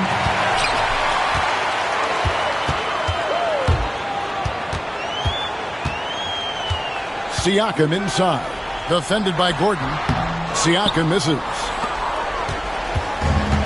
The Nuggets have gone 6 of 9 on their field goal attempts since the start of the fourth quarter. And plenty of contact on the shot. So 2 free throws coming up. Cracking him a real chore. Murray very active, constantly on the move.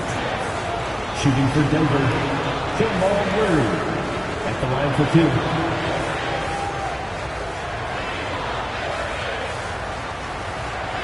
Shooting 2.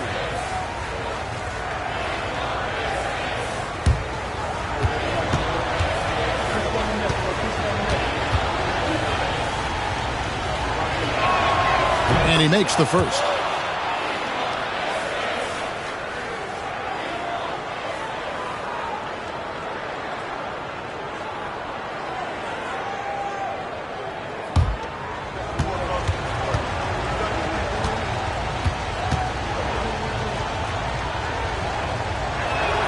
And so Murray nails both of them.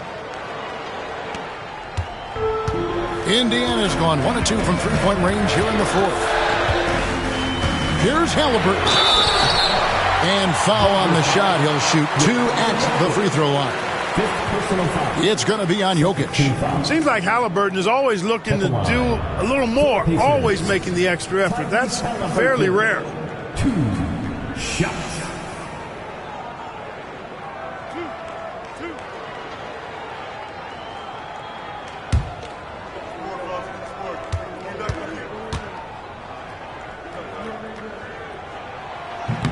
And that one misses. Halliburton is just one of those young guys that has a really well-rounded game. Makes shots pretty much from anywhere on the floor.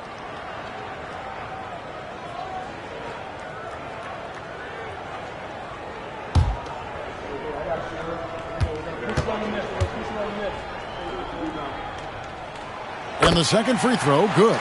Listen, there's no doubt he feels like they should have the lead, but that miss will keep it all tied up.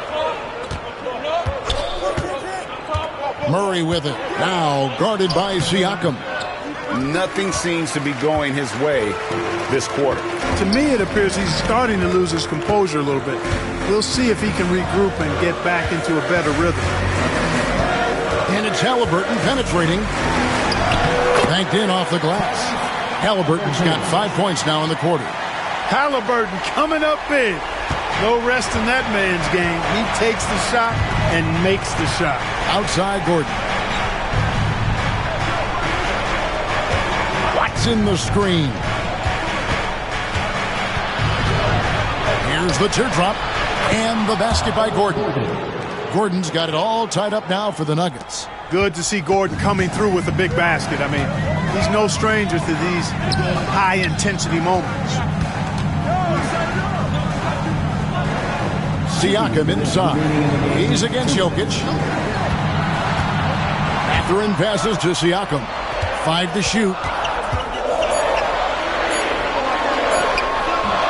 It's rebounded by Jamal Murray.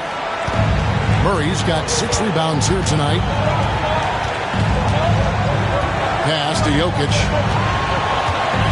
Back to Murray.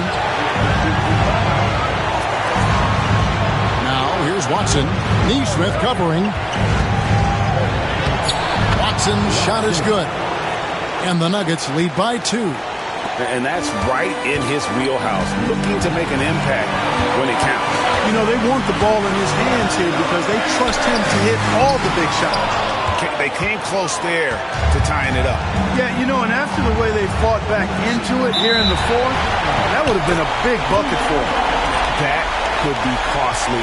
When the game is hanging in the balance, the last thing you can afford is to turn it over. The drive by Siakam. Count it and the foul. It's going to be on Aaron Gordon. And delivering in the clutch, Siakam with zero fear, wanting the ball when it matters most.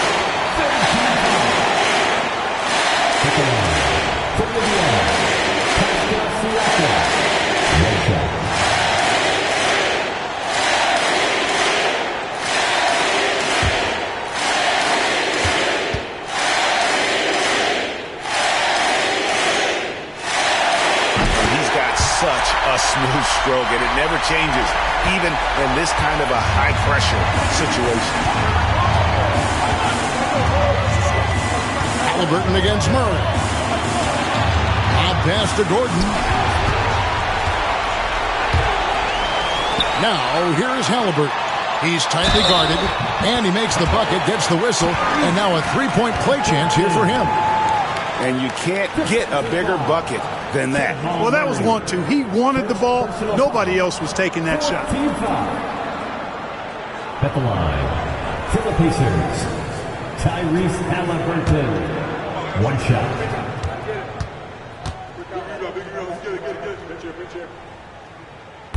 On the free throw, no good.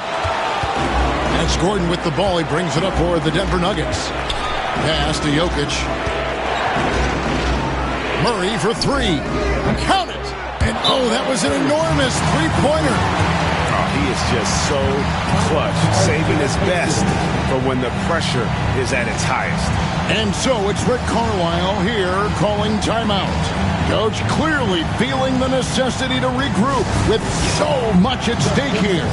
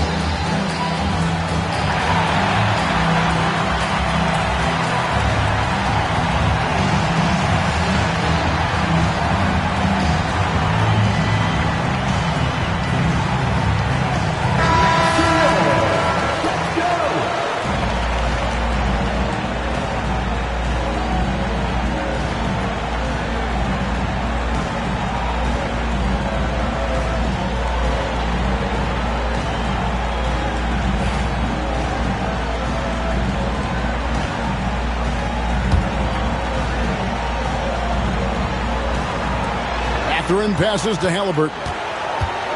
To the middle. Siakam against Jokic. And out of bounds as the Nuggets gain possession. And we have a timeout called by Michael Malone. No doubt he is feeling the importance of this moment right now.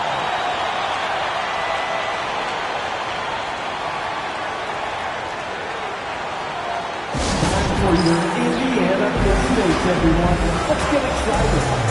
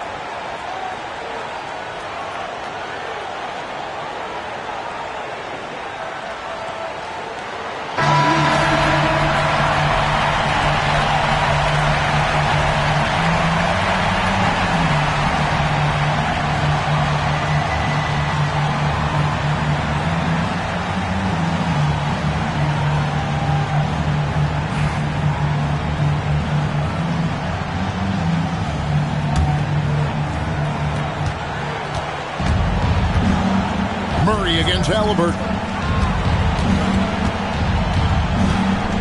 Murray outside.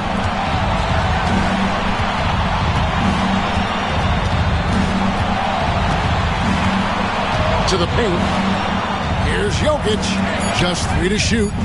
Right between the eyes. And you can see he just caught a glimpse of the open man on the perimeter and immediately got him the basketball. And Rick Carlisle decides to call timeout. And he knows there's no room for mistakes and wants everyone on the same page. And what's their best move at this point? I think they should have prepared for this scenario. Little time, need a 3. Of course, the defense will be defending the line, but nobody said it was going to be easy. You got to try to find a way.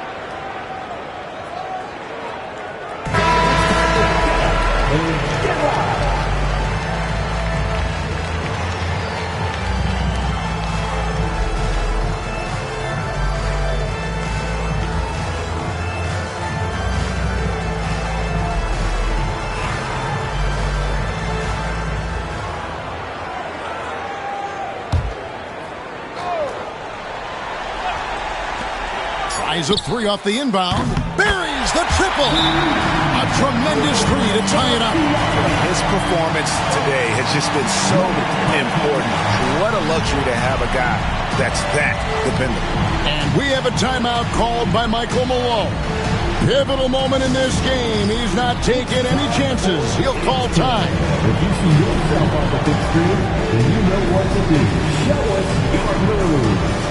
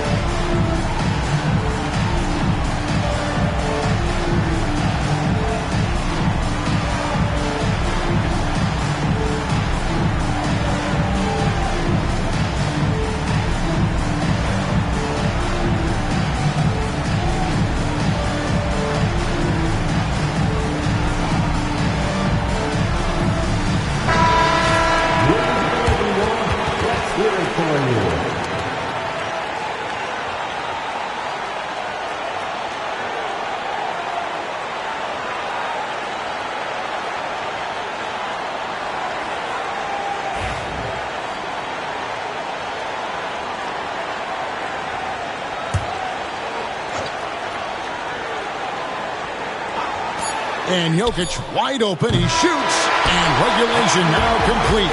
We will go to overtime. Live from Cambridge Fieldhouse, you're watching 2K Sports.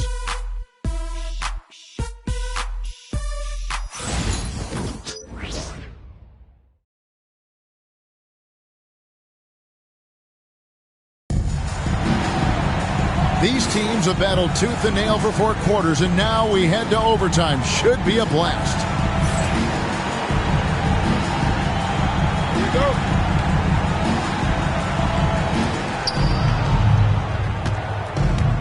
Murray with it. The 4 and the 5. It's Gordon and Jokic. In at the guard spots, it's Murray and Brown. And it's Watson in at the 3. With maturity comes greater patience, understanding how to play smarter. Murray keeps his options open and finds a teammate who's gotten free. Oh, nice timing on the alley-oop. This is the chemistry Siakam has with his teammates. And so it's Murray who brings the ball up for the Nuggets. Inside, Gordon. And foul on the shot, so he'll get a chance at the line. Second personal foul. First team foul. At the line for the Nuggets, Aaron Gordon. 2 shots.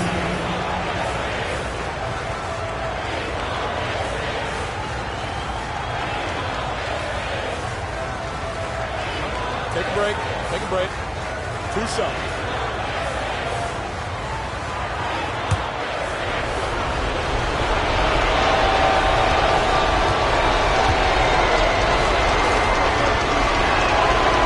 Free throw good from Gordon. Aaron Gordon has a special combination of athleticism and size, and I think his skill set is perfectly tailored for how the game is played today.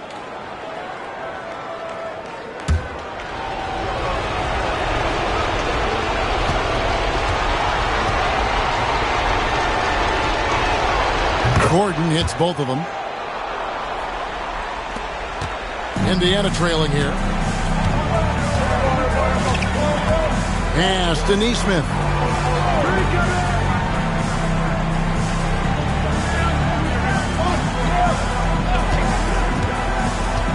To the middle. As I know I'm stating the obvious here, but those could be an important 2 points considering how close this game is. Here's Jokic.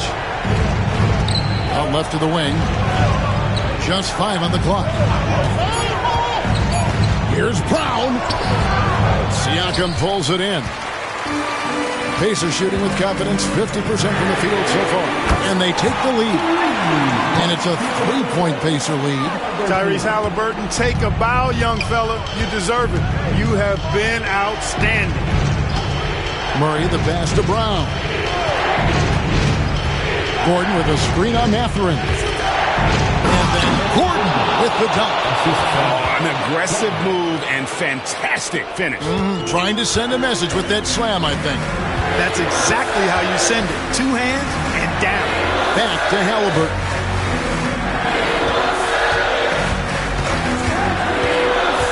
Over Murray. Halliburton, no good. Well, they'll be happy with that look, even though it didn't fall. You know what? That's a confidence shaker for him, though. I mean, that's a shot he expects to make every time. And the call on the shot that sends him to the line. You know, you got to keep your feet if you're the defense, because once Gordon gets you off balance, he just goes right into the contact. Take a break. Take a break. 2 shots.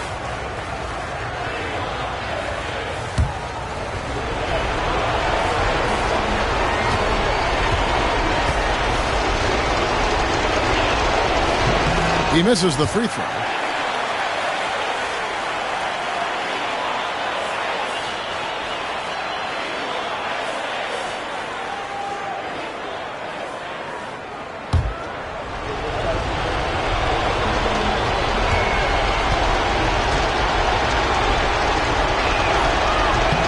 He hits the second from the line. We're in overtime. If you've just joined us, 2.5 minutes through it. Murray against Halliburton. Pass to Neesmith. Off target from outside. Nuggets have gone 2 of 3 from the floor as we've gotten this overtime period underway. Here's Brown. Denver passing it around. Murray kicks to Gordon. Now here's Jokic. Clock at 6. Up and in on the layup. And the Nuggets lead by 2. Easy to understand why they turn to Jokic in these situations.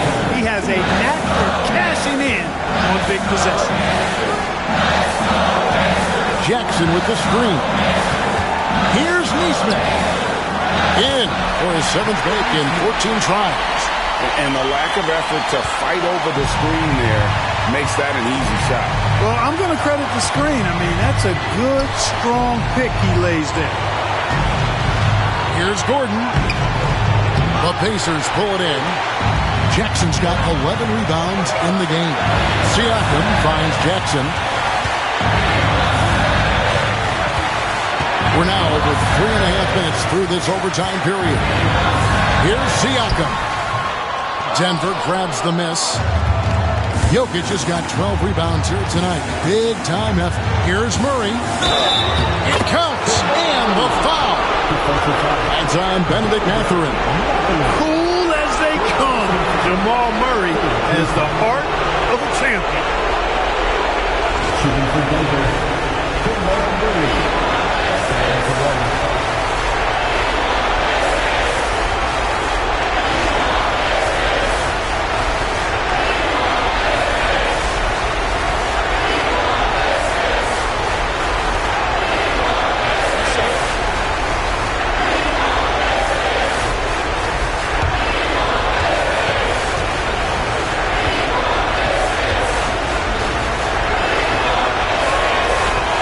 Good Murray. Yeah, terrific and one on that one. Those are the kind of plays, guys, that win basketball games. Halliburton against Murray. Leads away. And it's Jokic with the rebound. Nuggets have gone a little over 50% from the field in overtime. They're 4 of 6. Murray outside. No good on the triple. And he didn't punish them for the weak coverage there, but they can't count on him to continue missing. And the foul called on Pascal Siakam. And that'll be his third foul so far. Oh, great defense there. Anticipated the play and got there first. And not afraid to put his body on the line either. He took a shot for the team in that situation. Jokic on top, covered by Siakam. Jokic passes to Gordon. Watson for three. It's rebounded by Nesmith. And not allowing the shooter even an inch of breathing room on that one. And, guys, that's exactly the kind of high-impact defense they want to see out of him. I'm just so impressed with Siakam's offensive improvement over the years. I mean, he's mastering the ability to play in attack mode. And you hate to have a player foul out, but their depth could be an asset here, helping them weather his absence. We got this. We got this.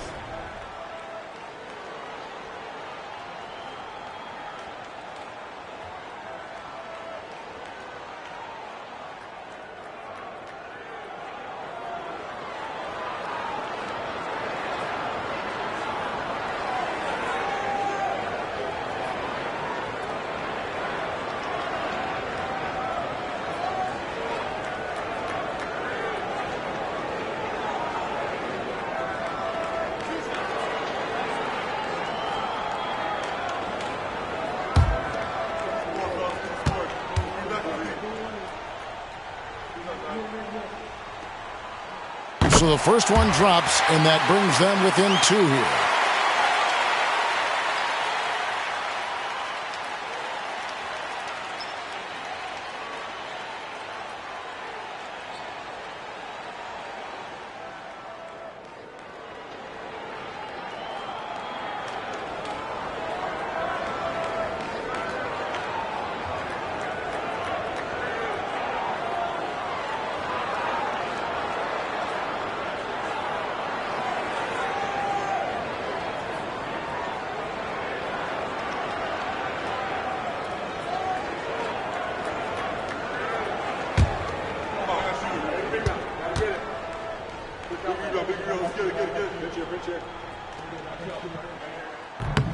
Siakam hits them both.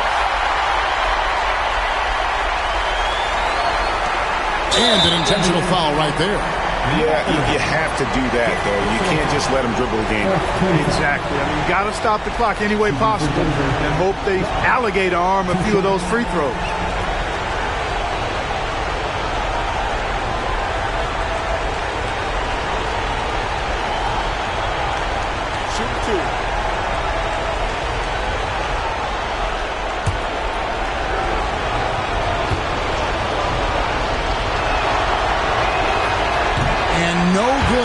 first free throw missing for him. We'll see if he can nail the second.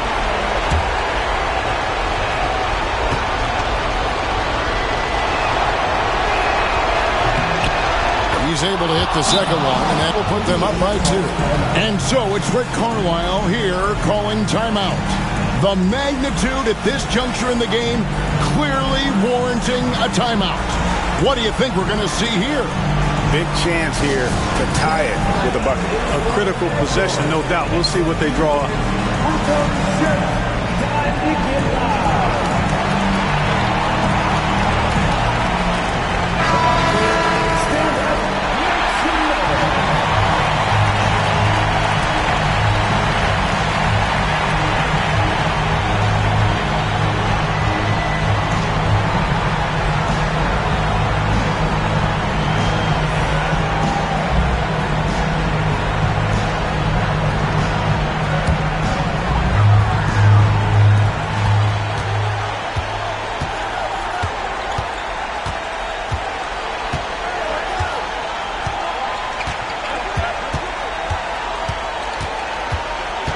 Jackson, a screen on Valanciunas. And a wide open look for Siakam. Misses the 3. And an intentional foul there stops the clock.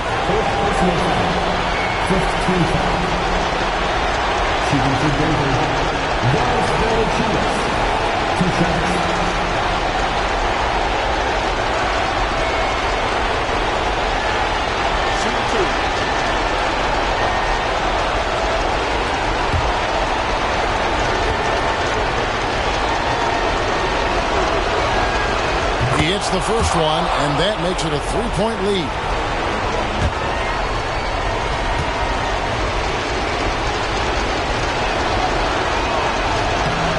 Second one is good. Being both at the line, it's a 4-point ballgame. That ought to do it. I think any chance for a miracle comeback just went out the window with those freebies. And the Pacers call time here. 1 second left in the first overtime. Action has been terrific. Guys, your thoughts? Well, the only hope they have is for somebody to knock down the three-pointer and get fouled. I'd be surprised to see a defender anywhere near the shooter.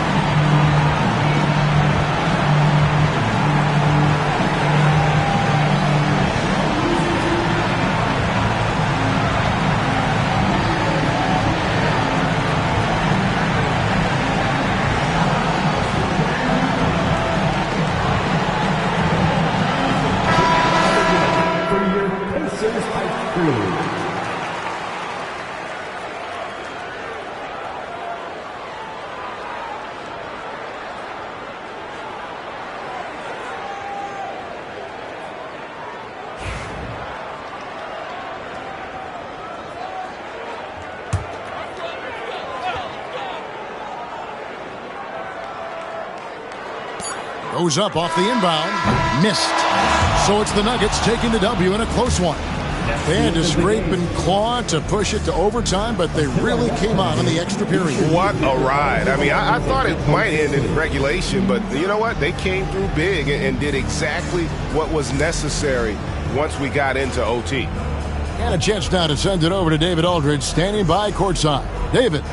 Thank you, Nicola. What are you able to do that allows you to impact the game? Hopefully, we're going to continue to play like that. It is really flowing right now, man. Congrats on another win. Back to you. All right, David, thank you. And that'll wrap it up, folks. For Clark Kellogg, Greg Anthony, and David Aldridge, this is Kevin Harlan along with our terrific 2K Sports crew, thanking you for tuning in. And now we present the player of the game, Aaron Gordon.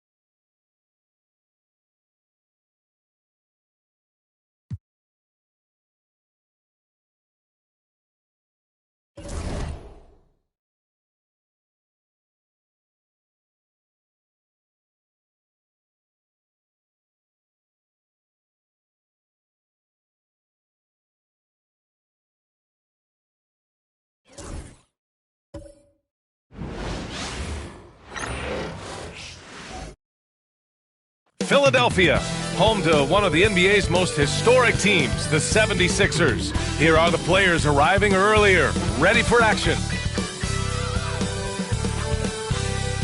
Greetings, everyone. Welcome to 2K Sports and another exciting edition of NBA Ball.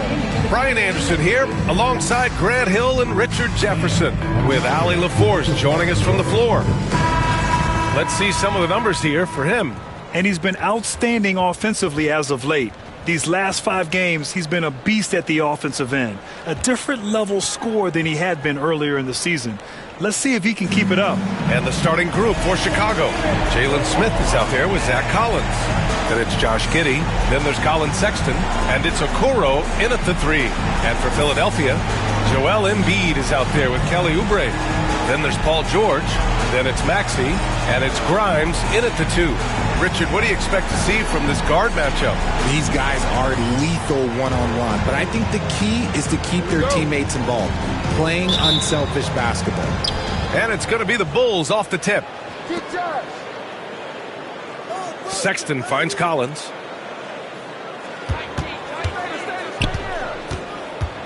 Outside Giddey. Collins with a screen on Maxey. Here's Giddey. And he banks in the layup. And so much fight in Josh Giddey. He showed it on the interior that time. George outside.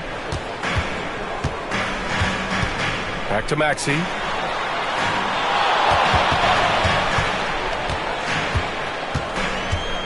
Clock at 6. Count it. 1 for 1 to start the game. Maxey just completely disregarding the defense because he can. Outside Sexton. And he drives in. Can't get it to fall. And so it's George with it. He brings it up for the 76ers. They beat the Bulls during their last encounter in Chicago. They beat this team last time largely because of the massive free throw disparity. Yeah, they played a very smart and physical game, creating a lot of calls that often, went their way. The Bulls on offense. They couldn't put the pieces together, losing that last matchup with Phoenix. And the win was there for them, but they just let it get away. Just couldn't make enough plays late. They played pretty solid basketball, but a few miscues is all it takes to turn a win into a loss, especially against a good team. Here's Maxey following the bucket by the Bulls. From the arc. And that's good. Paul George for 3. Gets the ball and takes the shot. It's that easy for Paul George. Collins outside. Back to Giddey. Pass to Sexton. Picked by Smith. Right side, Sexton. Up top, Giddey. Puts one up from 19. Rebound by the 76ers. They want to keep rolling here, following the win against Brooklyn. They were lights out from beyond the arc, and they spaced the floor beautifully in that one. Tough to keep the consistency from deep, but they did it last time. Now here's Oubre, coming off a 16-point game against Brooklyn.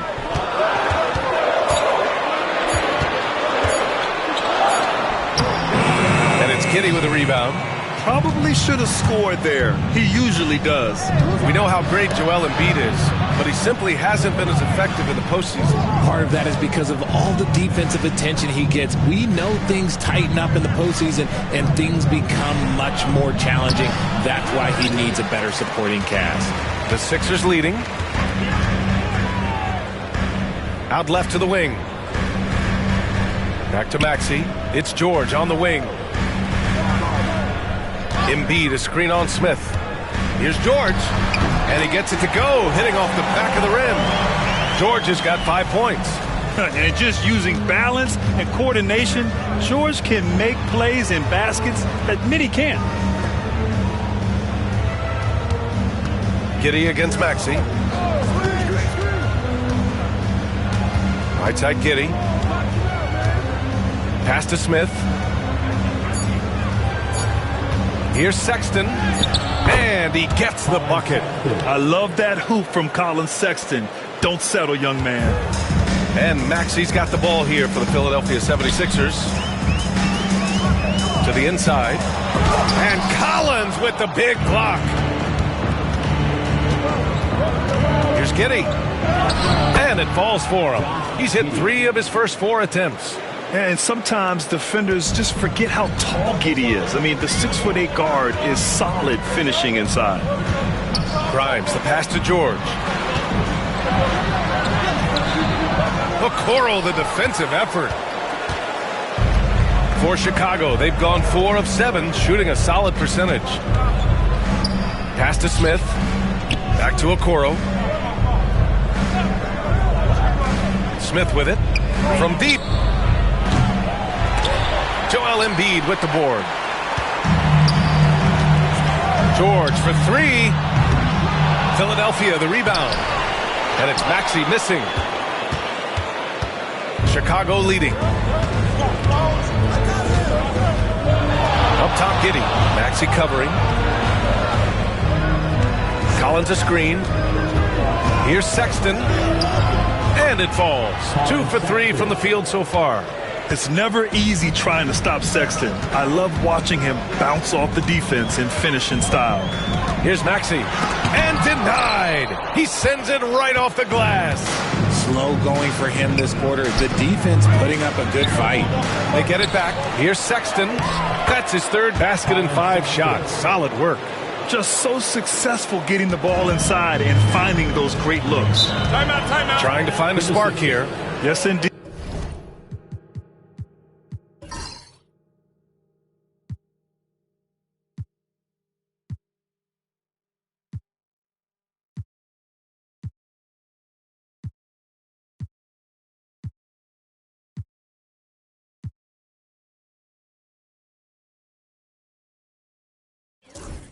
A rough stretch offensively, they could really use a basket. And so it's Nick Nurse calling timeout here. I think right now he must be looking at some adjustments. Bruce Ellis has checked in for Chicago.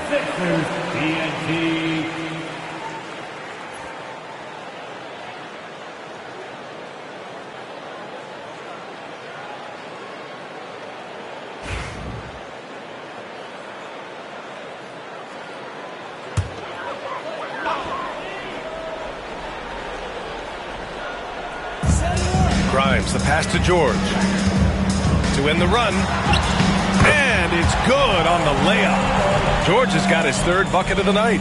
Scoring well this quarter, picking up steam as he goes. Pass to Okoro.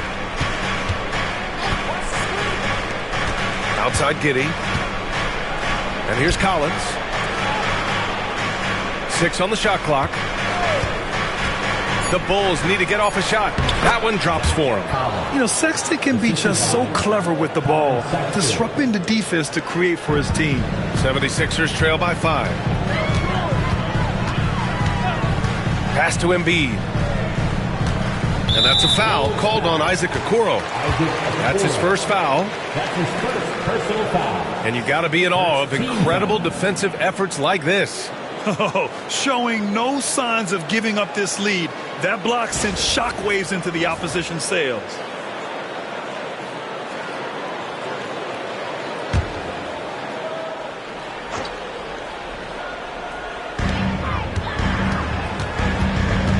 Here's Grimes. Checked by Sexton. George.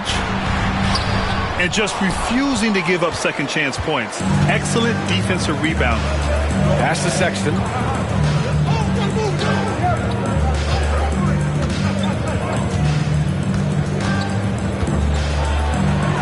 Here's Collins. Shoots it from the corner. And Chicago again with a bucket. Getting out to a nice lead. Great flow and great execution. You know, Grant, looking at the career of Colin Sexton, he had a huge 3rd season. Averaged 24 a game. Yeah, B.A. And unfortunately, Colin hurt his knee early during his 4th year. Had season-ending surgery, but we've seen Sexton make a full comeback and just a dynamic scoring guard. 3 on the clock. Here's Oubre. Rebound by the Bulls. Defense kind of rolled the dice there, and I'm a little surprised that it ended up going their way with the miss. Pass to Collins.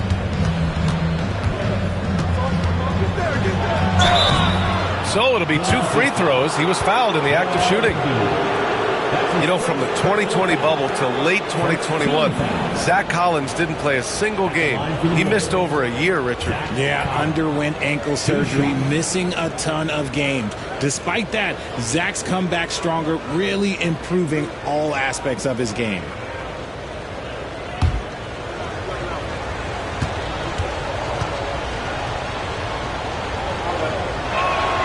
The first free throw is good. Well, Grant, we've just passed the All-Star break.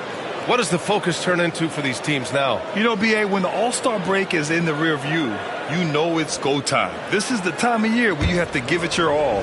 And Philadelphia making a change here. Drummond's checked in. So he hits 1 of 2 from the stripe. Well, the last time the Bulls won a playoff series was back in 2015, Grant. That was back when Butler and Rose were their leading scorers. And it just shows you just how long it's been. But they've been stuck in mediocrity ever since. And right now, they are desperate for a breakthrough season. And Chicago has possession after the Sixers picked up a basket a moment ago. Giddey passes to Sexton. Maxey against Giddey. Collins. Great guy to play with. And so it's Nick Nurse calling timeout here. And we might see some changes. Coach potentially looking to adjust.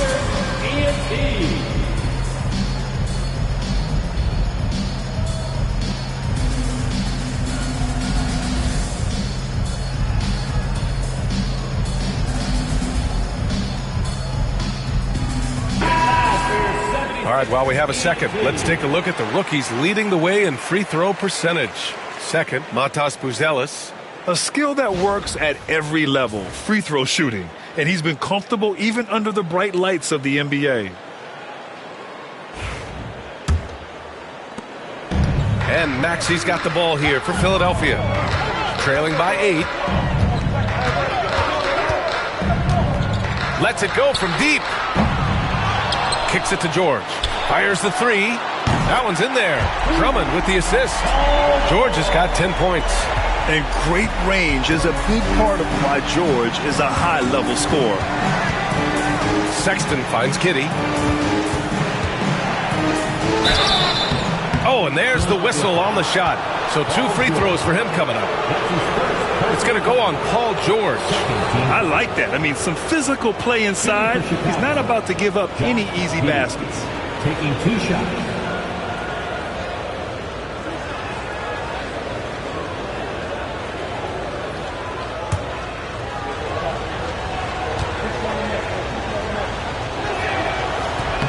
And the first one at the line is good.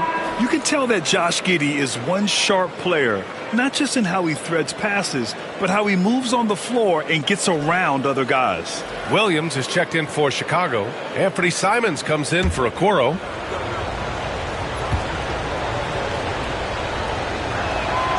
Both free throws good from Giddey.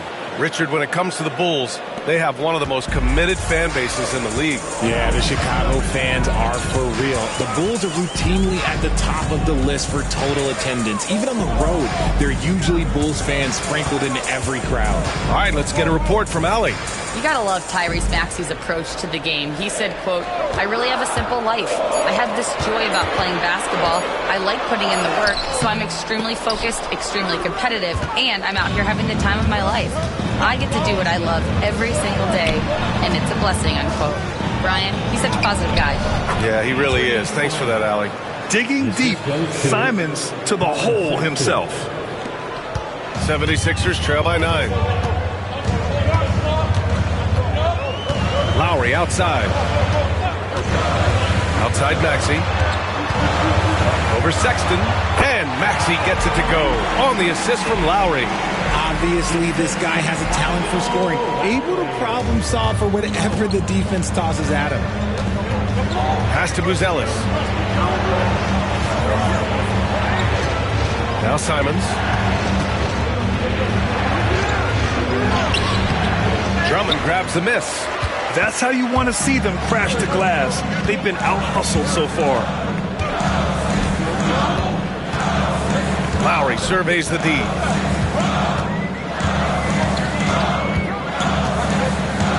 They set the screen. Just 5 on the clock. Late clock. The Sixers need to put one up here. Tries it from the top of the key. Buzelis grabs the board. Nothing just seems to be bouncing his way today. Mama said there'd be days like this. They have missed his production. For 3, Sexton. Rebound by Philadelphia. Drummond's got 4 rebounds in the game. Here's Yabusele.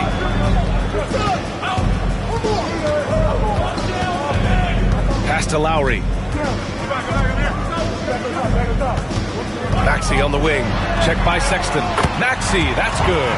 Continuing to work. No give from Maxey, even amongst the bigs. Bulls leading by 5. 1:21 left to play in the first. Giddey into the lane.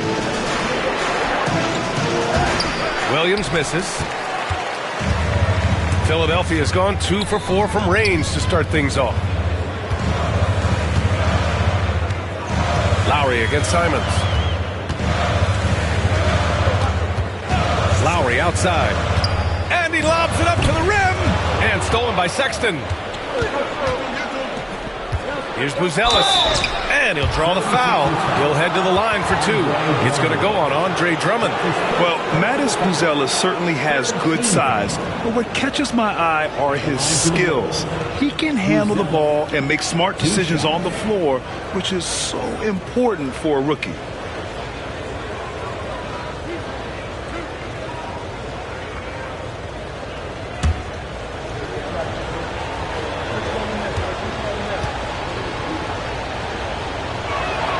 First one falls for him. And you look at Matas Buzelis. Size, touch, feel for the game too, Grant. Oh, B.A., he's a connector. We all love seeing those offenses where the ball doesn't stick. He's a guy who'll keep things moving. Joel Embiid, he's checked in for Philadelphia.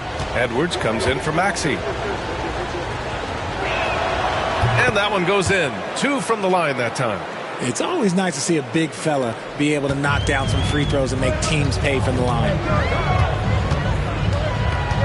Pass to Embiid. Knocked loose. And stolen by Jones.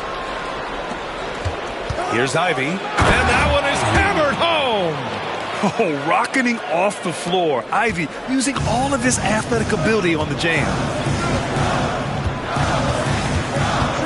Here's Lowry. No made baskets yet.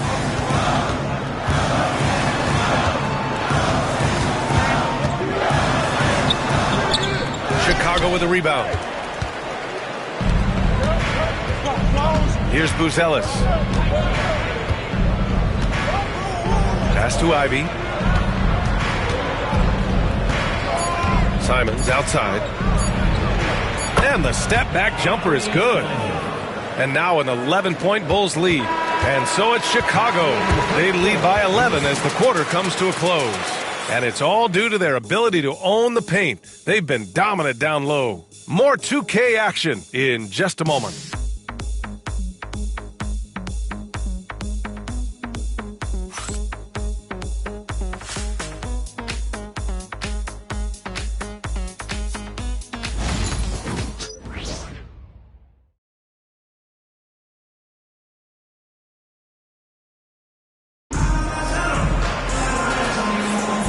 If you're just tuning in, we've got a wide margin on the scoreboard, but plenty of time left for a comeback.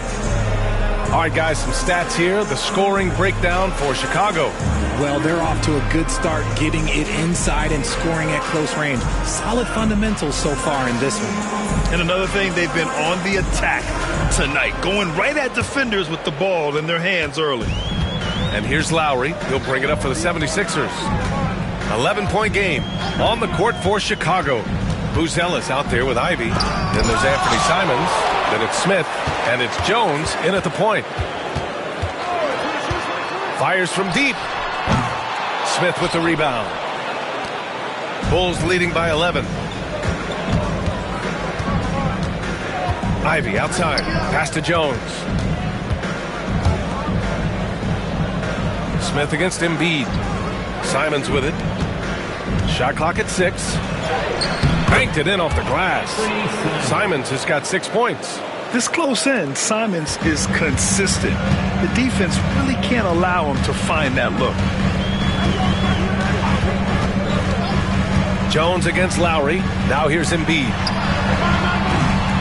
Three-pointer, no good. Just over a minute has passed here in the second quarter. Pass to Smith. On the wing, Simons. Smith against Embiid.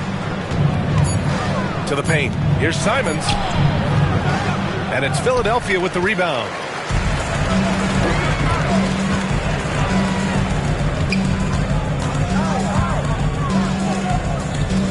Here's Embiid, covered by Smith. Embiid drawing the double team. Pass to Lowry.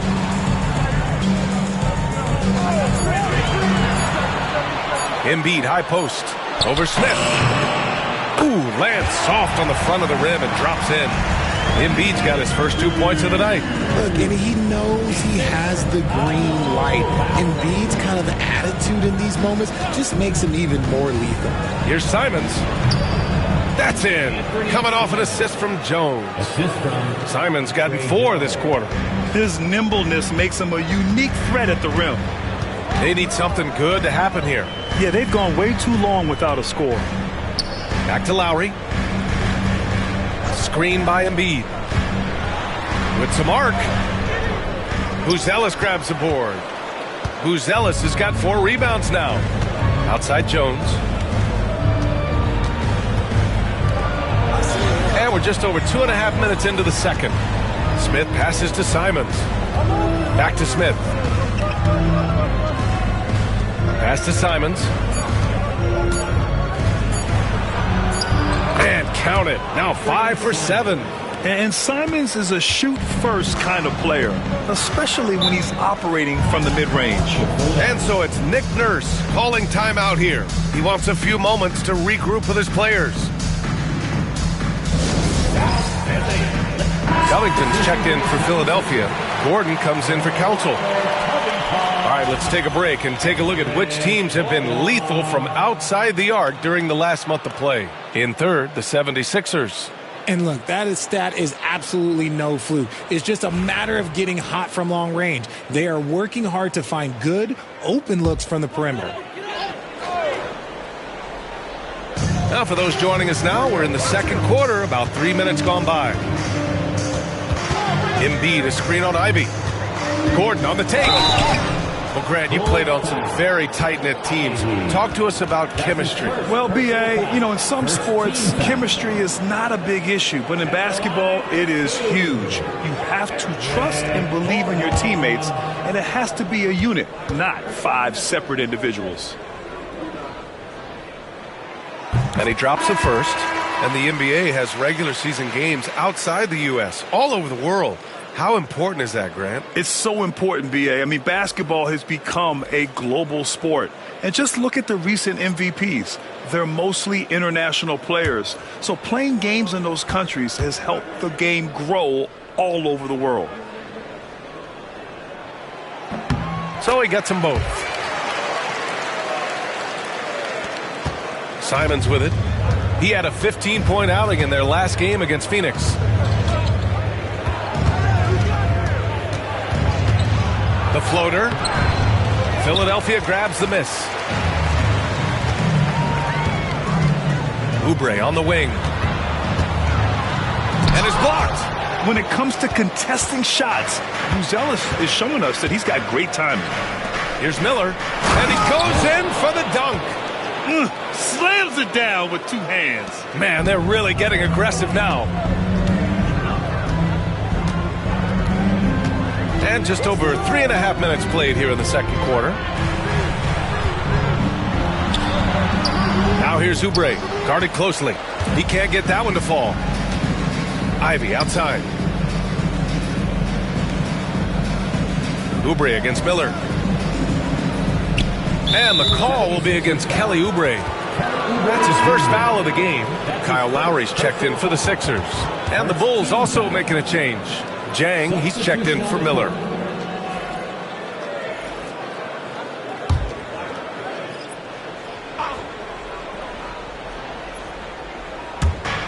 Pass to Buzelis. On the wing, Jones.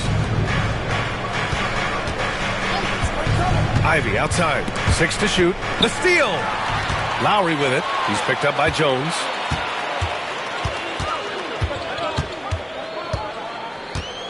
Oubre passes to Grimes. To the inside. Oh, look out! Joel Embiid with a power jam.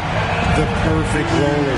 Joel Embiid can pop out and shoot, cut, make the extra passes. Really anything in that set. And he was fouled while in the act of shooting, so he'll take 2 free throws. And now a chance to see what's coming up for Chicago. On Wednesday, they'll be matching up against Kawhi Leonard and the Los Angeles Clippers. And then on Friday, they'll host the Toronto Raptors. And that game against the Pacers, that's where you have to bring your A-plus effort, especially when you know you're going to be facing a more talented team.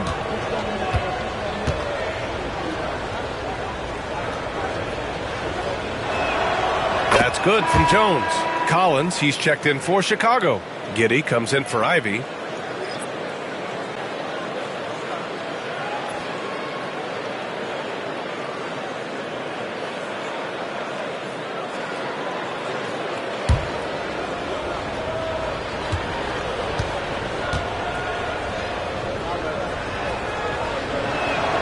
Jones hits them both. Here's Lowry. No points so far. Pass to Grimes. Outside Oubre.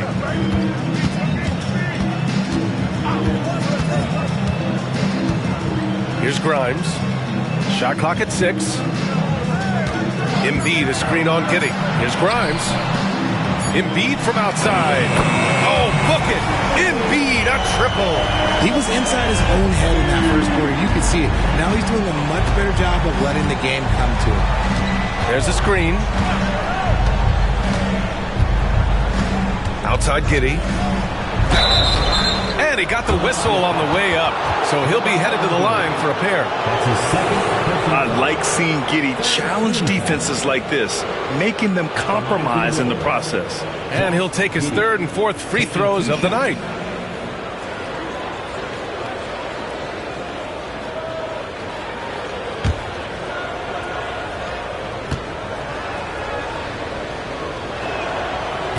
And he can't get the first one.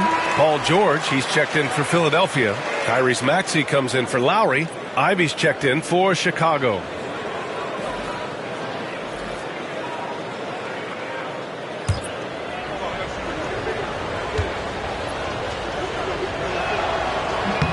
And he sinks the second.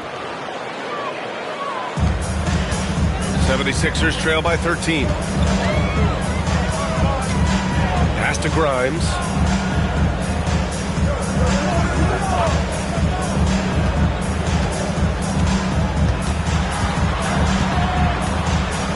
Outside Oubre.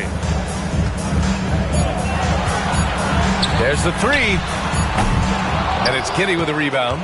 They are losing because he is struggling so bad, and he has not looked comfortable all game. The shot comes out. Good work defensively by Oubre. Pass to George. Outside Maxey.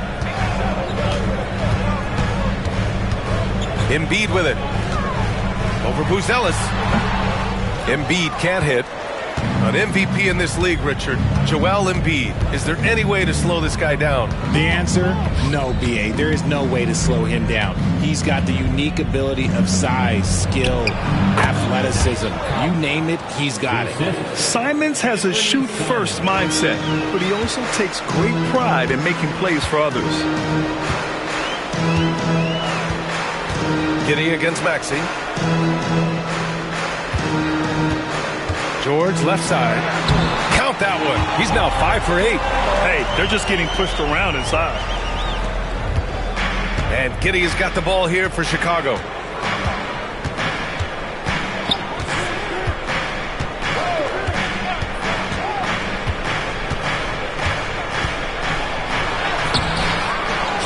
Ivy outside. This one for 3.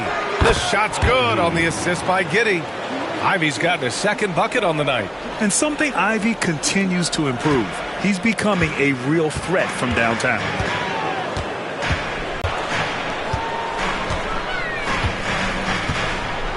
Lets a floater go. Blocked! Now here's Giddey. 9 points in the game. Gives us a chance to catch up with Allie LaForce. Brian, the Sixers' two stars make a great pairing. Maxey said of Embiid, since I was a rookie, he's had the ultimate faith and believed in me. And Embiid said of Maxey, he's something else. Always smiling with the same energy. Good games, bad games, always the same. People like that set the tone for everybody else. Brian? That's a good call, Allie. Thank you. And it's Giddey missing. 76ers trail by 14. Pass to Maxey. Pure from three-point range. Maxey's got 11 points. The number of threes are increasing for Maxey since he entered the league. He is getting more comfortable out there. And timeout is called by Billy Donovan. He's going to gather the troops and talk it over.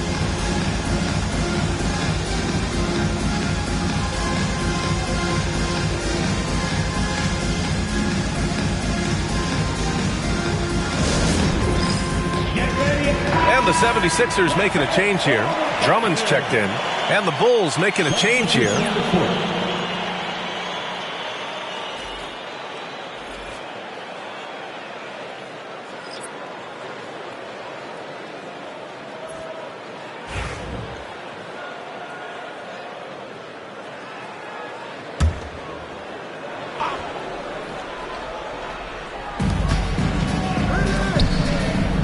Giddey against Maxey.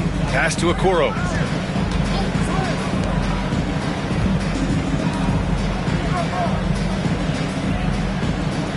Down to 5 on the shot clock.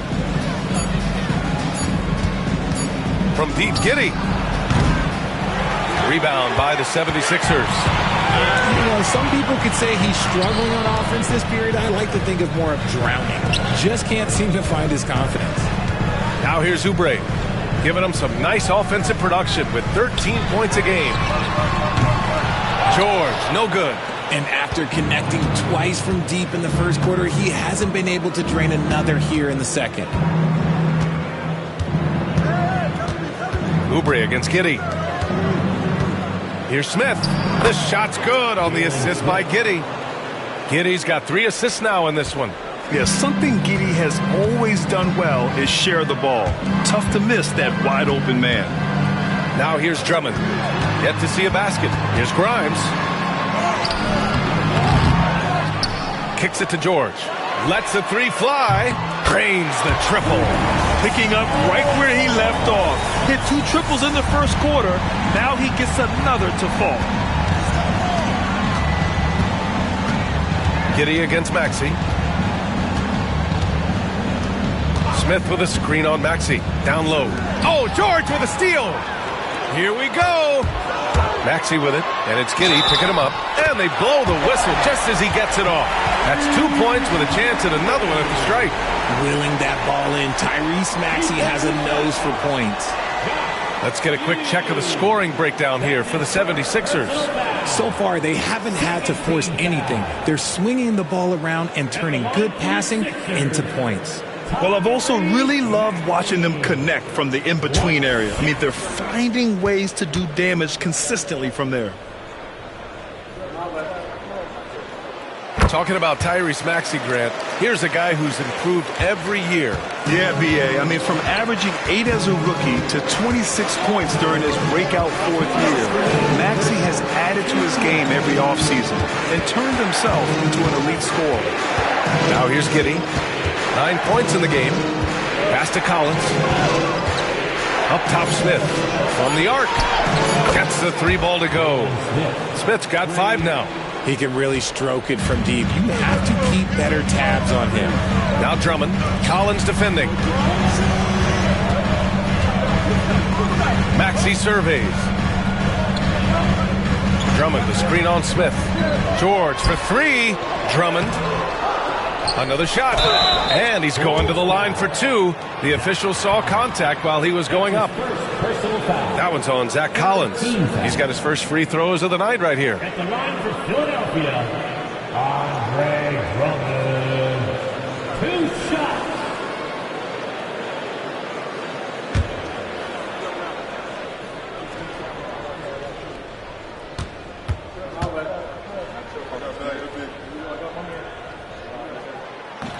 That free throw, no good.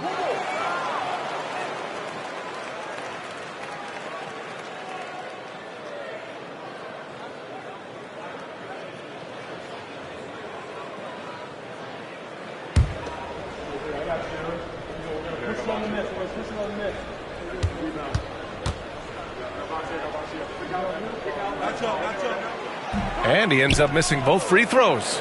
And give them credit for making a more concerted effort to get to the line this quarter. Pass to Smith. There's the three. And Grimes pulls it down. 76ers trail by 10. And here's Oubre. Collins defending. Back to George.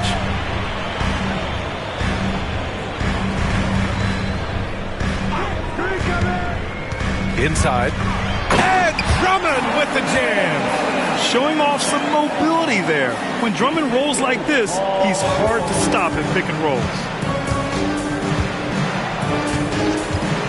Maxey against Giddey. He takes it in. It's hauled in by the Sixers. Drummond's got rebound number 7 tonight. To the middle. George finds Maxey. Here's Grimes. Drummond with the screen. To the inside. And the jam by Drummond. This is why you put the ball in his hands. An accurate pass hitting a moving target. Bulls leading by 6. Shot and game clock separated by 5. Here's Collins. That one falls. Nice feed that time from Giddey. Giddey's got his 4th assist with that last one. George against Smith. Ooh, lots of contact on the shot. So 2 free throws will follow that whistle. Yeah, such a skilled scorer. When George is looking to attack, it puts pressure on the D. These are his first free throws of the game. Paul George taking 2 shots.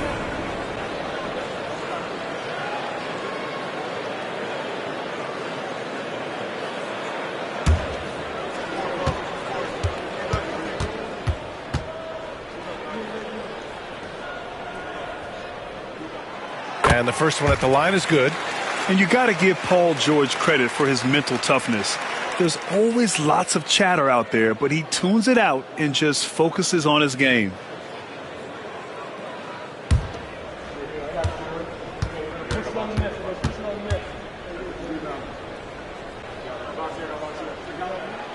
And he makes both free throws.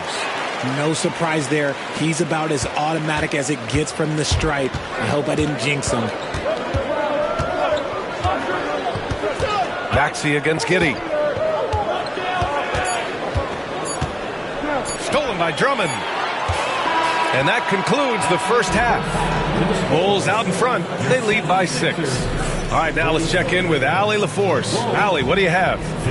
I'm here with Nick Nurse, and Coach, I saw you imploring your team to pick it up. Where do you need to be better in the second half? Well, we're not very good offensively right now. I think we're taking some okay shots, but we got to be a little bit more patient and keep moving it around a little bit. Need multiple paint touches rather than just one. So we just got to do a little bit better job of getting off it and relocating a little bit. Patience is a virtue. Thank you, Coach. Allie, as always, thank you. We'll be right back to begin the third quarter right after this.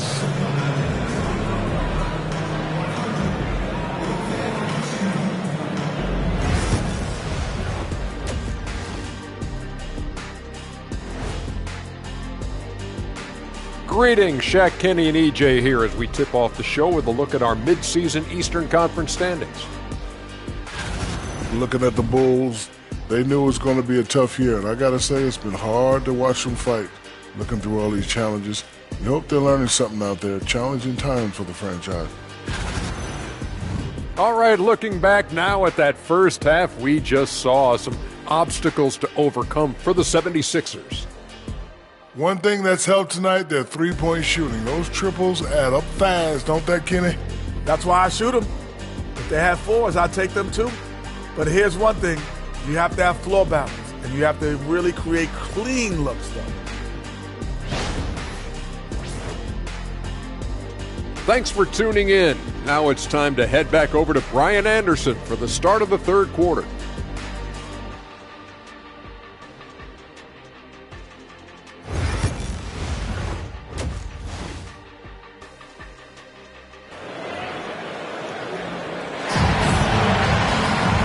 Second half of basketball is upon us, and we may be in for an exciting finish based on how close of a game we've seen so far. Paul George has been sensational. They've leaned on him to provide a lot of offense, and that's how he likes it. He always wants to be a go-to guy for them. I'm sure he'll be calling for the ball even more in this half.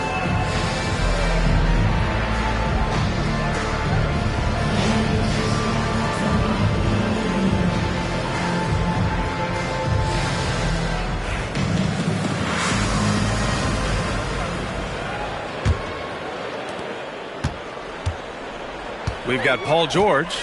Joel Embiid is out there with Kelly Oubre. Then it's Maxey, and it's Grimes in at the shooting guard position. That's the group for Nick Nurse getting going here in the second half. Looks like we're starting to see a pattern here. Not afraid to get in the paint and get wet. Up top, Giddey. Maxey covering. Giddey against Maxey to the paint. Oh, the dunk by Smith. So sick, the vertical ability. That was flat out awesome. He has that effortless knack for getting to the hoop. Now here's Maxey. Pass to Grimes. George outside. Launches it. Chicago with a rebound. Collins has got his 5th rebound in this one. Nice rebound. Trying to match the other team's intensity right now. Down low. Here's Sexton. The shot's good on the assist by Giddey. I imagine that might be discussed at halftime. That's going to be on the film. George passes to Oubre. Here's Grimes. Back to George. Shot clock at 5 to the inside. And what a breakout 4th year for Tyrese Maxey. Named to his first All-Star game in 2024, Richard. When the Sixers traded away James Harden, it really opened up things for Maxey. Gave him the ball more responsibility, and you know what? He showed up. Taking 2 shots.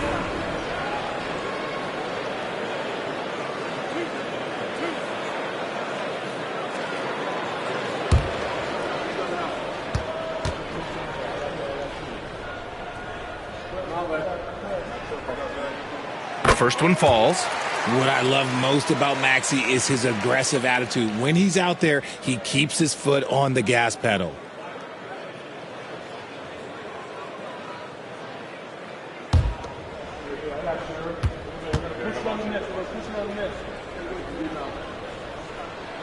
Both free throws good from Maxey. Right around a minute and a half played in the 3rd quarter. Smith outside. Maxey against Giddey. Okoro outside. Pass to Smith. Now here's Giddey. Collins with a screen on Maxey. Here's Giddey. Collins outside. From behind the arc. The rebound by Embiid. Embiid's got 4 rebounds now.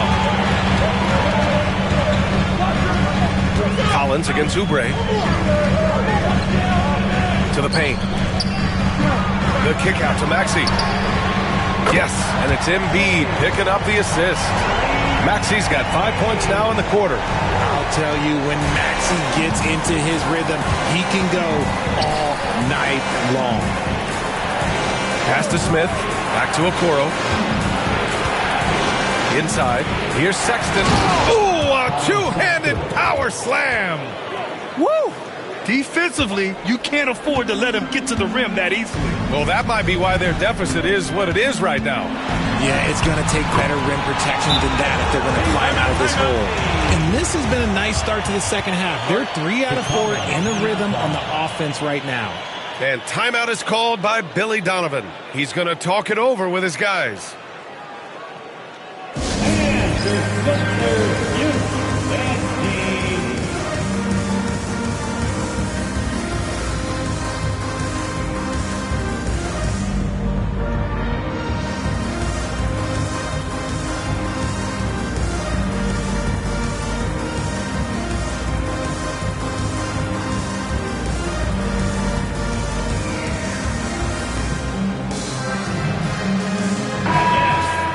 And defense is all about will and desire.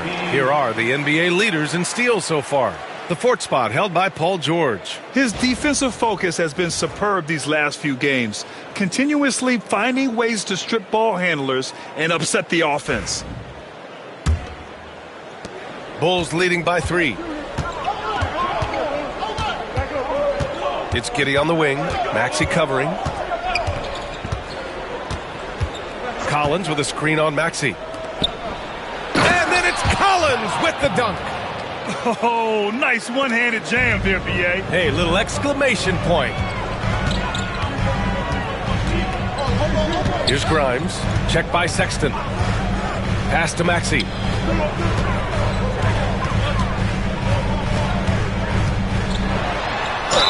And there's a whistle. He'll head to the line to shoot 2.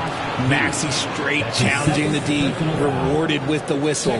He's made all of his free throws to this point. 3 of 3.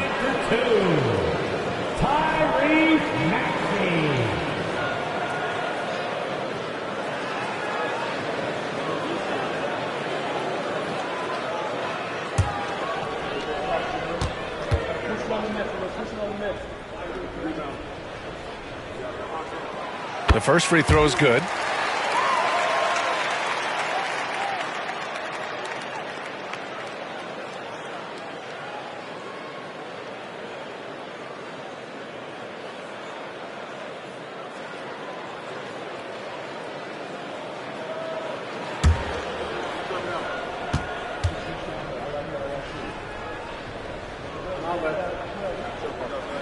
Both free throws good from Maxey. So it's Chicago now. At one point, they led by 16. Collins outside. To the middle. Sexton. And he throws it down. What a terrific lead pass. Never bashful about showcasing his athleticism. Sexton can really get up and finish.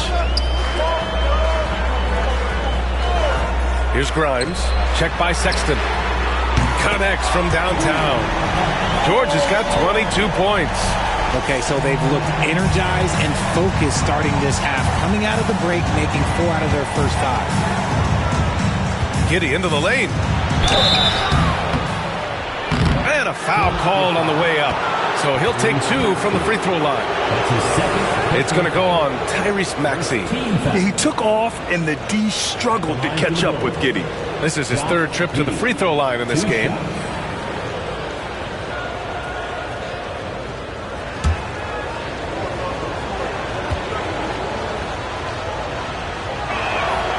First free throw is good.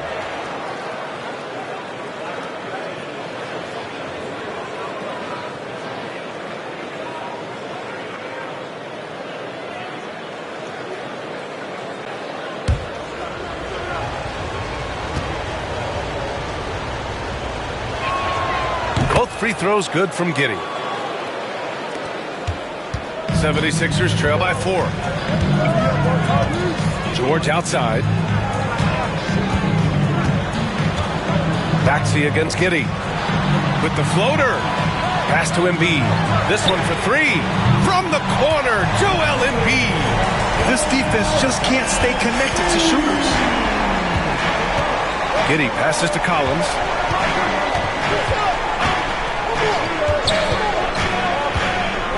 Okoro outside. Now here's Giddey. Maxey covering. 6 on the shot clock. Releases from 15. Ooh, a little luck that time as it drops.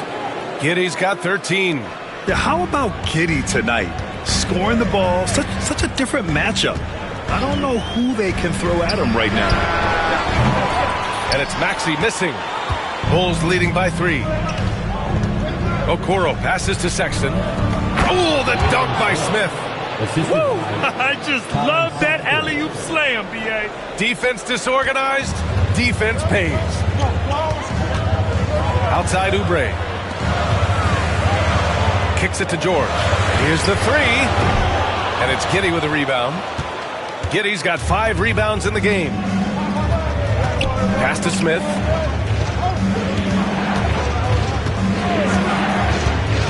To the paint. Here's Okoro. Oh, a nice one-handed slam right there. And one move ahead of the defense. A solid pick. And then the monster dunk to complete the play. Well done. Great chemistry on display. He understood where to put the screen in order to free up his teammate. Here's Maxey following the bucket by the Bulls. Rebound by the Bulls. Collins has got his 6th rebound on the night. Giddey passes to Collins. Oubre against Smith. Outside Sexton. Launches a 3. Ooh, he's found his rhythm. 7 for 10 and counting. Very consistent tonight at the offensive end. Right there, he helps fuel the fire. 76ers trail by 10. And so it's Nick Nurse calling timeout here. He'll take the opportunity to regroup. There's just a lot of wide open lanes to the rim here. That'll drive your coach nuts. Yeah, we can see over here. The coach, he has some choice words for his team. Words we cannot repeat.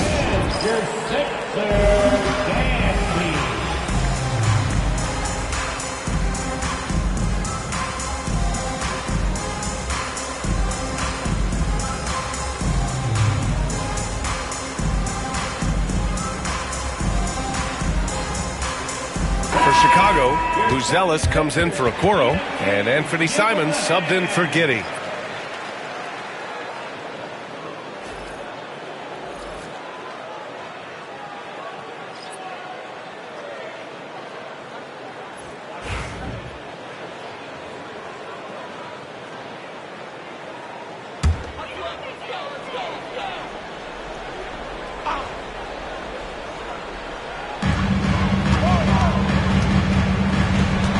Shot to stop the run. Sinks the tray. Man, they're having a hard time defending the triple. That's 3 in a row. And so it's Sexton who brings up the ball for the Chicago Bulls. At one point, they led by 16. Into the lane. And the bucket counts. And he is on his way to the line. He'll try to make it a 3-point play. That's his 3rd personal foul. 2nd team foul. All right, guys, let's get your take on the scoring breakdown for Chicago. I'm liking the throwback approach. They're making use of the mid-range area and inflicting major damage there. Yeah, another thing they did well was feed the ball into the paint. They really utilized their size there tonight.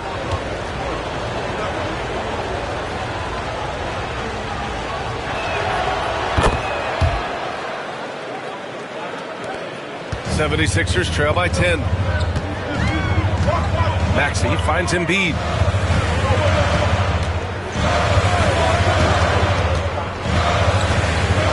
Pass to Grimes. Maxey against Simons. Just 5 on the clock. Maxey attacking. And he jams it home with authority. What you love about Max is he plays with so much energy, it's hard to keep up with. Bulls leading by 8. On the wing, Sexton. 18 points for him.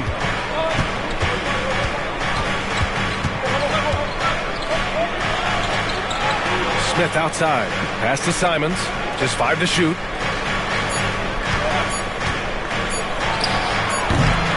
Here's Collins. And he battles for the ball. Gets the second chance bucket. Collins has got 15 points. You have to credit their effort. I mean, they've done an amazing job on the glass. Here's Grimes. Back to Maxey. Screen by Embiid. And it's Maxey missing. And the defense dodged one right. Shot from 12. Good as the jump shot falls. 5 points in the game. Chicago has gone 1 of 2 shooting from the perimeter since halftime. Here's Buzelis. Back to Sexton. On the break. Here's Maxey. And so he draws the foul, headed to the line to shoot a pair. And they've done well from the free throw line this half. No misses yet. It'll be his 4th time going to the line in this game. Tyrese Maxey. 2 shots.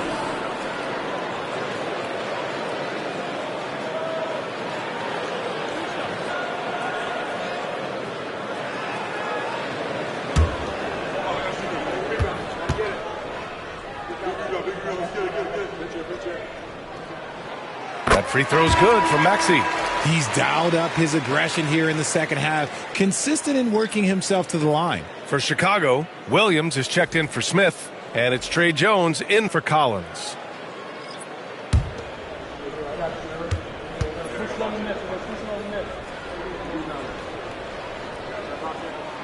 Both free throws good from Maxey. Chicago leading by 6. And here's Jones. He's averaging just around 8.5 points a game. Simons outside.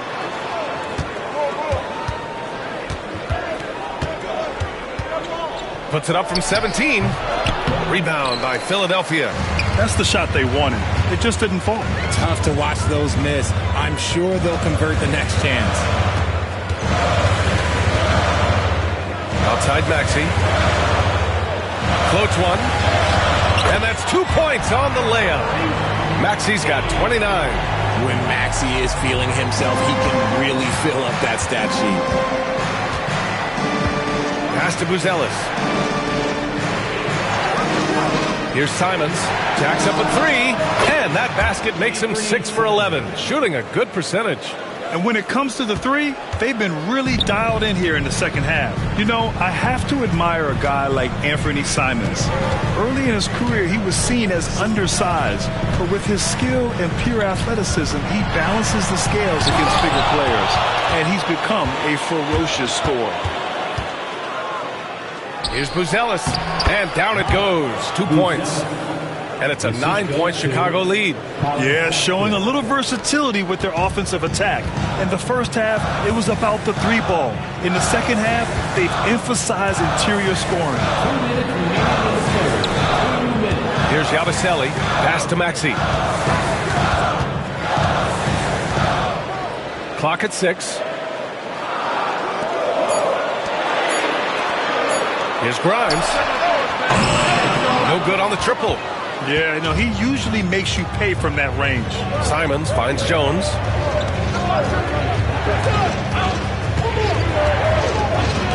And Tyrese Maxey gets the whistle that time.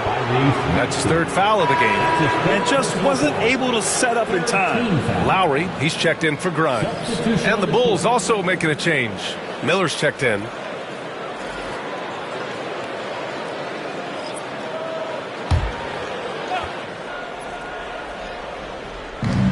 Outside Jones. Here's Buzelis. 5 to shoot. Here's Simons. Takes it inside. Drops in the layup for 2. Simons has got 15 points. I'll tell you, Simons can really book it. When he's at full speed, good luck catching up. Drummond to screen on Jones. A minute 4 left in the 3rd quarter. Pass to Drummond. They need this. Buzelis grabs the board. Buzelis has got 6 rebounds now in the game. And right now they're +8 in the rebounding category. That's helping them run away with this. Now here's Jones.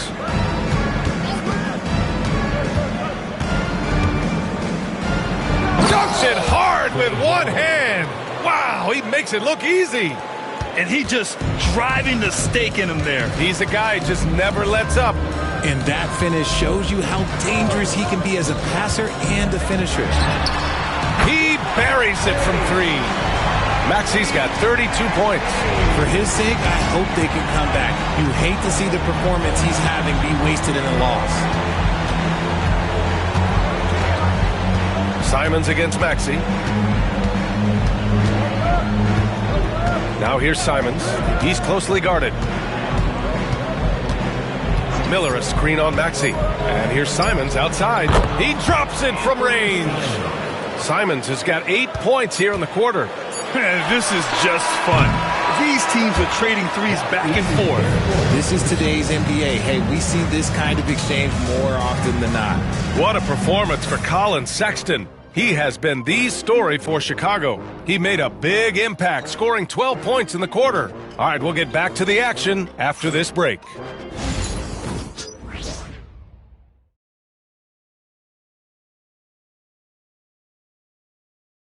And while we have a chance, let's go to our State Farm assist of the game.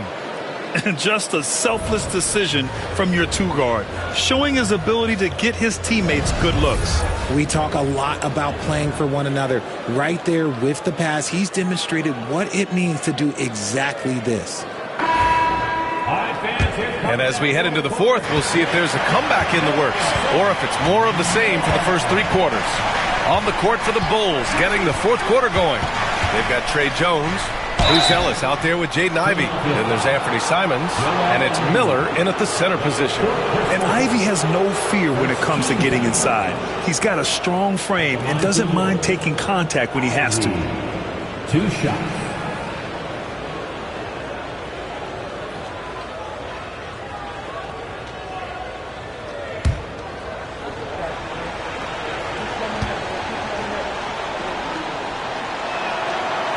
That one misses.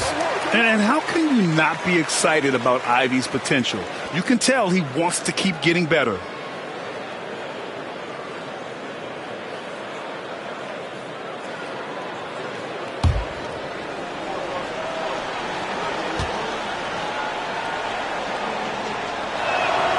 Good on the second one. And so Lowry will bring it up for the Philadelphia 76ers. They trail by 14. Pass to Embiid.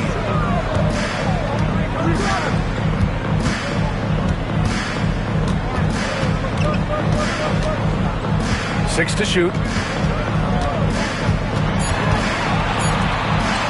Laid it in with a nice touch off the window. And that's the thing about a superstar like Embiid. He does have a score-first mentality, but he trusts his teammates. He knows when to make the right pass. Now here's Miller. Pass to Simons. And he drops it in from the low post. Simons has got 10 points in just the second half. 76ers trail by 14. Here's Yabusele. Embiid with it. Just over a minute played here in the fourth. From 13. Second shot opportunity. That's short off the rim. Bulls leading by 14. On the wing, Ivey. Three-pointer. That shot, no good. The 76ers have gotten just one shot to fall out of 3 attempts in the fourth. Pass to Lowry.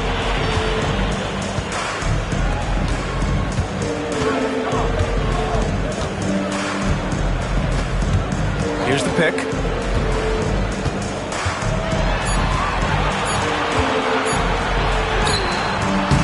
Chicago with a rebound.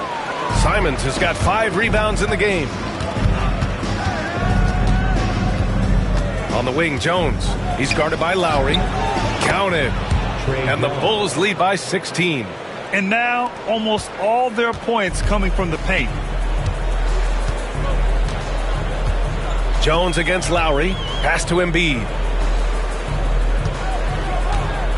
Shoots over Miller. A tad short, but it's good off the front iron.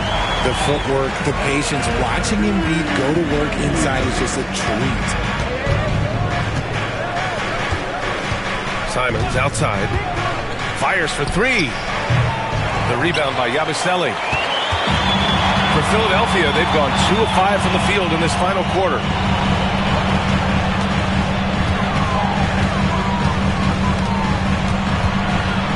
Embiid inside. Uses the glass on the layup. Embiid's gotten 4 this quarter. It's just one of those nights where he's been very good, but his team is losing, and that's just an odd feeling. Jones against Lowry. Simons outside. The 3. That's good. And it's Jones with the assist. Simons has got 13 in the second half. Yeah, such an assertive shooter. Simons has his feet planted and just hits it. Here's Yabusele. Back to Lowry.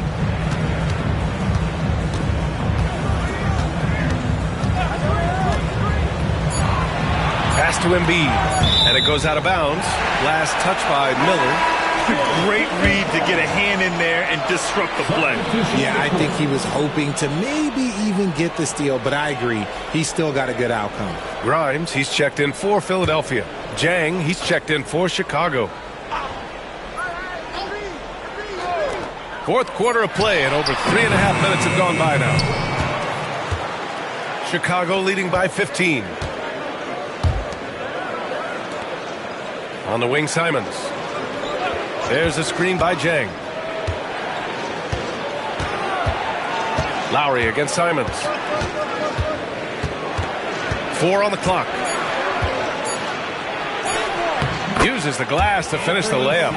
Simons got 25 points in the game. The 76ers have gotten 3 of 7 attempts in this fourth quarter to fall.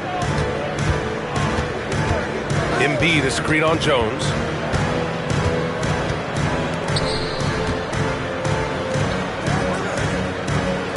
Now here's Embiid. The D's right on him. Just 4 to shoot. Over Buzelis. Philadelphia with another miss. Chicago's gone 1 for 3 in the fourth quarter from range. And he jams it after taking the nice feed on the run.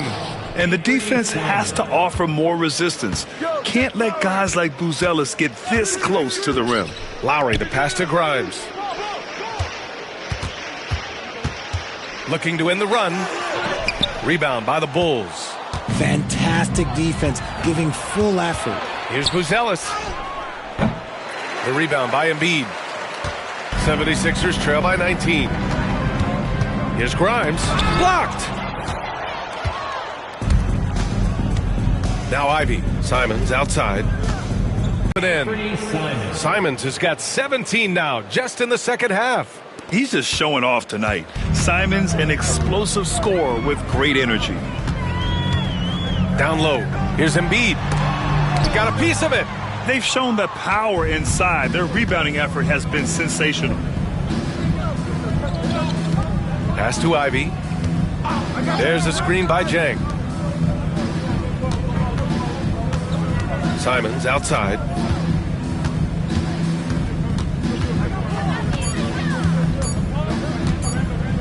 Puts up a deep 3. The rebound by Embiid. Embiid's got 6 rebounds here tonight. On the take, and a strong finish with 2 hands. Great job on the back end of the play. Yep, finished with both hands, making sure of it. And timeout is called by Billy Donovan. He clearly wants to talk it over and make sure everyone is focused.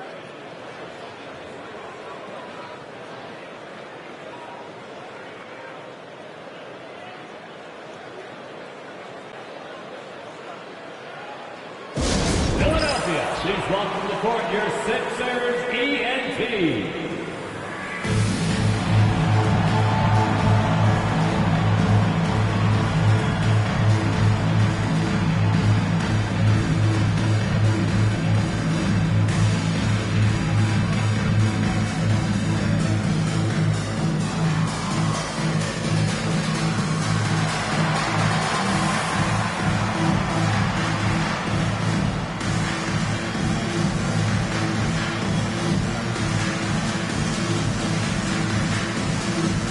Now a moment to present the New Balance Player of the Game. And guess what? This was his game all night. I mean, he tore through the defense and almost never took a bad shot out there. Really, a level of offensive consistency most players can only dream of. You know, the way they've been playing lately, they needed him to take on a bigger role. He gave them the critical boost they were looking for.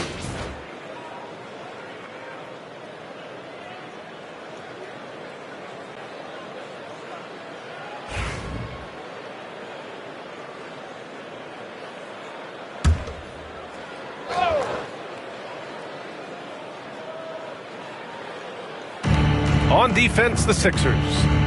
19-point game. Smith passes to Giddey.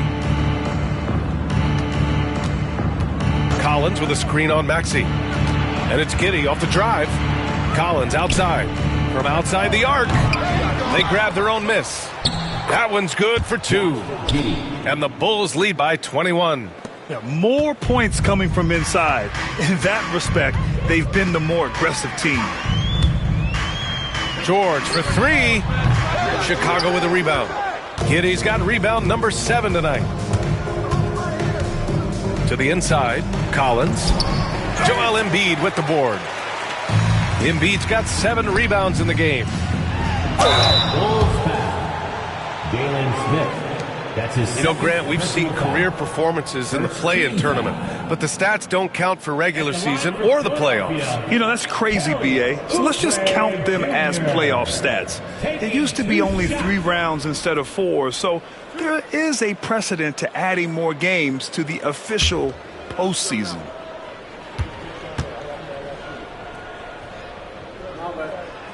And he makes the first.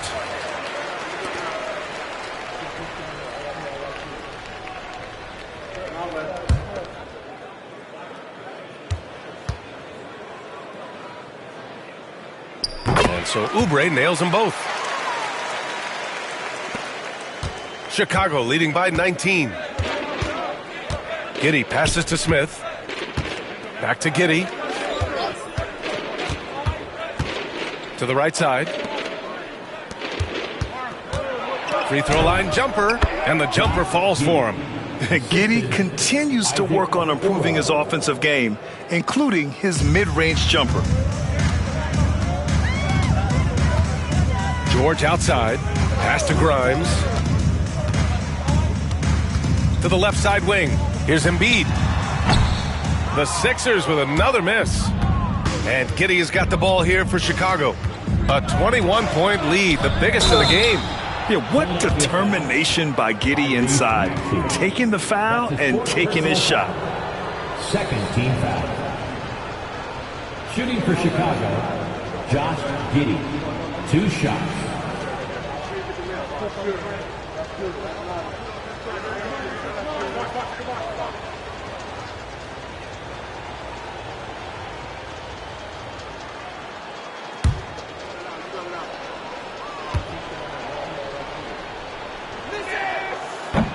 That free throw good from Giddey. Well, Grant, with this new media deal, more broadcasters for the NBA. You're right, B.A., and the league benefits economically. Hopefully, more innovation on the broadcast side, too, and a chance to even reach new fans as well. Both free throws good from Giddey. George with it.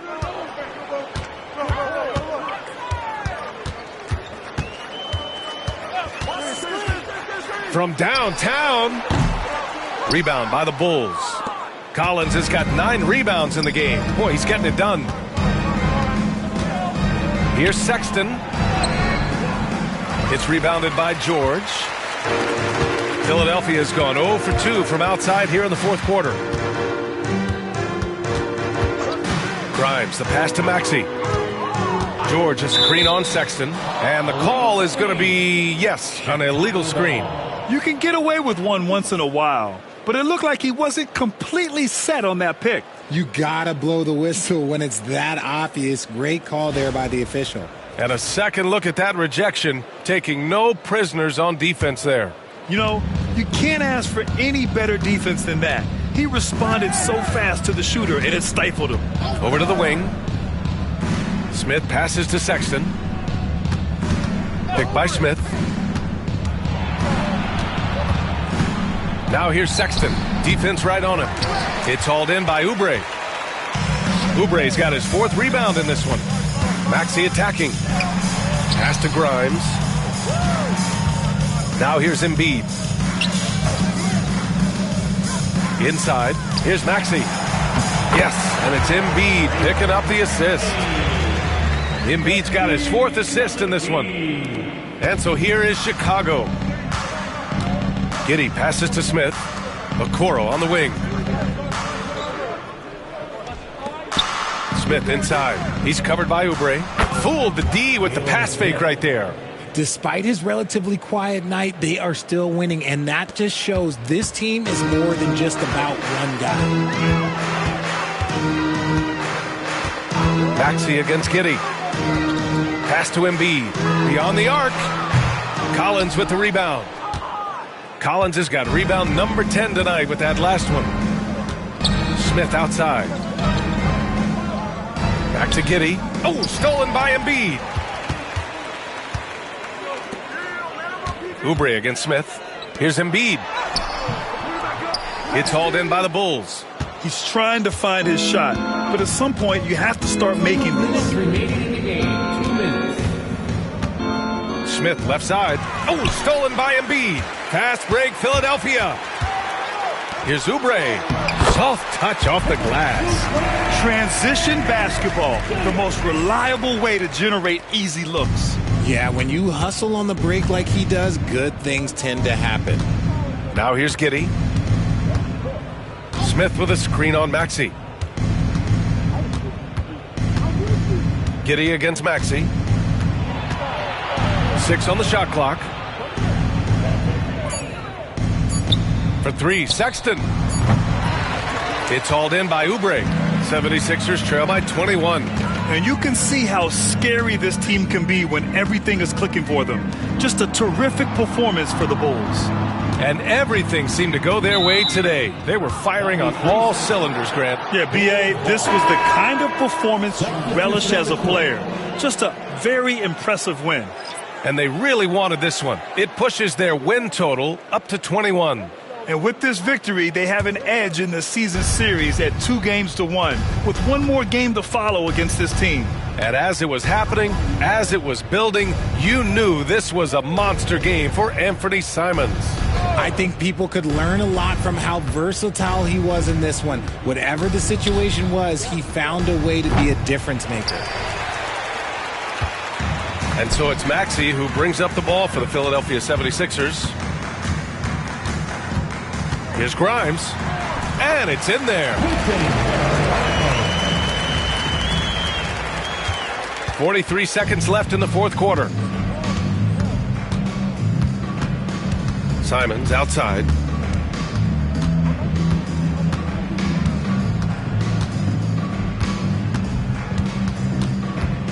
Outside Jones. Shot clock at 6. Williams a screen on Maxey. Jones from outside gets the 3 to fall. They really came in with the right mindset today. I can guarantee you their flight home will be filled with some smiles. And as it should be, to be this dominant on another team's floor, but when you go home, you're going to go home feeling good. And he's coming off a huge performance, and his confidence couldn't be any higher. And his coach knows that too.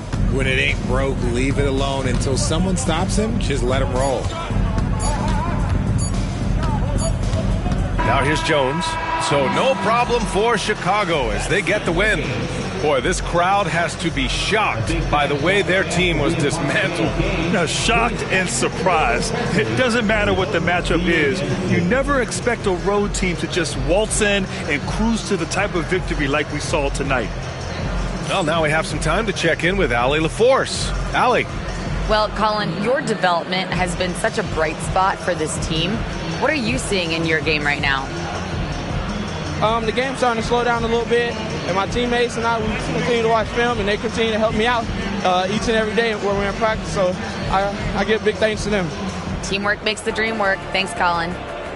All right, Allie, good stuff there. Thanks for that. And that'll wrap it up, folks.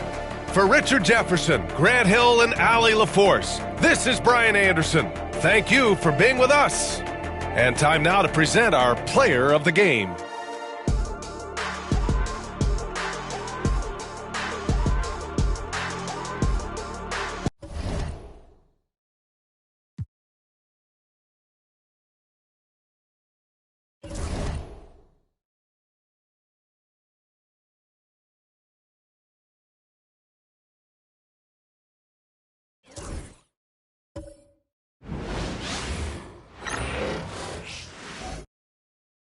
And out here getting loose, guys going through some drills. We're almost at game time, folks.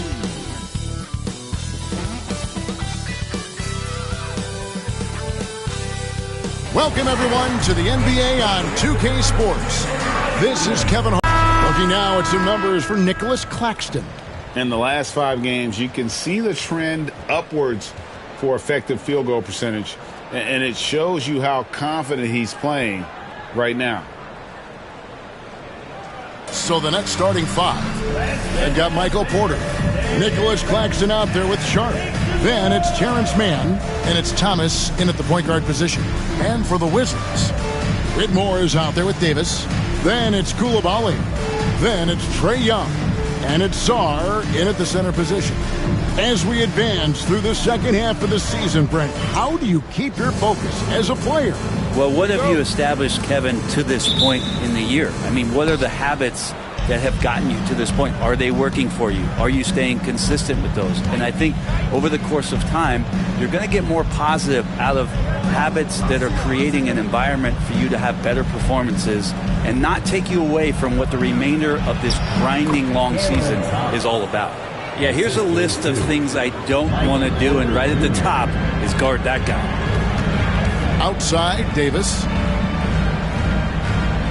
Davis with a screen on Thomas. Young drives in. Played in with a nice touch off the glass. And what makes Young an all-star caliber player? Well, he can beat you with the jumper and the bounce. Thomas passes to Sharp. Back to Thomas. Pass to Claxton. Now here's Thomas.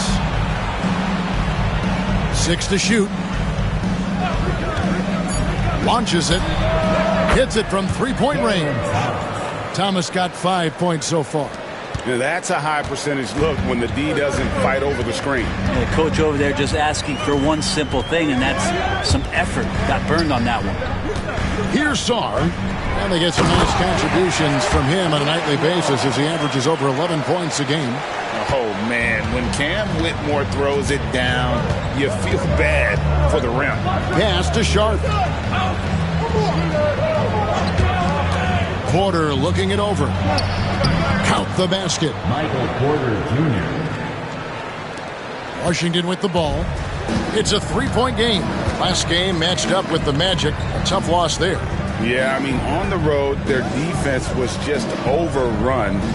Couldn't match the intensity of the opponent, and it cost them. Well, let's hope there isn't any carryover from that letdown in this one. Good work there as it goes.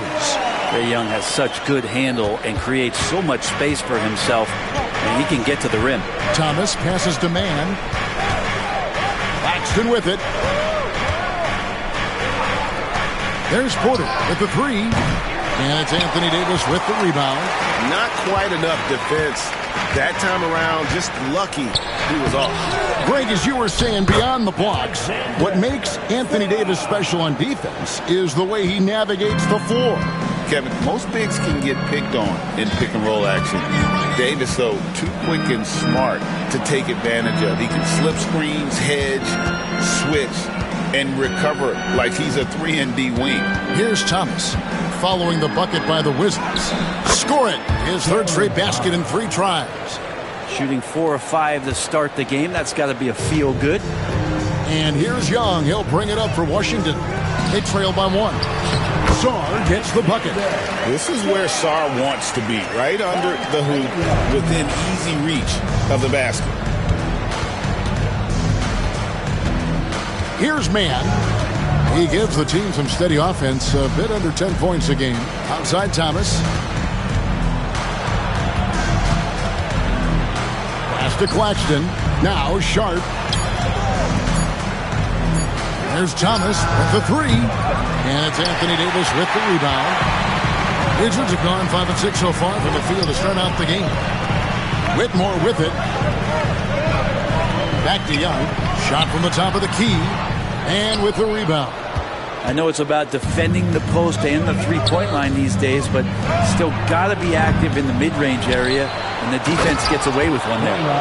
That's what he gives you, a big-time presence on the glass. And you know what, Greg? Once he gets his hands on it, he's not even thinking about kicking it out. Well, his competitiveness right now is why the teammates love him. And we've got a timeout called by Brian Keefe. He's made the decision. He wants to huddle up with his guys.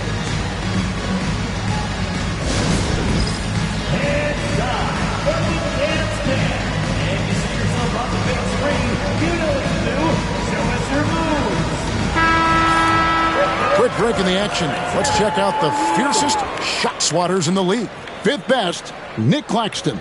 There aren't going to be many nights when you don't see him affect the game with his shot blocking ability.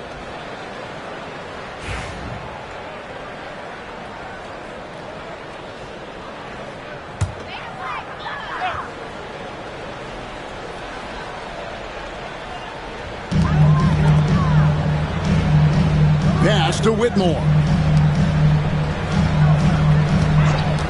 It's Young on the wing. His last outing with 20 points. Young against Thomas. Here is Porter. That one falls, coming off of Thomas's feet. Porter's got his second bucket of the game to go. Porter showing just great body control that time, taking the hit, but he keeps his eyes on the rim. That helps him score and finish. Young goes up and lays it nice and easy. And those are the kind of nice inside looks they've gotten here in the first half. Man passes to Claxton. And here's Porter. Lets it go from deep. Buries the long-range jumper. Porter's got 7 points. Now that basket must be widening out right now. He's making almost every shot he's putting up this quarter. Here's Whitmore. Defended by Man. Here's Young. And that'll be 2 free throws coming up. Officials on the call with the foul. We're talking about Trae Young here, GA. What stands out most about him to you? Well, Kevin, I'd say just how confident he is, right? He plays with that unique energy and swagger. I mean, you love him if he's on your team and can't stand him if he's playing against you.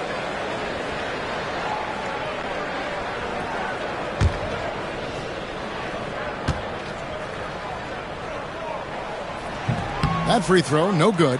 And one of those guys, Brent, who can take over a game, sometimes from beginning to end, is Trae Young.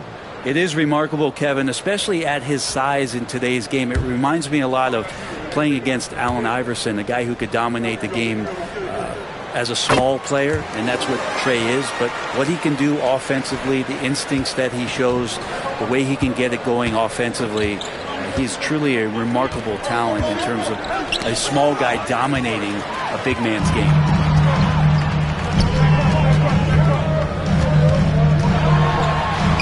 Looks good, is good. Bucket number 4 from the field. He's taken only 6 shots. Great job by Young there, not settling for a jumper and getting that ball close in. Man with it. Still yet to score.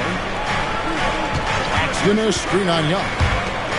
And Claxton throws it down. Love the assist. I mean, he knew exactly where that bounce pass had to be to create that opportunity. Pass to Coulibaly.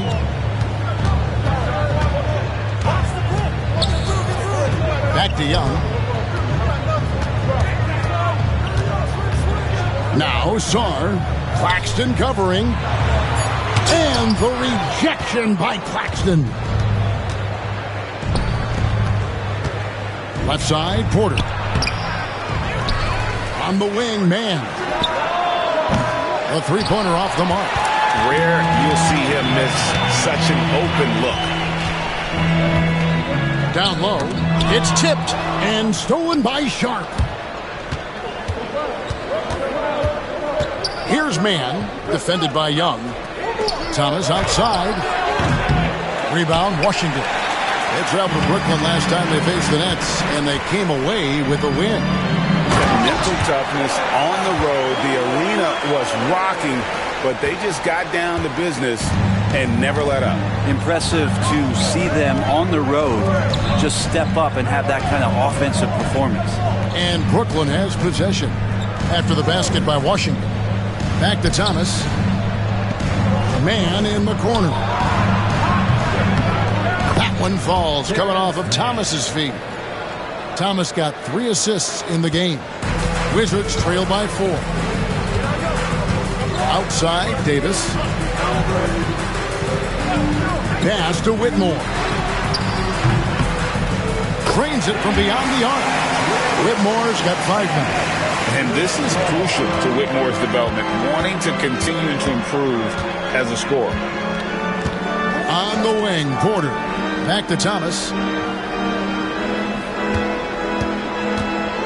Piston a screen on Young. From deep, Thomas, and the Nets another three. Flat out taking the game over, and there's no way he's going to give it up. Davis with a screen on Thomas. Here's Young. Gets it to drop, and now he's shooting at a 5 for 8 clip. Pretty much all of their buckets coming from inside the paint now.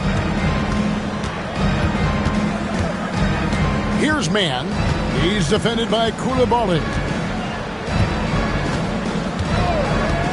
Now Mann driving the lane, and that one clearly a foul. Gets the whistle, and 2 shots coming up. And the way the Wizards like to play, Greg, you can expect them to get out and run. Yeah, they're young, and they can fly, right? They've got speed and athleticism to get up and down the floor. They'll push the tempo as much as you allow.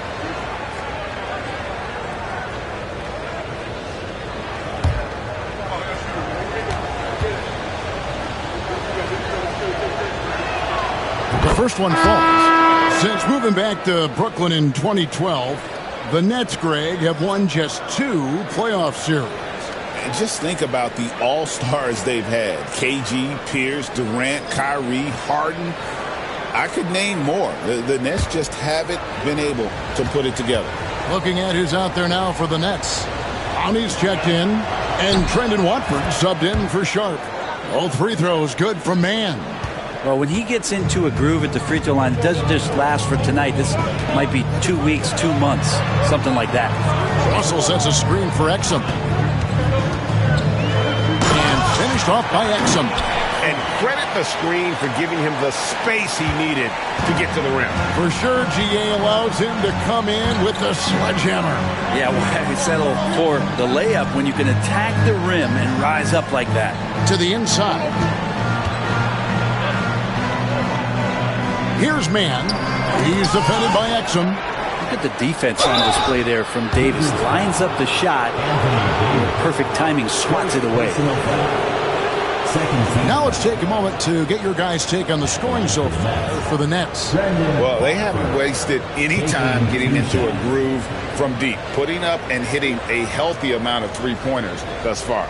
Well, I want to add also the damage that has been done on the inside. It's a lot of rubble in there, but they're continuing to go right at the defense. First free throw is good. GA, when it comes to the Wizards, they have a pretty spotty track record over the past decade. Kevin, it's tough to get things right in the draft. Plus, they have just had poor lottery luck, only selecting higher than 8th once in the last decade.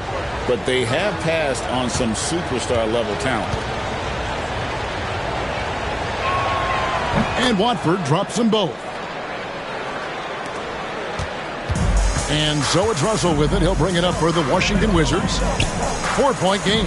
It's time now to hear from our Hall of Fame reporter, David Aldridge. That's the latest, David.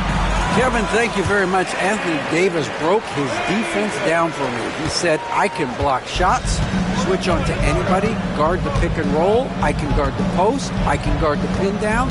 So that's my ability. My ability defensively is to do everything. Kevin? And he does everything. David, thank you so much. There's a little bit of pressure on him, but not enough to cause him to miss a shot that's in that close.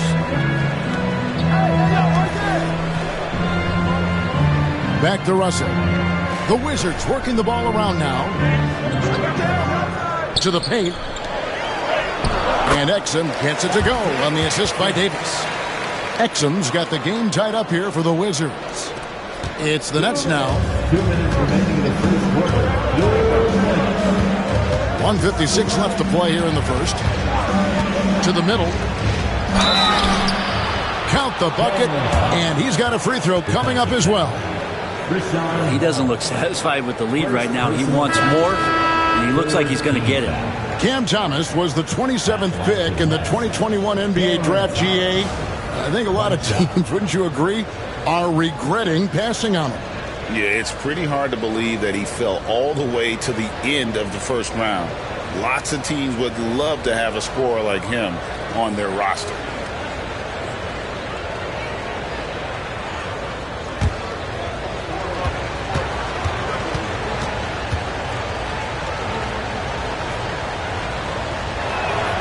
Free throw good, Thomas.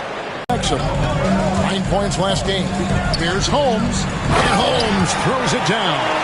And Holmes doing his part in the pick and roll, created that space and then found a look. Pass to Watford.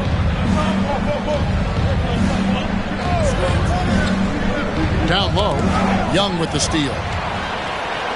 And now the fast break. Exum with the ball. Young with no one around. That doesn't go in. Had a chance, though, to take the lead. Here's Williams. He's defended by Exum. Now, here's Thomas. He's got 13. That one is good again. He's 6 straight from the floor with the basket. Making the easy shots and the tough shots. He's on top of his game. George with a screen on Thomas. Young for 3. The rebound by Watford. They time it right. They can end this quarter with a 2 for 1. And that's how you want to end the quarters. Johnson can't get it to go. Wizards trail by 3. Exum passes to Young. Here's Champagnie. Back to Young. Pass to George. Shoots the 3. A rebound by the Nets. Coming off that loss against Philadelphia. You know, I don't like to use the word shock, but that was a shocking result for me. Nobody saw that one coming. To lose to that team was surprising enough, but to get blown out like that. Yeah, that's a bit of a head scratcher there. That was a case where every single thing that could have gone wrong for them, oh, it showed up. George with the screen on Thomas. 2 on the clock, and the shot goes in. Young's got 13. And obviously his momentum from the last game has carried over here tonight. And the coach pretty smart for zoning in on him and giving him opportunities to stay with that confident play. Cam Thomas getting it done for the Nets. They kept going to him again and again, and he delivered with a monster quarter. We'll return shortly.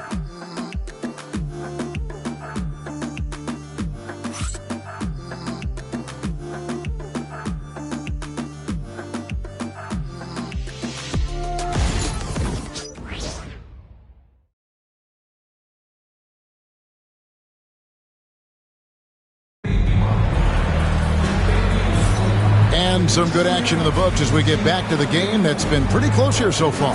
And guys, what stands out to you from the Nets in this one? Coming in hot. They were sharp from the perimeter right out of the gate. They just couldn't seem to know what it was that they needed to do and how to stick them from outside. The defense pretty lost.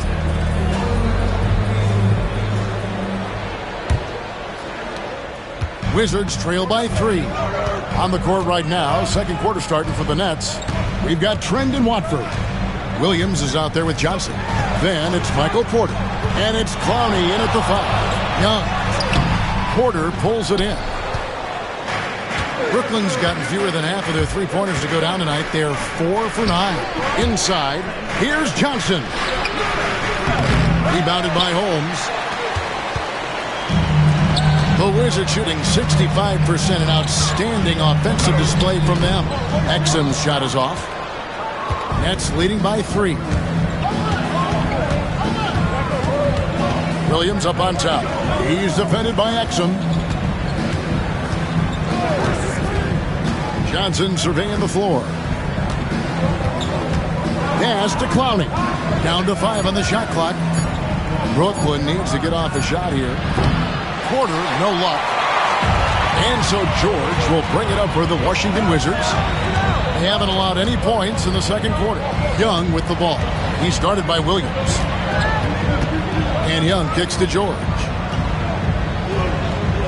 Holmes, that's a screen. To the inside. And Holmes throws it down. And getting the positioning he wants and finishing. Love to watch Holmes work on the inside. Johnson against Young. Johnson outside. Porter finds Johnson. Over Young. Johnson can't hit. Washington trailing. George passes to Holmes. And we're about 2 minutes into the second quarter. That gives them the lead. George has got his first basket of the night. The NBA scoring explosion, Brent, hasn't slowed down. We're getting record-setting offenses, it seems like, every single season. Yeah, Kevin, lots of factors going into that. Obviously, more three-pointers being taken and figuring out the math of the game. But let's give credit to the players and the work that they're doing in the off-season in terms of getting better with their skill to be able to shoot that basketball and seek out the most efficient shot on the court. Now, Exum, after Keon Johnson's three-pointer that didn't go.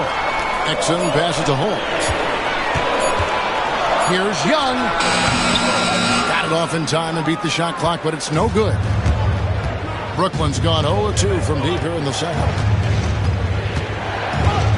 Pass to Watford. The three.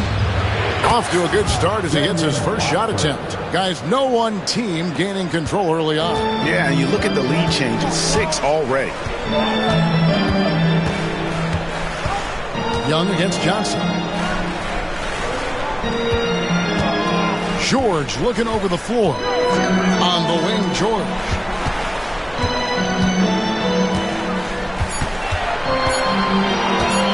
Over Watford. Here's Holmes. Fouled on the shot and picks up 2 points. So one free throw coming up. And defensively, guys, they've been unable to shut down the middle. And he's got his first chance at the line here. Yeah, he's at 81% from the line. And when we've had a chance to see him, he's had great form and continues to look confident. Looking at who's out there now for the Wizards. Sarr comes in for George. And it's Koulibaly in for Exum. Nicholas Claxton's checked in for the Nets. Mann comes in for Williams.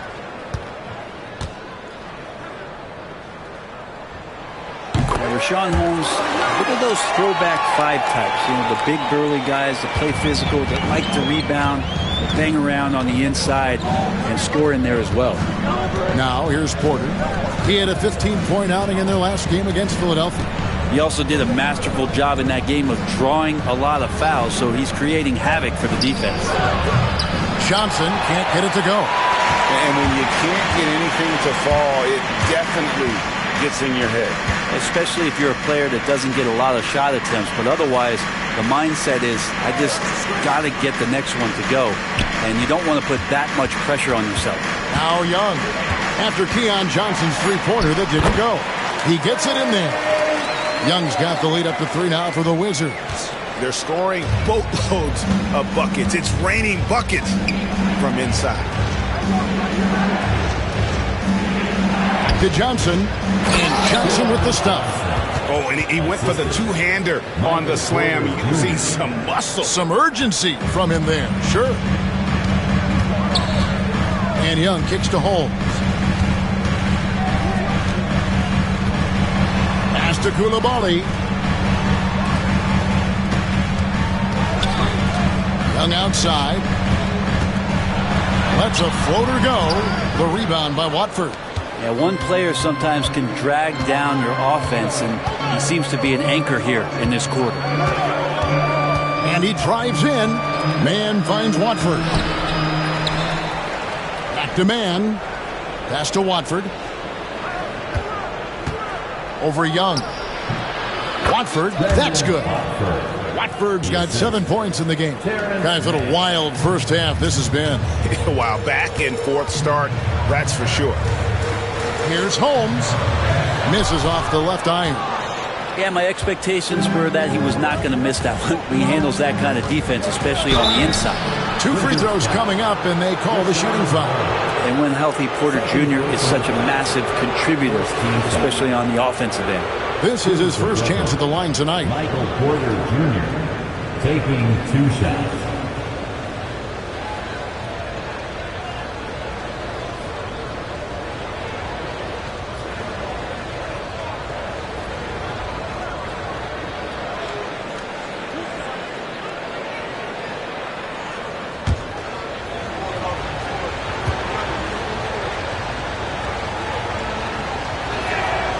Free throw good. Porter. Michael Porter Jr., just one of those guys that has a versatile scoring menu. Terrific at executing at all 3 levels. Aaron Sharp, he's checked in for Brooklyn. Thomas comes in for Johnson.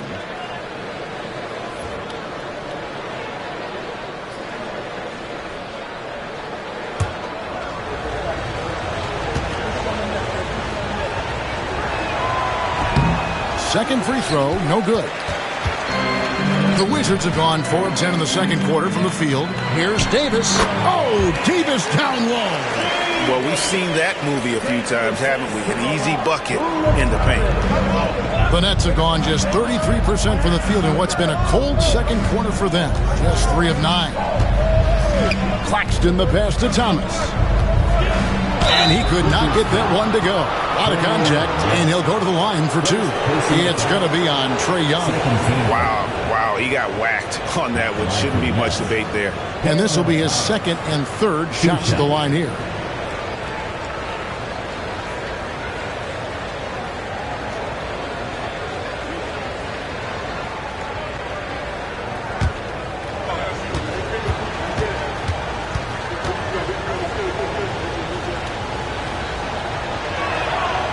Free throw good from Thomas.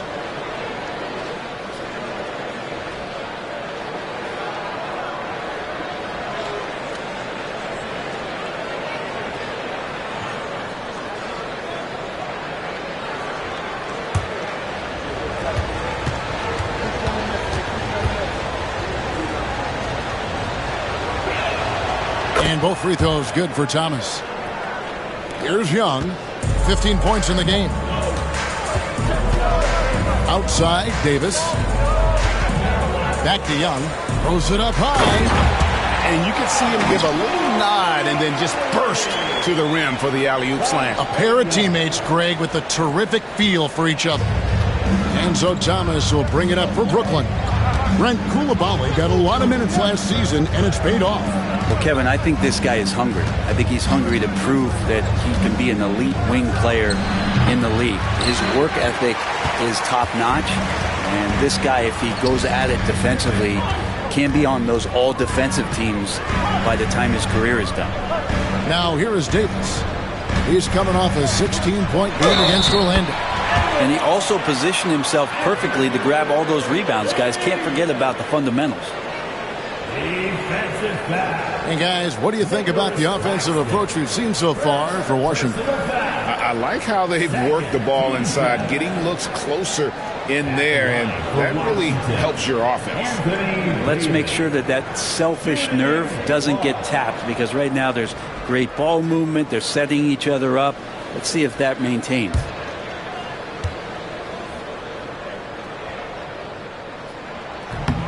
And one of the best big men in the game, Davis, continuing to prove how dominant he is. Here's Mann. He's defended by Coulibaly. Pass to Sharp. It's stolen by Davis. In the corner, it's Whitmore. And that one falls, coming off of Davis's speed. Davis has got his third assist on the night. Here's Mann. 5 points in the game. Now Claxton. Thomas with it. Got a piece of it. And now here comes Young leading the break. And there it is for him. And now an 8-point Wizards lead. And it just seems that every pass they make is leading.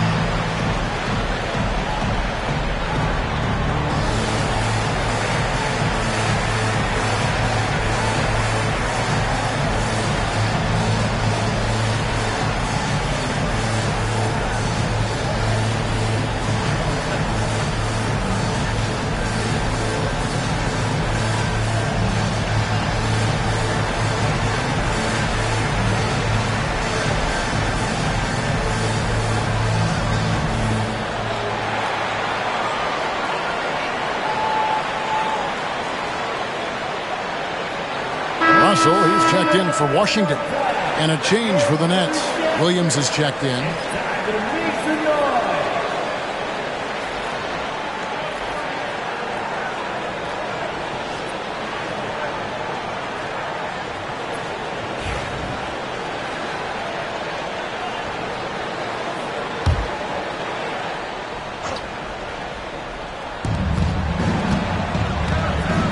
Pass to man. Will it go? And again, no good by Brooklyn. Washington leading now by 8. To the paint.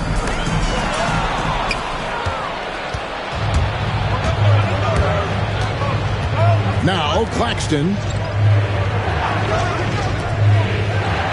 Here's man.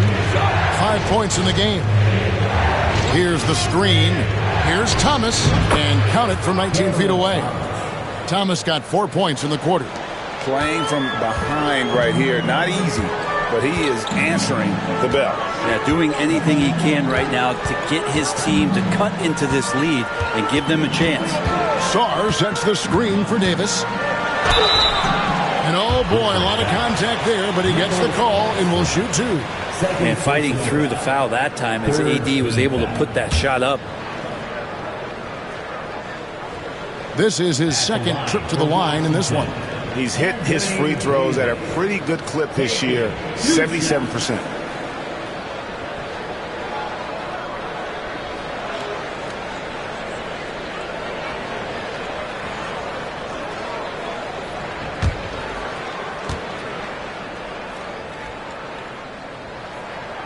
That free throw, no good. I think as fans, you always want to see the best in the league healthy. Anthony Davis out there tonight, and the NBA is just better when AD's playing.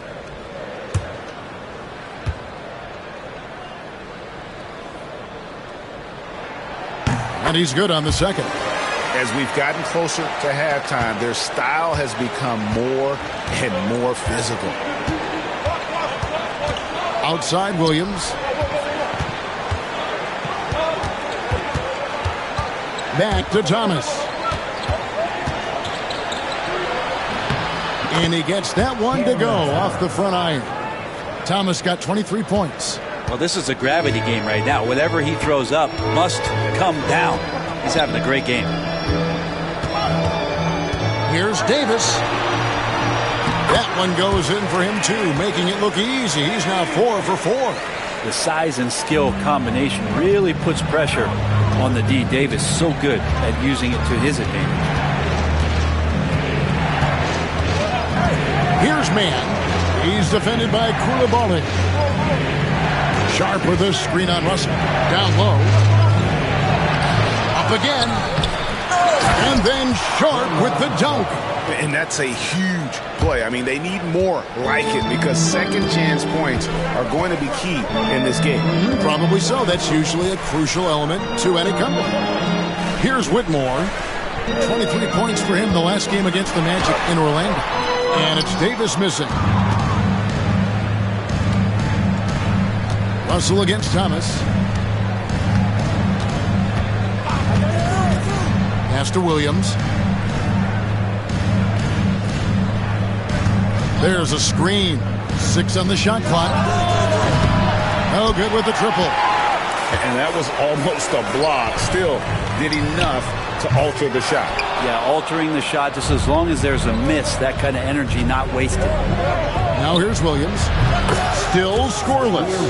And they've got to talk to each other on D there. Miscommunication, and now he's able to make them pay.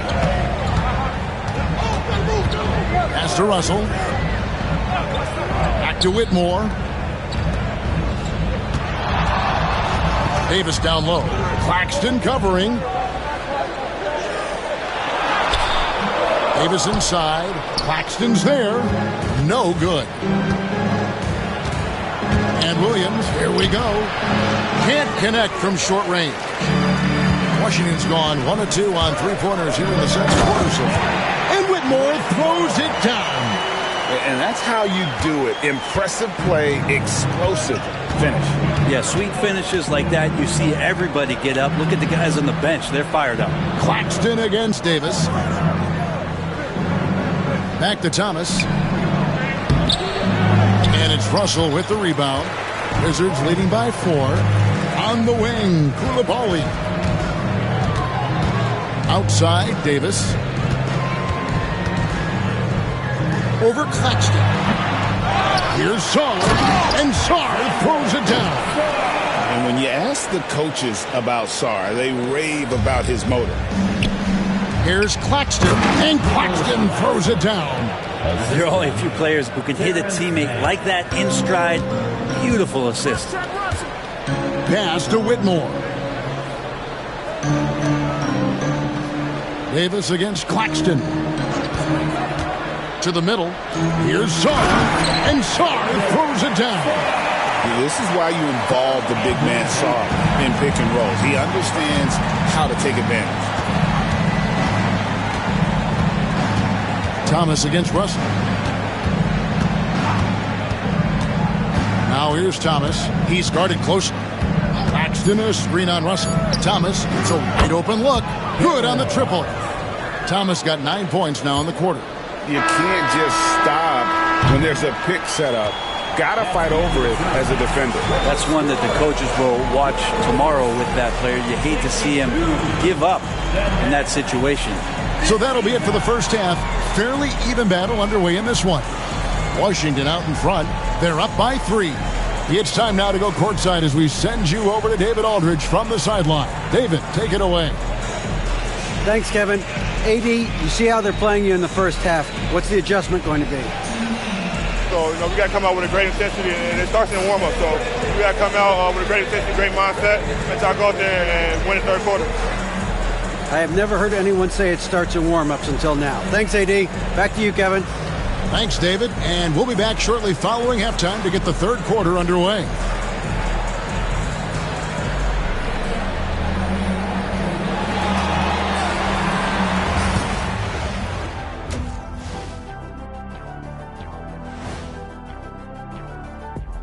Welcome, everybody. The Washington Wizards in our featured matchup, and what a competitive half it's been.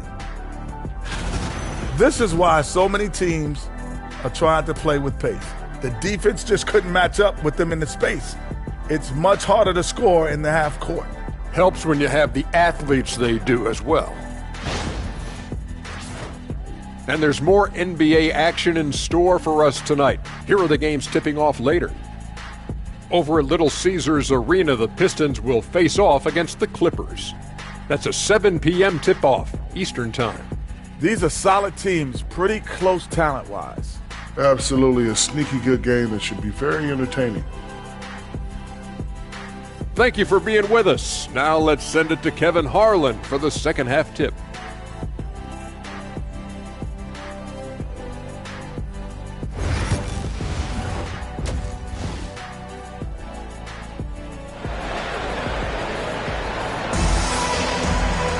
And we're halfway through this one. Plenty of basketball left in a game that's been fairly even so far. We've seen Cam Thomas really having a great game. And the bulk of his damage so far has come from the perimeter. A lot of threes early on. Yeah, he keeps tracking down those spots behind the three-point line and finding some open opportunities.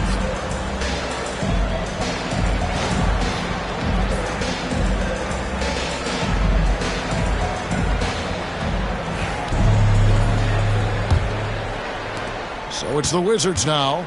3-point lead. Young is out there with Koulibaly. Then it's Sarr. Then it's Anthony Davis. And it's Whitmore in at the 3, the small forward. So that's who Brian Keefe starts the second half with. Here's Thomas. Following the basket by Trae Young. Back to Thomas. Over Young. And a kind roll that time off the rim as that one falls. Thomas got 28. Mid-range, plenty of room for that release. He's going to take those all day long. Pass to Whitmore. Off target with his 3. Looks like the game plan is they're willing to give him that kind of shot. It worked out for them this time, but if they give it to him again, I bet 3 points are coming. Claxton inside. He's against Young. And he's fouled pretty hard on that shot, but he's got the chance to pick up the points at the line. It's going to be on Alex Sarr. He is 3 for 3 from the free throw line. Cameron Thomas at the line for 2.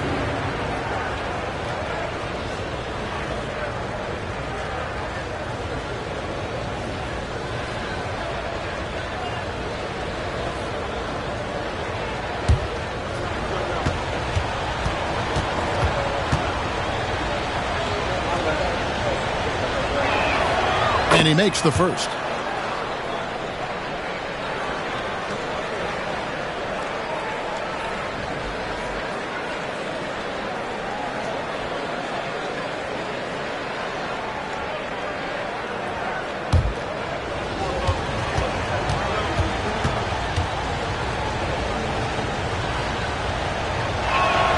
And both free throws good for Thomas.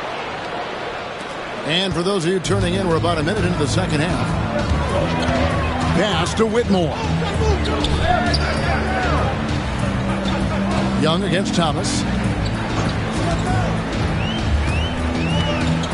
With some arc, and it's laid up and in by Young. Young's got 4 points this quarter. That is a tough shot there. Trae Young's such a small player. He needs that floater in his arsenal. Man passes to Thomas. It's deflected. Sharp defensive instincts from the rookie. Sarr using those long arms to knock that one away. Davis looking for an opening. Pass to Young. Takes the three. They get it again. Goes back up. And Davis can't get it to go. Nets trail by 3. Right side, Porter. Man passes to Thomas. Busts the J after the cagey pass fake. Thomas got 32 points. And so it's Young who brings it up for the Washington Wizards. They'll be playing host to Portland for their next game. That'll be the latter half of this 2-game homestand. Coulibaly finds Young.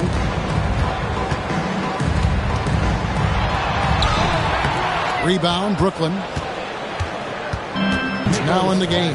As we approach the fourth quarter, still anyone's ball game. Yeah, neither team able to create much of a cushion. Coulibaly with it, defended by Man. And it's Brian Keefe calling timeout here. He wants to make some adjustments to the game plan, clearly.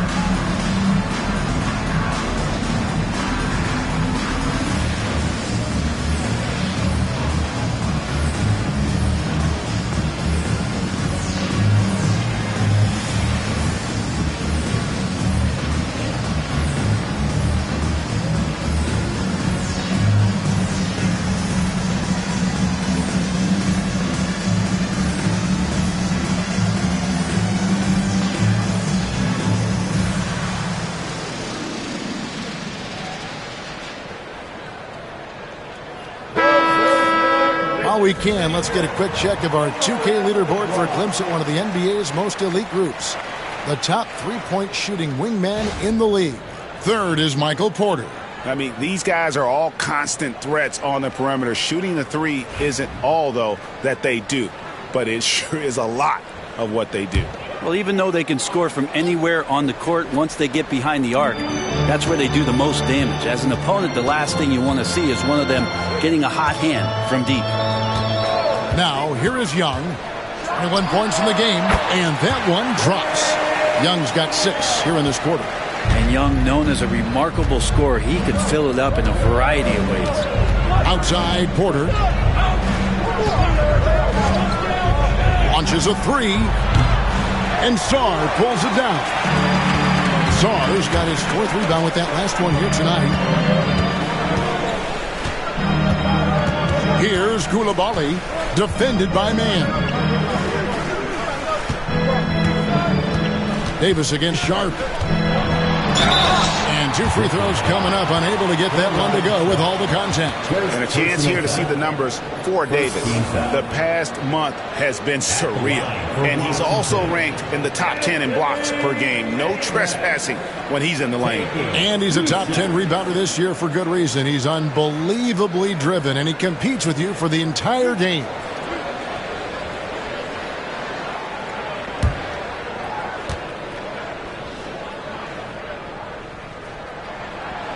And the first one at the line is good.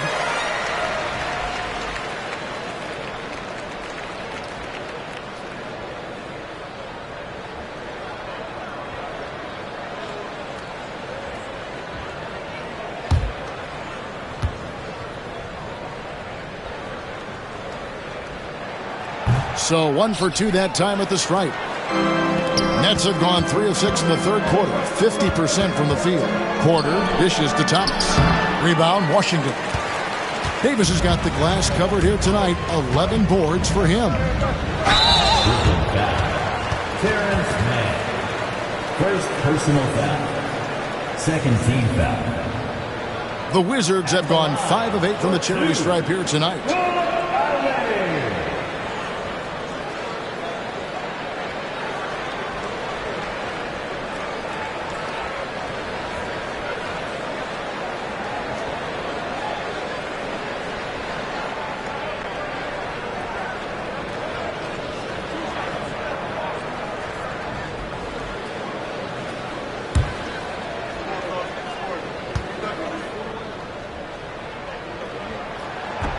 That's good from Coulibaly.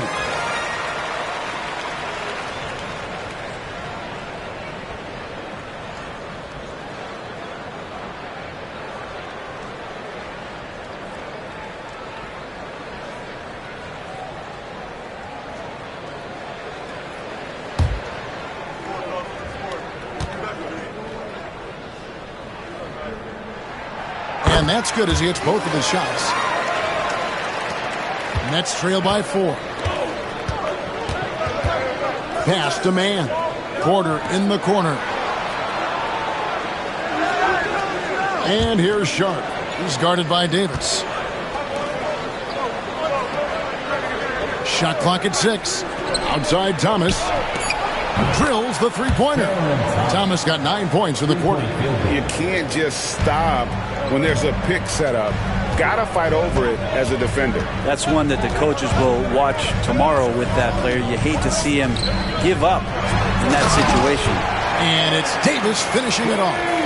AD gets near the rim and it's lights out. The Nets have gone an even 50% from the floor here in the third quarter. 4 of 8. Davis against Sharp. Here's Claxton, and Claxton throws it down. Kevin, he is tough to stop when he gets to the rim. Yeah, Greg, he can get up a few notches higher. Pass to Whitmore. Unloads from 9. The rebound by the Nets.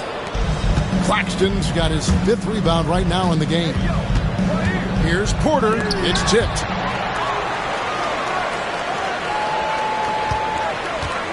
Outside Thomas.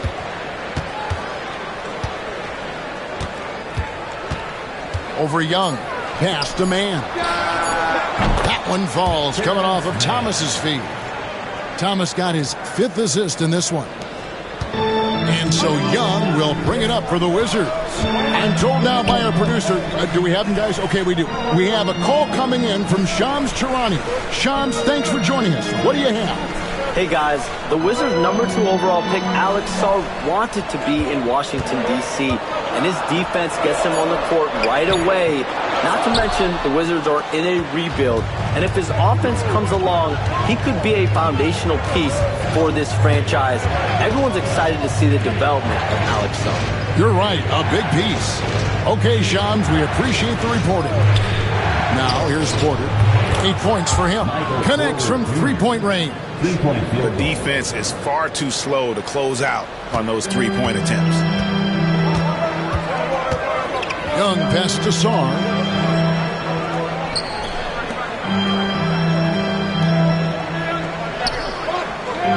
Here's Whitmore, guarded by Porter.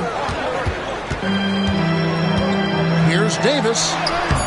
And nothing is falling for him right now. Nets leading by 5. Outside Thomas.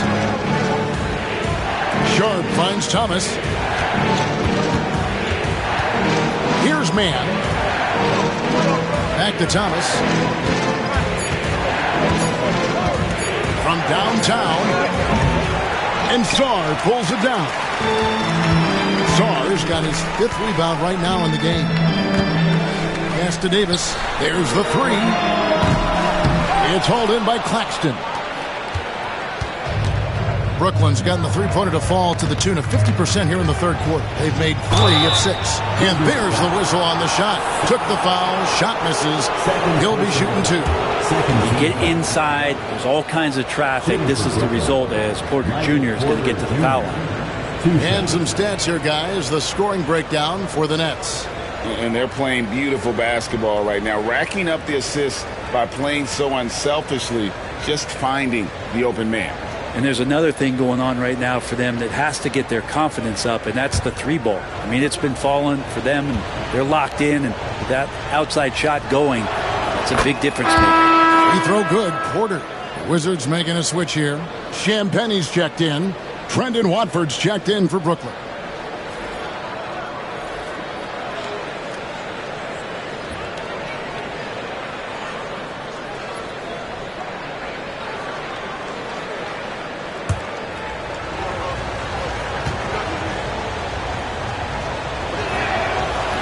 And he can't hit the second. This shot's it's not there right now with this team leading. Perhaps, let's focus on some other areas of the game. They set the pick. Here's Champagne. Bangs home the trifecta. No way he's going to pass that shot up. The D is way too far back and relaxed in getting out on it. Into the lane. And contact on the shot, so he'll be shooting free throws here. Here's a look at what's coming up for Washington. On Wednesday, they'll be playing against Damian Lillard and the Portland Trail Blazers. And then on Saturday, they'll be matching up against Mike Conley and the Charlotte Hornets. And for that game against the Jazz, there aren't many other meetings that are as evenly matched as this one. Both teams can give and take punches, and this one, I think, is going to come down to the wire. First one falls for him.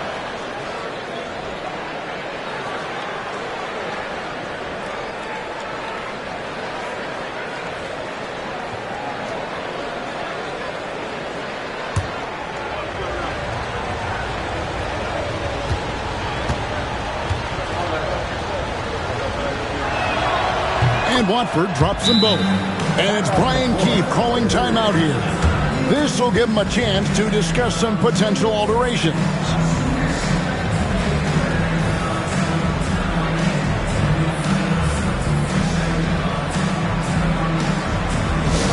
Easy battle. Welcome to the floor. Wizards High Squad.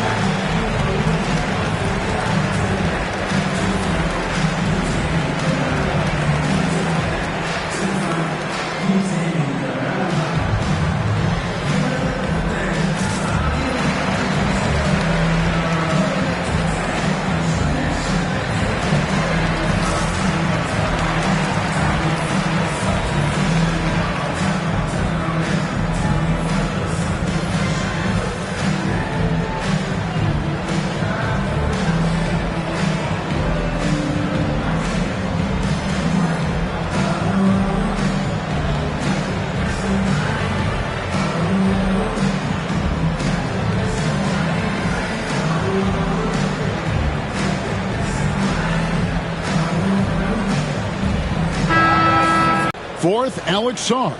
He is showing a willingness to get in there and get physical. I mean, the coaches have to be pleased with his tenacity in the interior.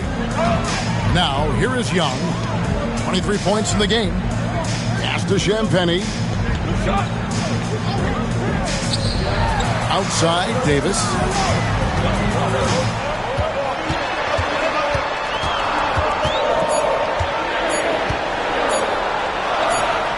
And the shot is good, dropping in off the front of the rim. Davis has got 15. You don't want to give a bunch of these mid-range jumpers to AD because he'll get in the rhythm and he'll bury you. Here's Mann. He's defended by Coulibaly. And he gets the whistle. 2 free throws coming up. It's going to be on Alex Sarr. Yeah, the defender all over him. And it'll be his 4th time going to the free throw line in the game. Taking 2 shots.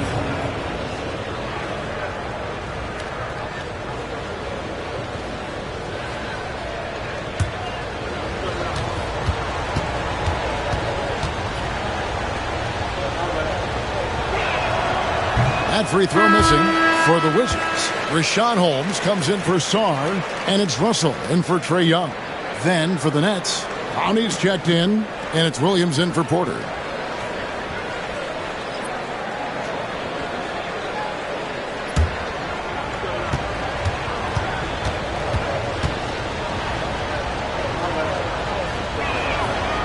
That's off as well, so he misses both. And for him, that is an ugly trip to the line. Rarely do you see him do that. And Russell gets it to go. Yeah, there's not a lot of spots, at least in the last couple of years, that we've seen that Russell is not confident in firing it from. Outside Williams. Here's Mann. He's defended by Coulibaly. Thomas passes to Watford. That's good. And it's Thomas picking up the assist. Watford's got 4 points this quarter. Now catching the lead pass at full speed, terrific anticipation, and the delivery on time, on target. Holmes, good. Holmes got it all tied up now for Washington. And this is why you see Richaun Holmes at the very top of those field goal percentage leaderboards at the end of the year. Mann with it. He's got 8.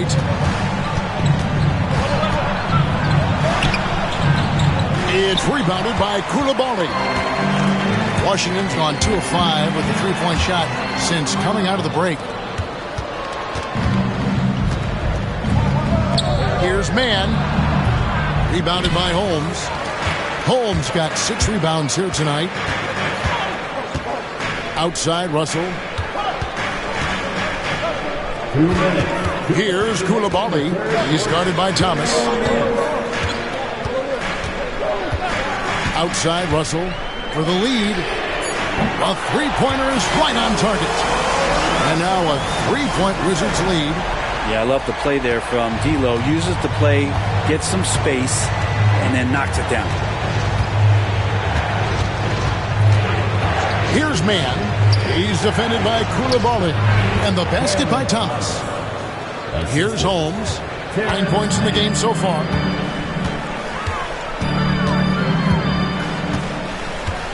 Down low.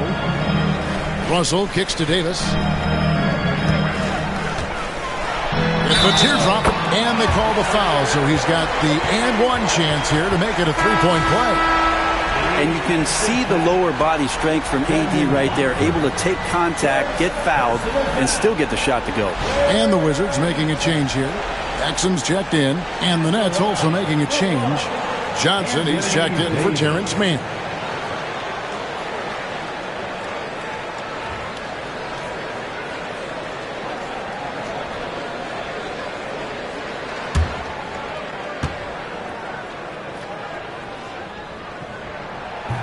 That one misses for Davis. Nets trail by 3. Here's Williams, and he uses the glass on the layup. Williams has got 5 points so far. And so it's Exum with it. He'll bring it up for the Washington Wizards. Russell inside. Thomas covering.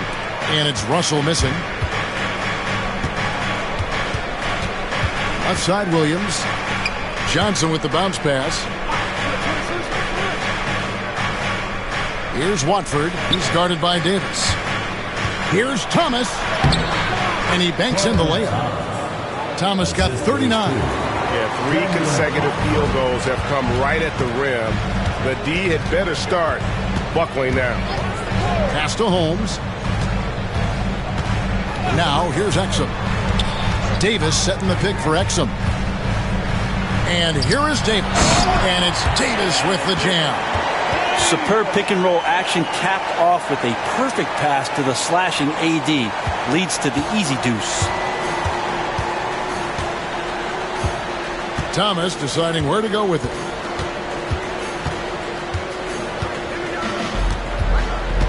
Over Russell. Can't hit from the elbow. Oh, can't punish the defense for leaving him open that time. That's a frustrating miss for a really steady jump shooter. 3/4 of play in a close game here. Wizards lead by 1. We'll be back shortly, live from Washington.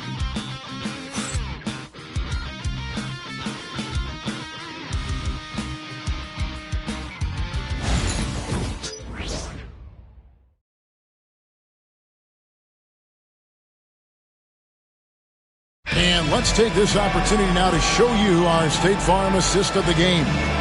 And, you know, you can always count on him for at least a couple of these pretty assists over the course of a game. And this one, a thing of beauty. Sometimes it happens when the offense is struggling, but every now and then this helps with the offensive uptick right there.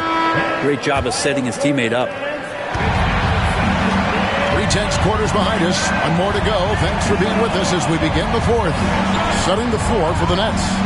We've got Williams. Watford out there with Michael Porter. Then it's Johnson. And it's Clowney in at the 5 down low. Now Young. After Keon Johnson's three-pointer that didn't go. The 3. Young's shot is off. Brooklyn trailing. Johnson goes in. Clowney. And down it goes. Dunked through off a wonderful assist. Boy, right down to the wire here. Still anyone's ball game. Yeah, and after all the energy both sides have expended, both teams still hungry for the win. Here's Watford. It's good. Great play by Williams to set it up. Williams has got 3 assists tonight. If you came to watch a scoring battle, you're in the right place. Yeah, both of these teams locked in on the offensive end. Going to be a high-scoring affair tonight. Now, here is George. There's the steal. From the top of the key. Williams can't get it to go. He's going to be shaking his head on that one. Knows he missed an easy one. Yeah, you can't make them all, and you for sure you'll want him taking that kind of shot. Johnson against Young. Back to Exum. And that'll be 2 free throws coming up. Officials on the call with the foul. Yeah, easy call. First team foul. At the line for 2, Dante Exum.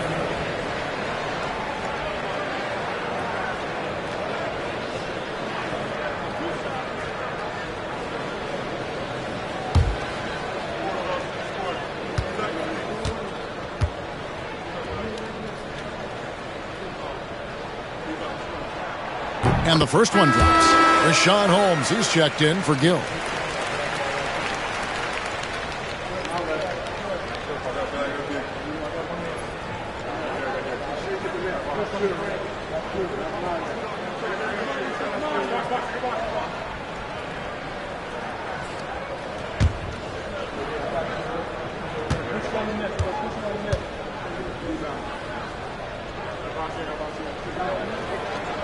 So he gets them both.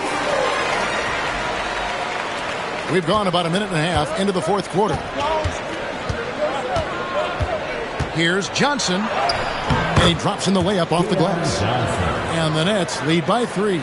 That makes it 10 of their last 12 coming from inside the paint. Young inside. Johnson on him. Can't get it to fall. Nets have gone 3 of 5 here in the fourth quarter. Pretty good numbers coming out of the break.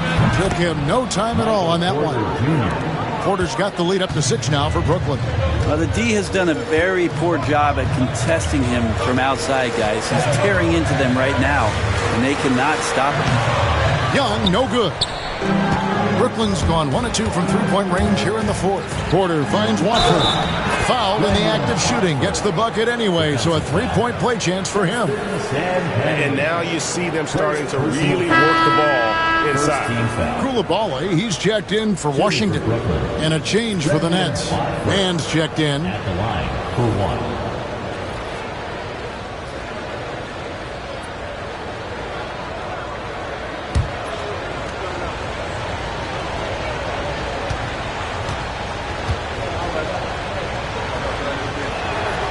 That's good from Watford. Just under 2.5 minutes gone here in the final quarter. Young against Johnson. To end the run. And he wills that one in. Sinking right through off the back iron. I don't know if any shot's a good shot, but Trae Young willing to take any shot he gets. Here's man. He's defended by Coulibaly. And that one's good by Porter. He has been an absolute wrecking ball from outside during this half, guys. And we've got a timeout called by Brian Keefe. It's a chance for them to regroup and refocus. All right, fans, it's dance camp time.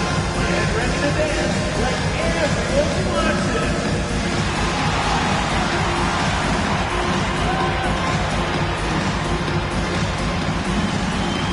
We have a dance survey.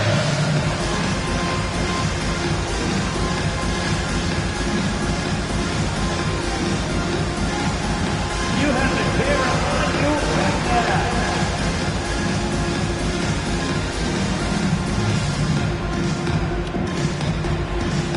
You gotta dance like everyone's watching.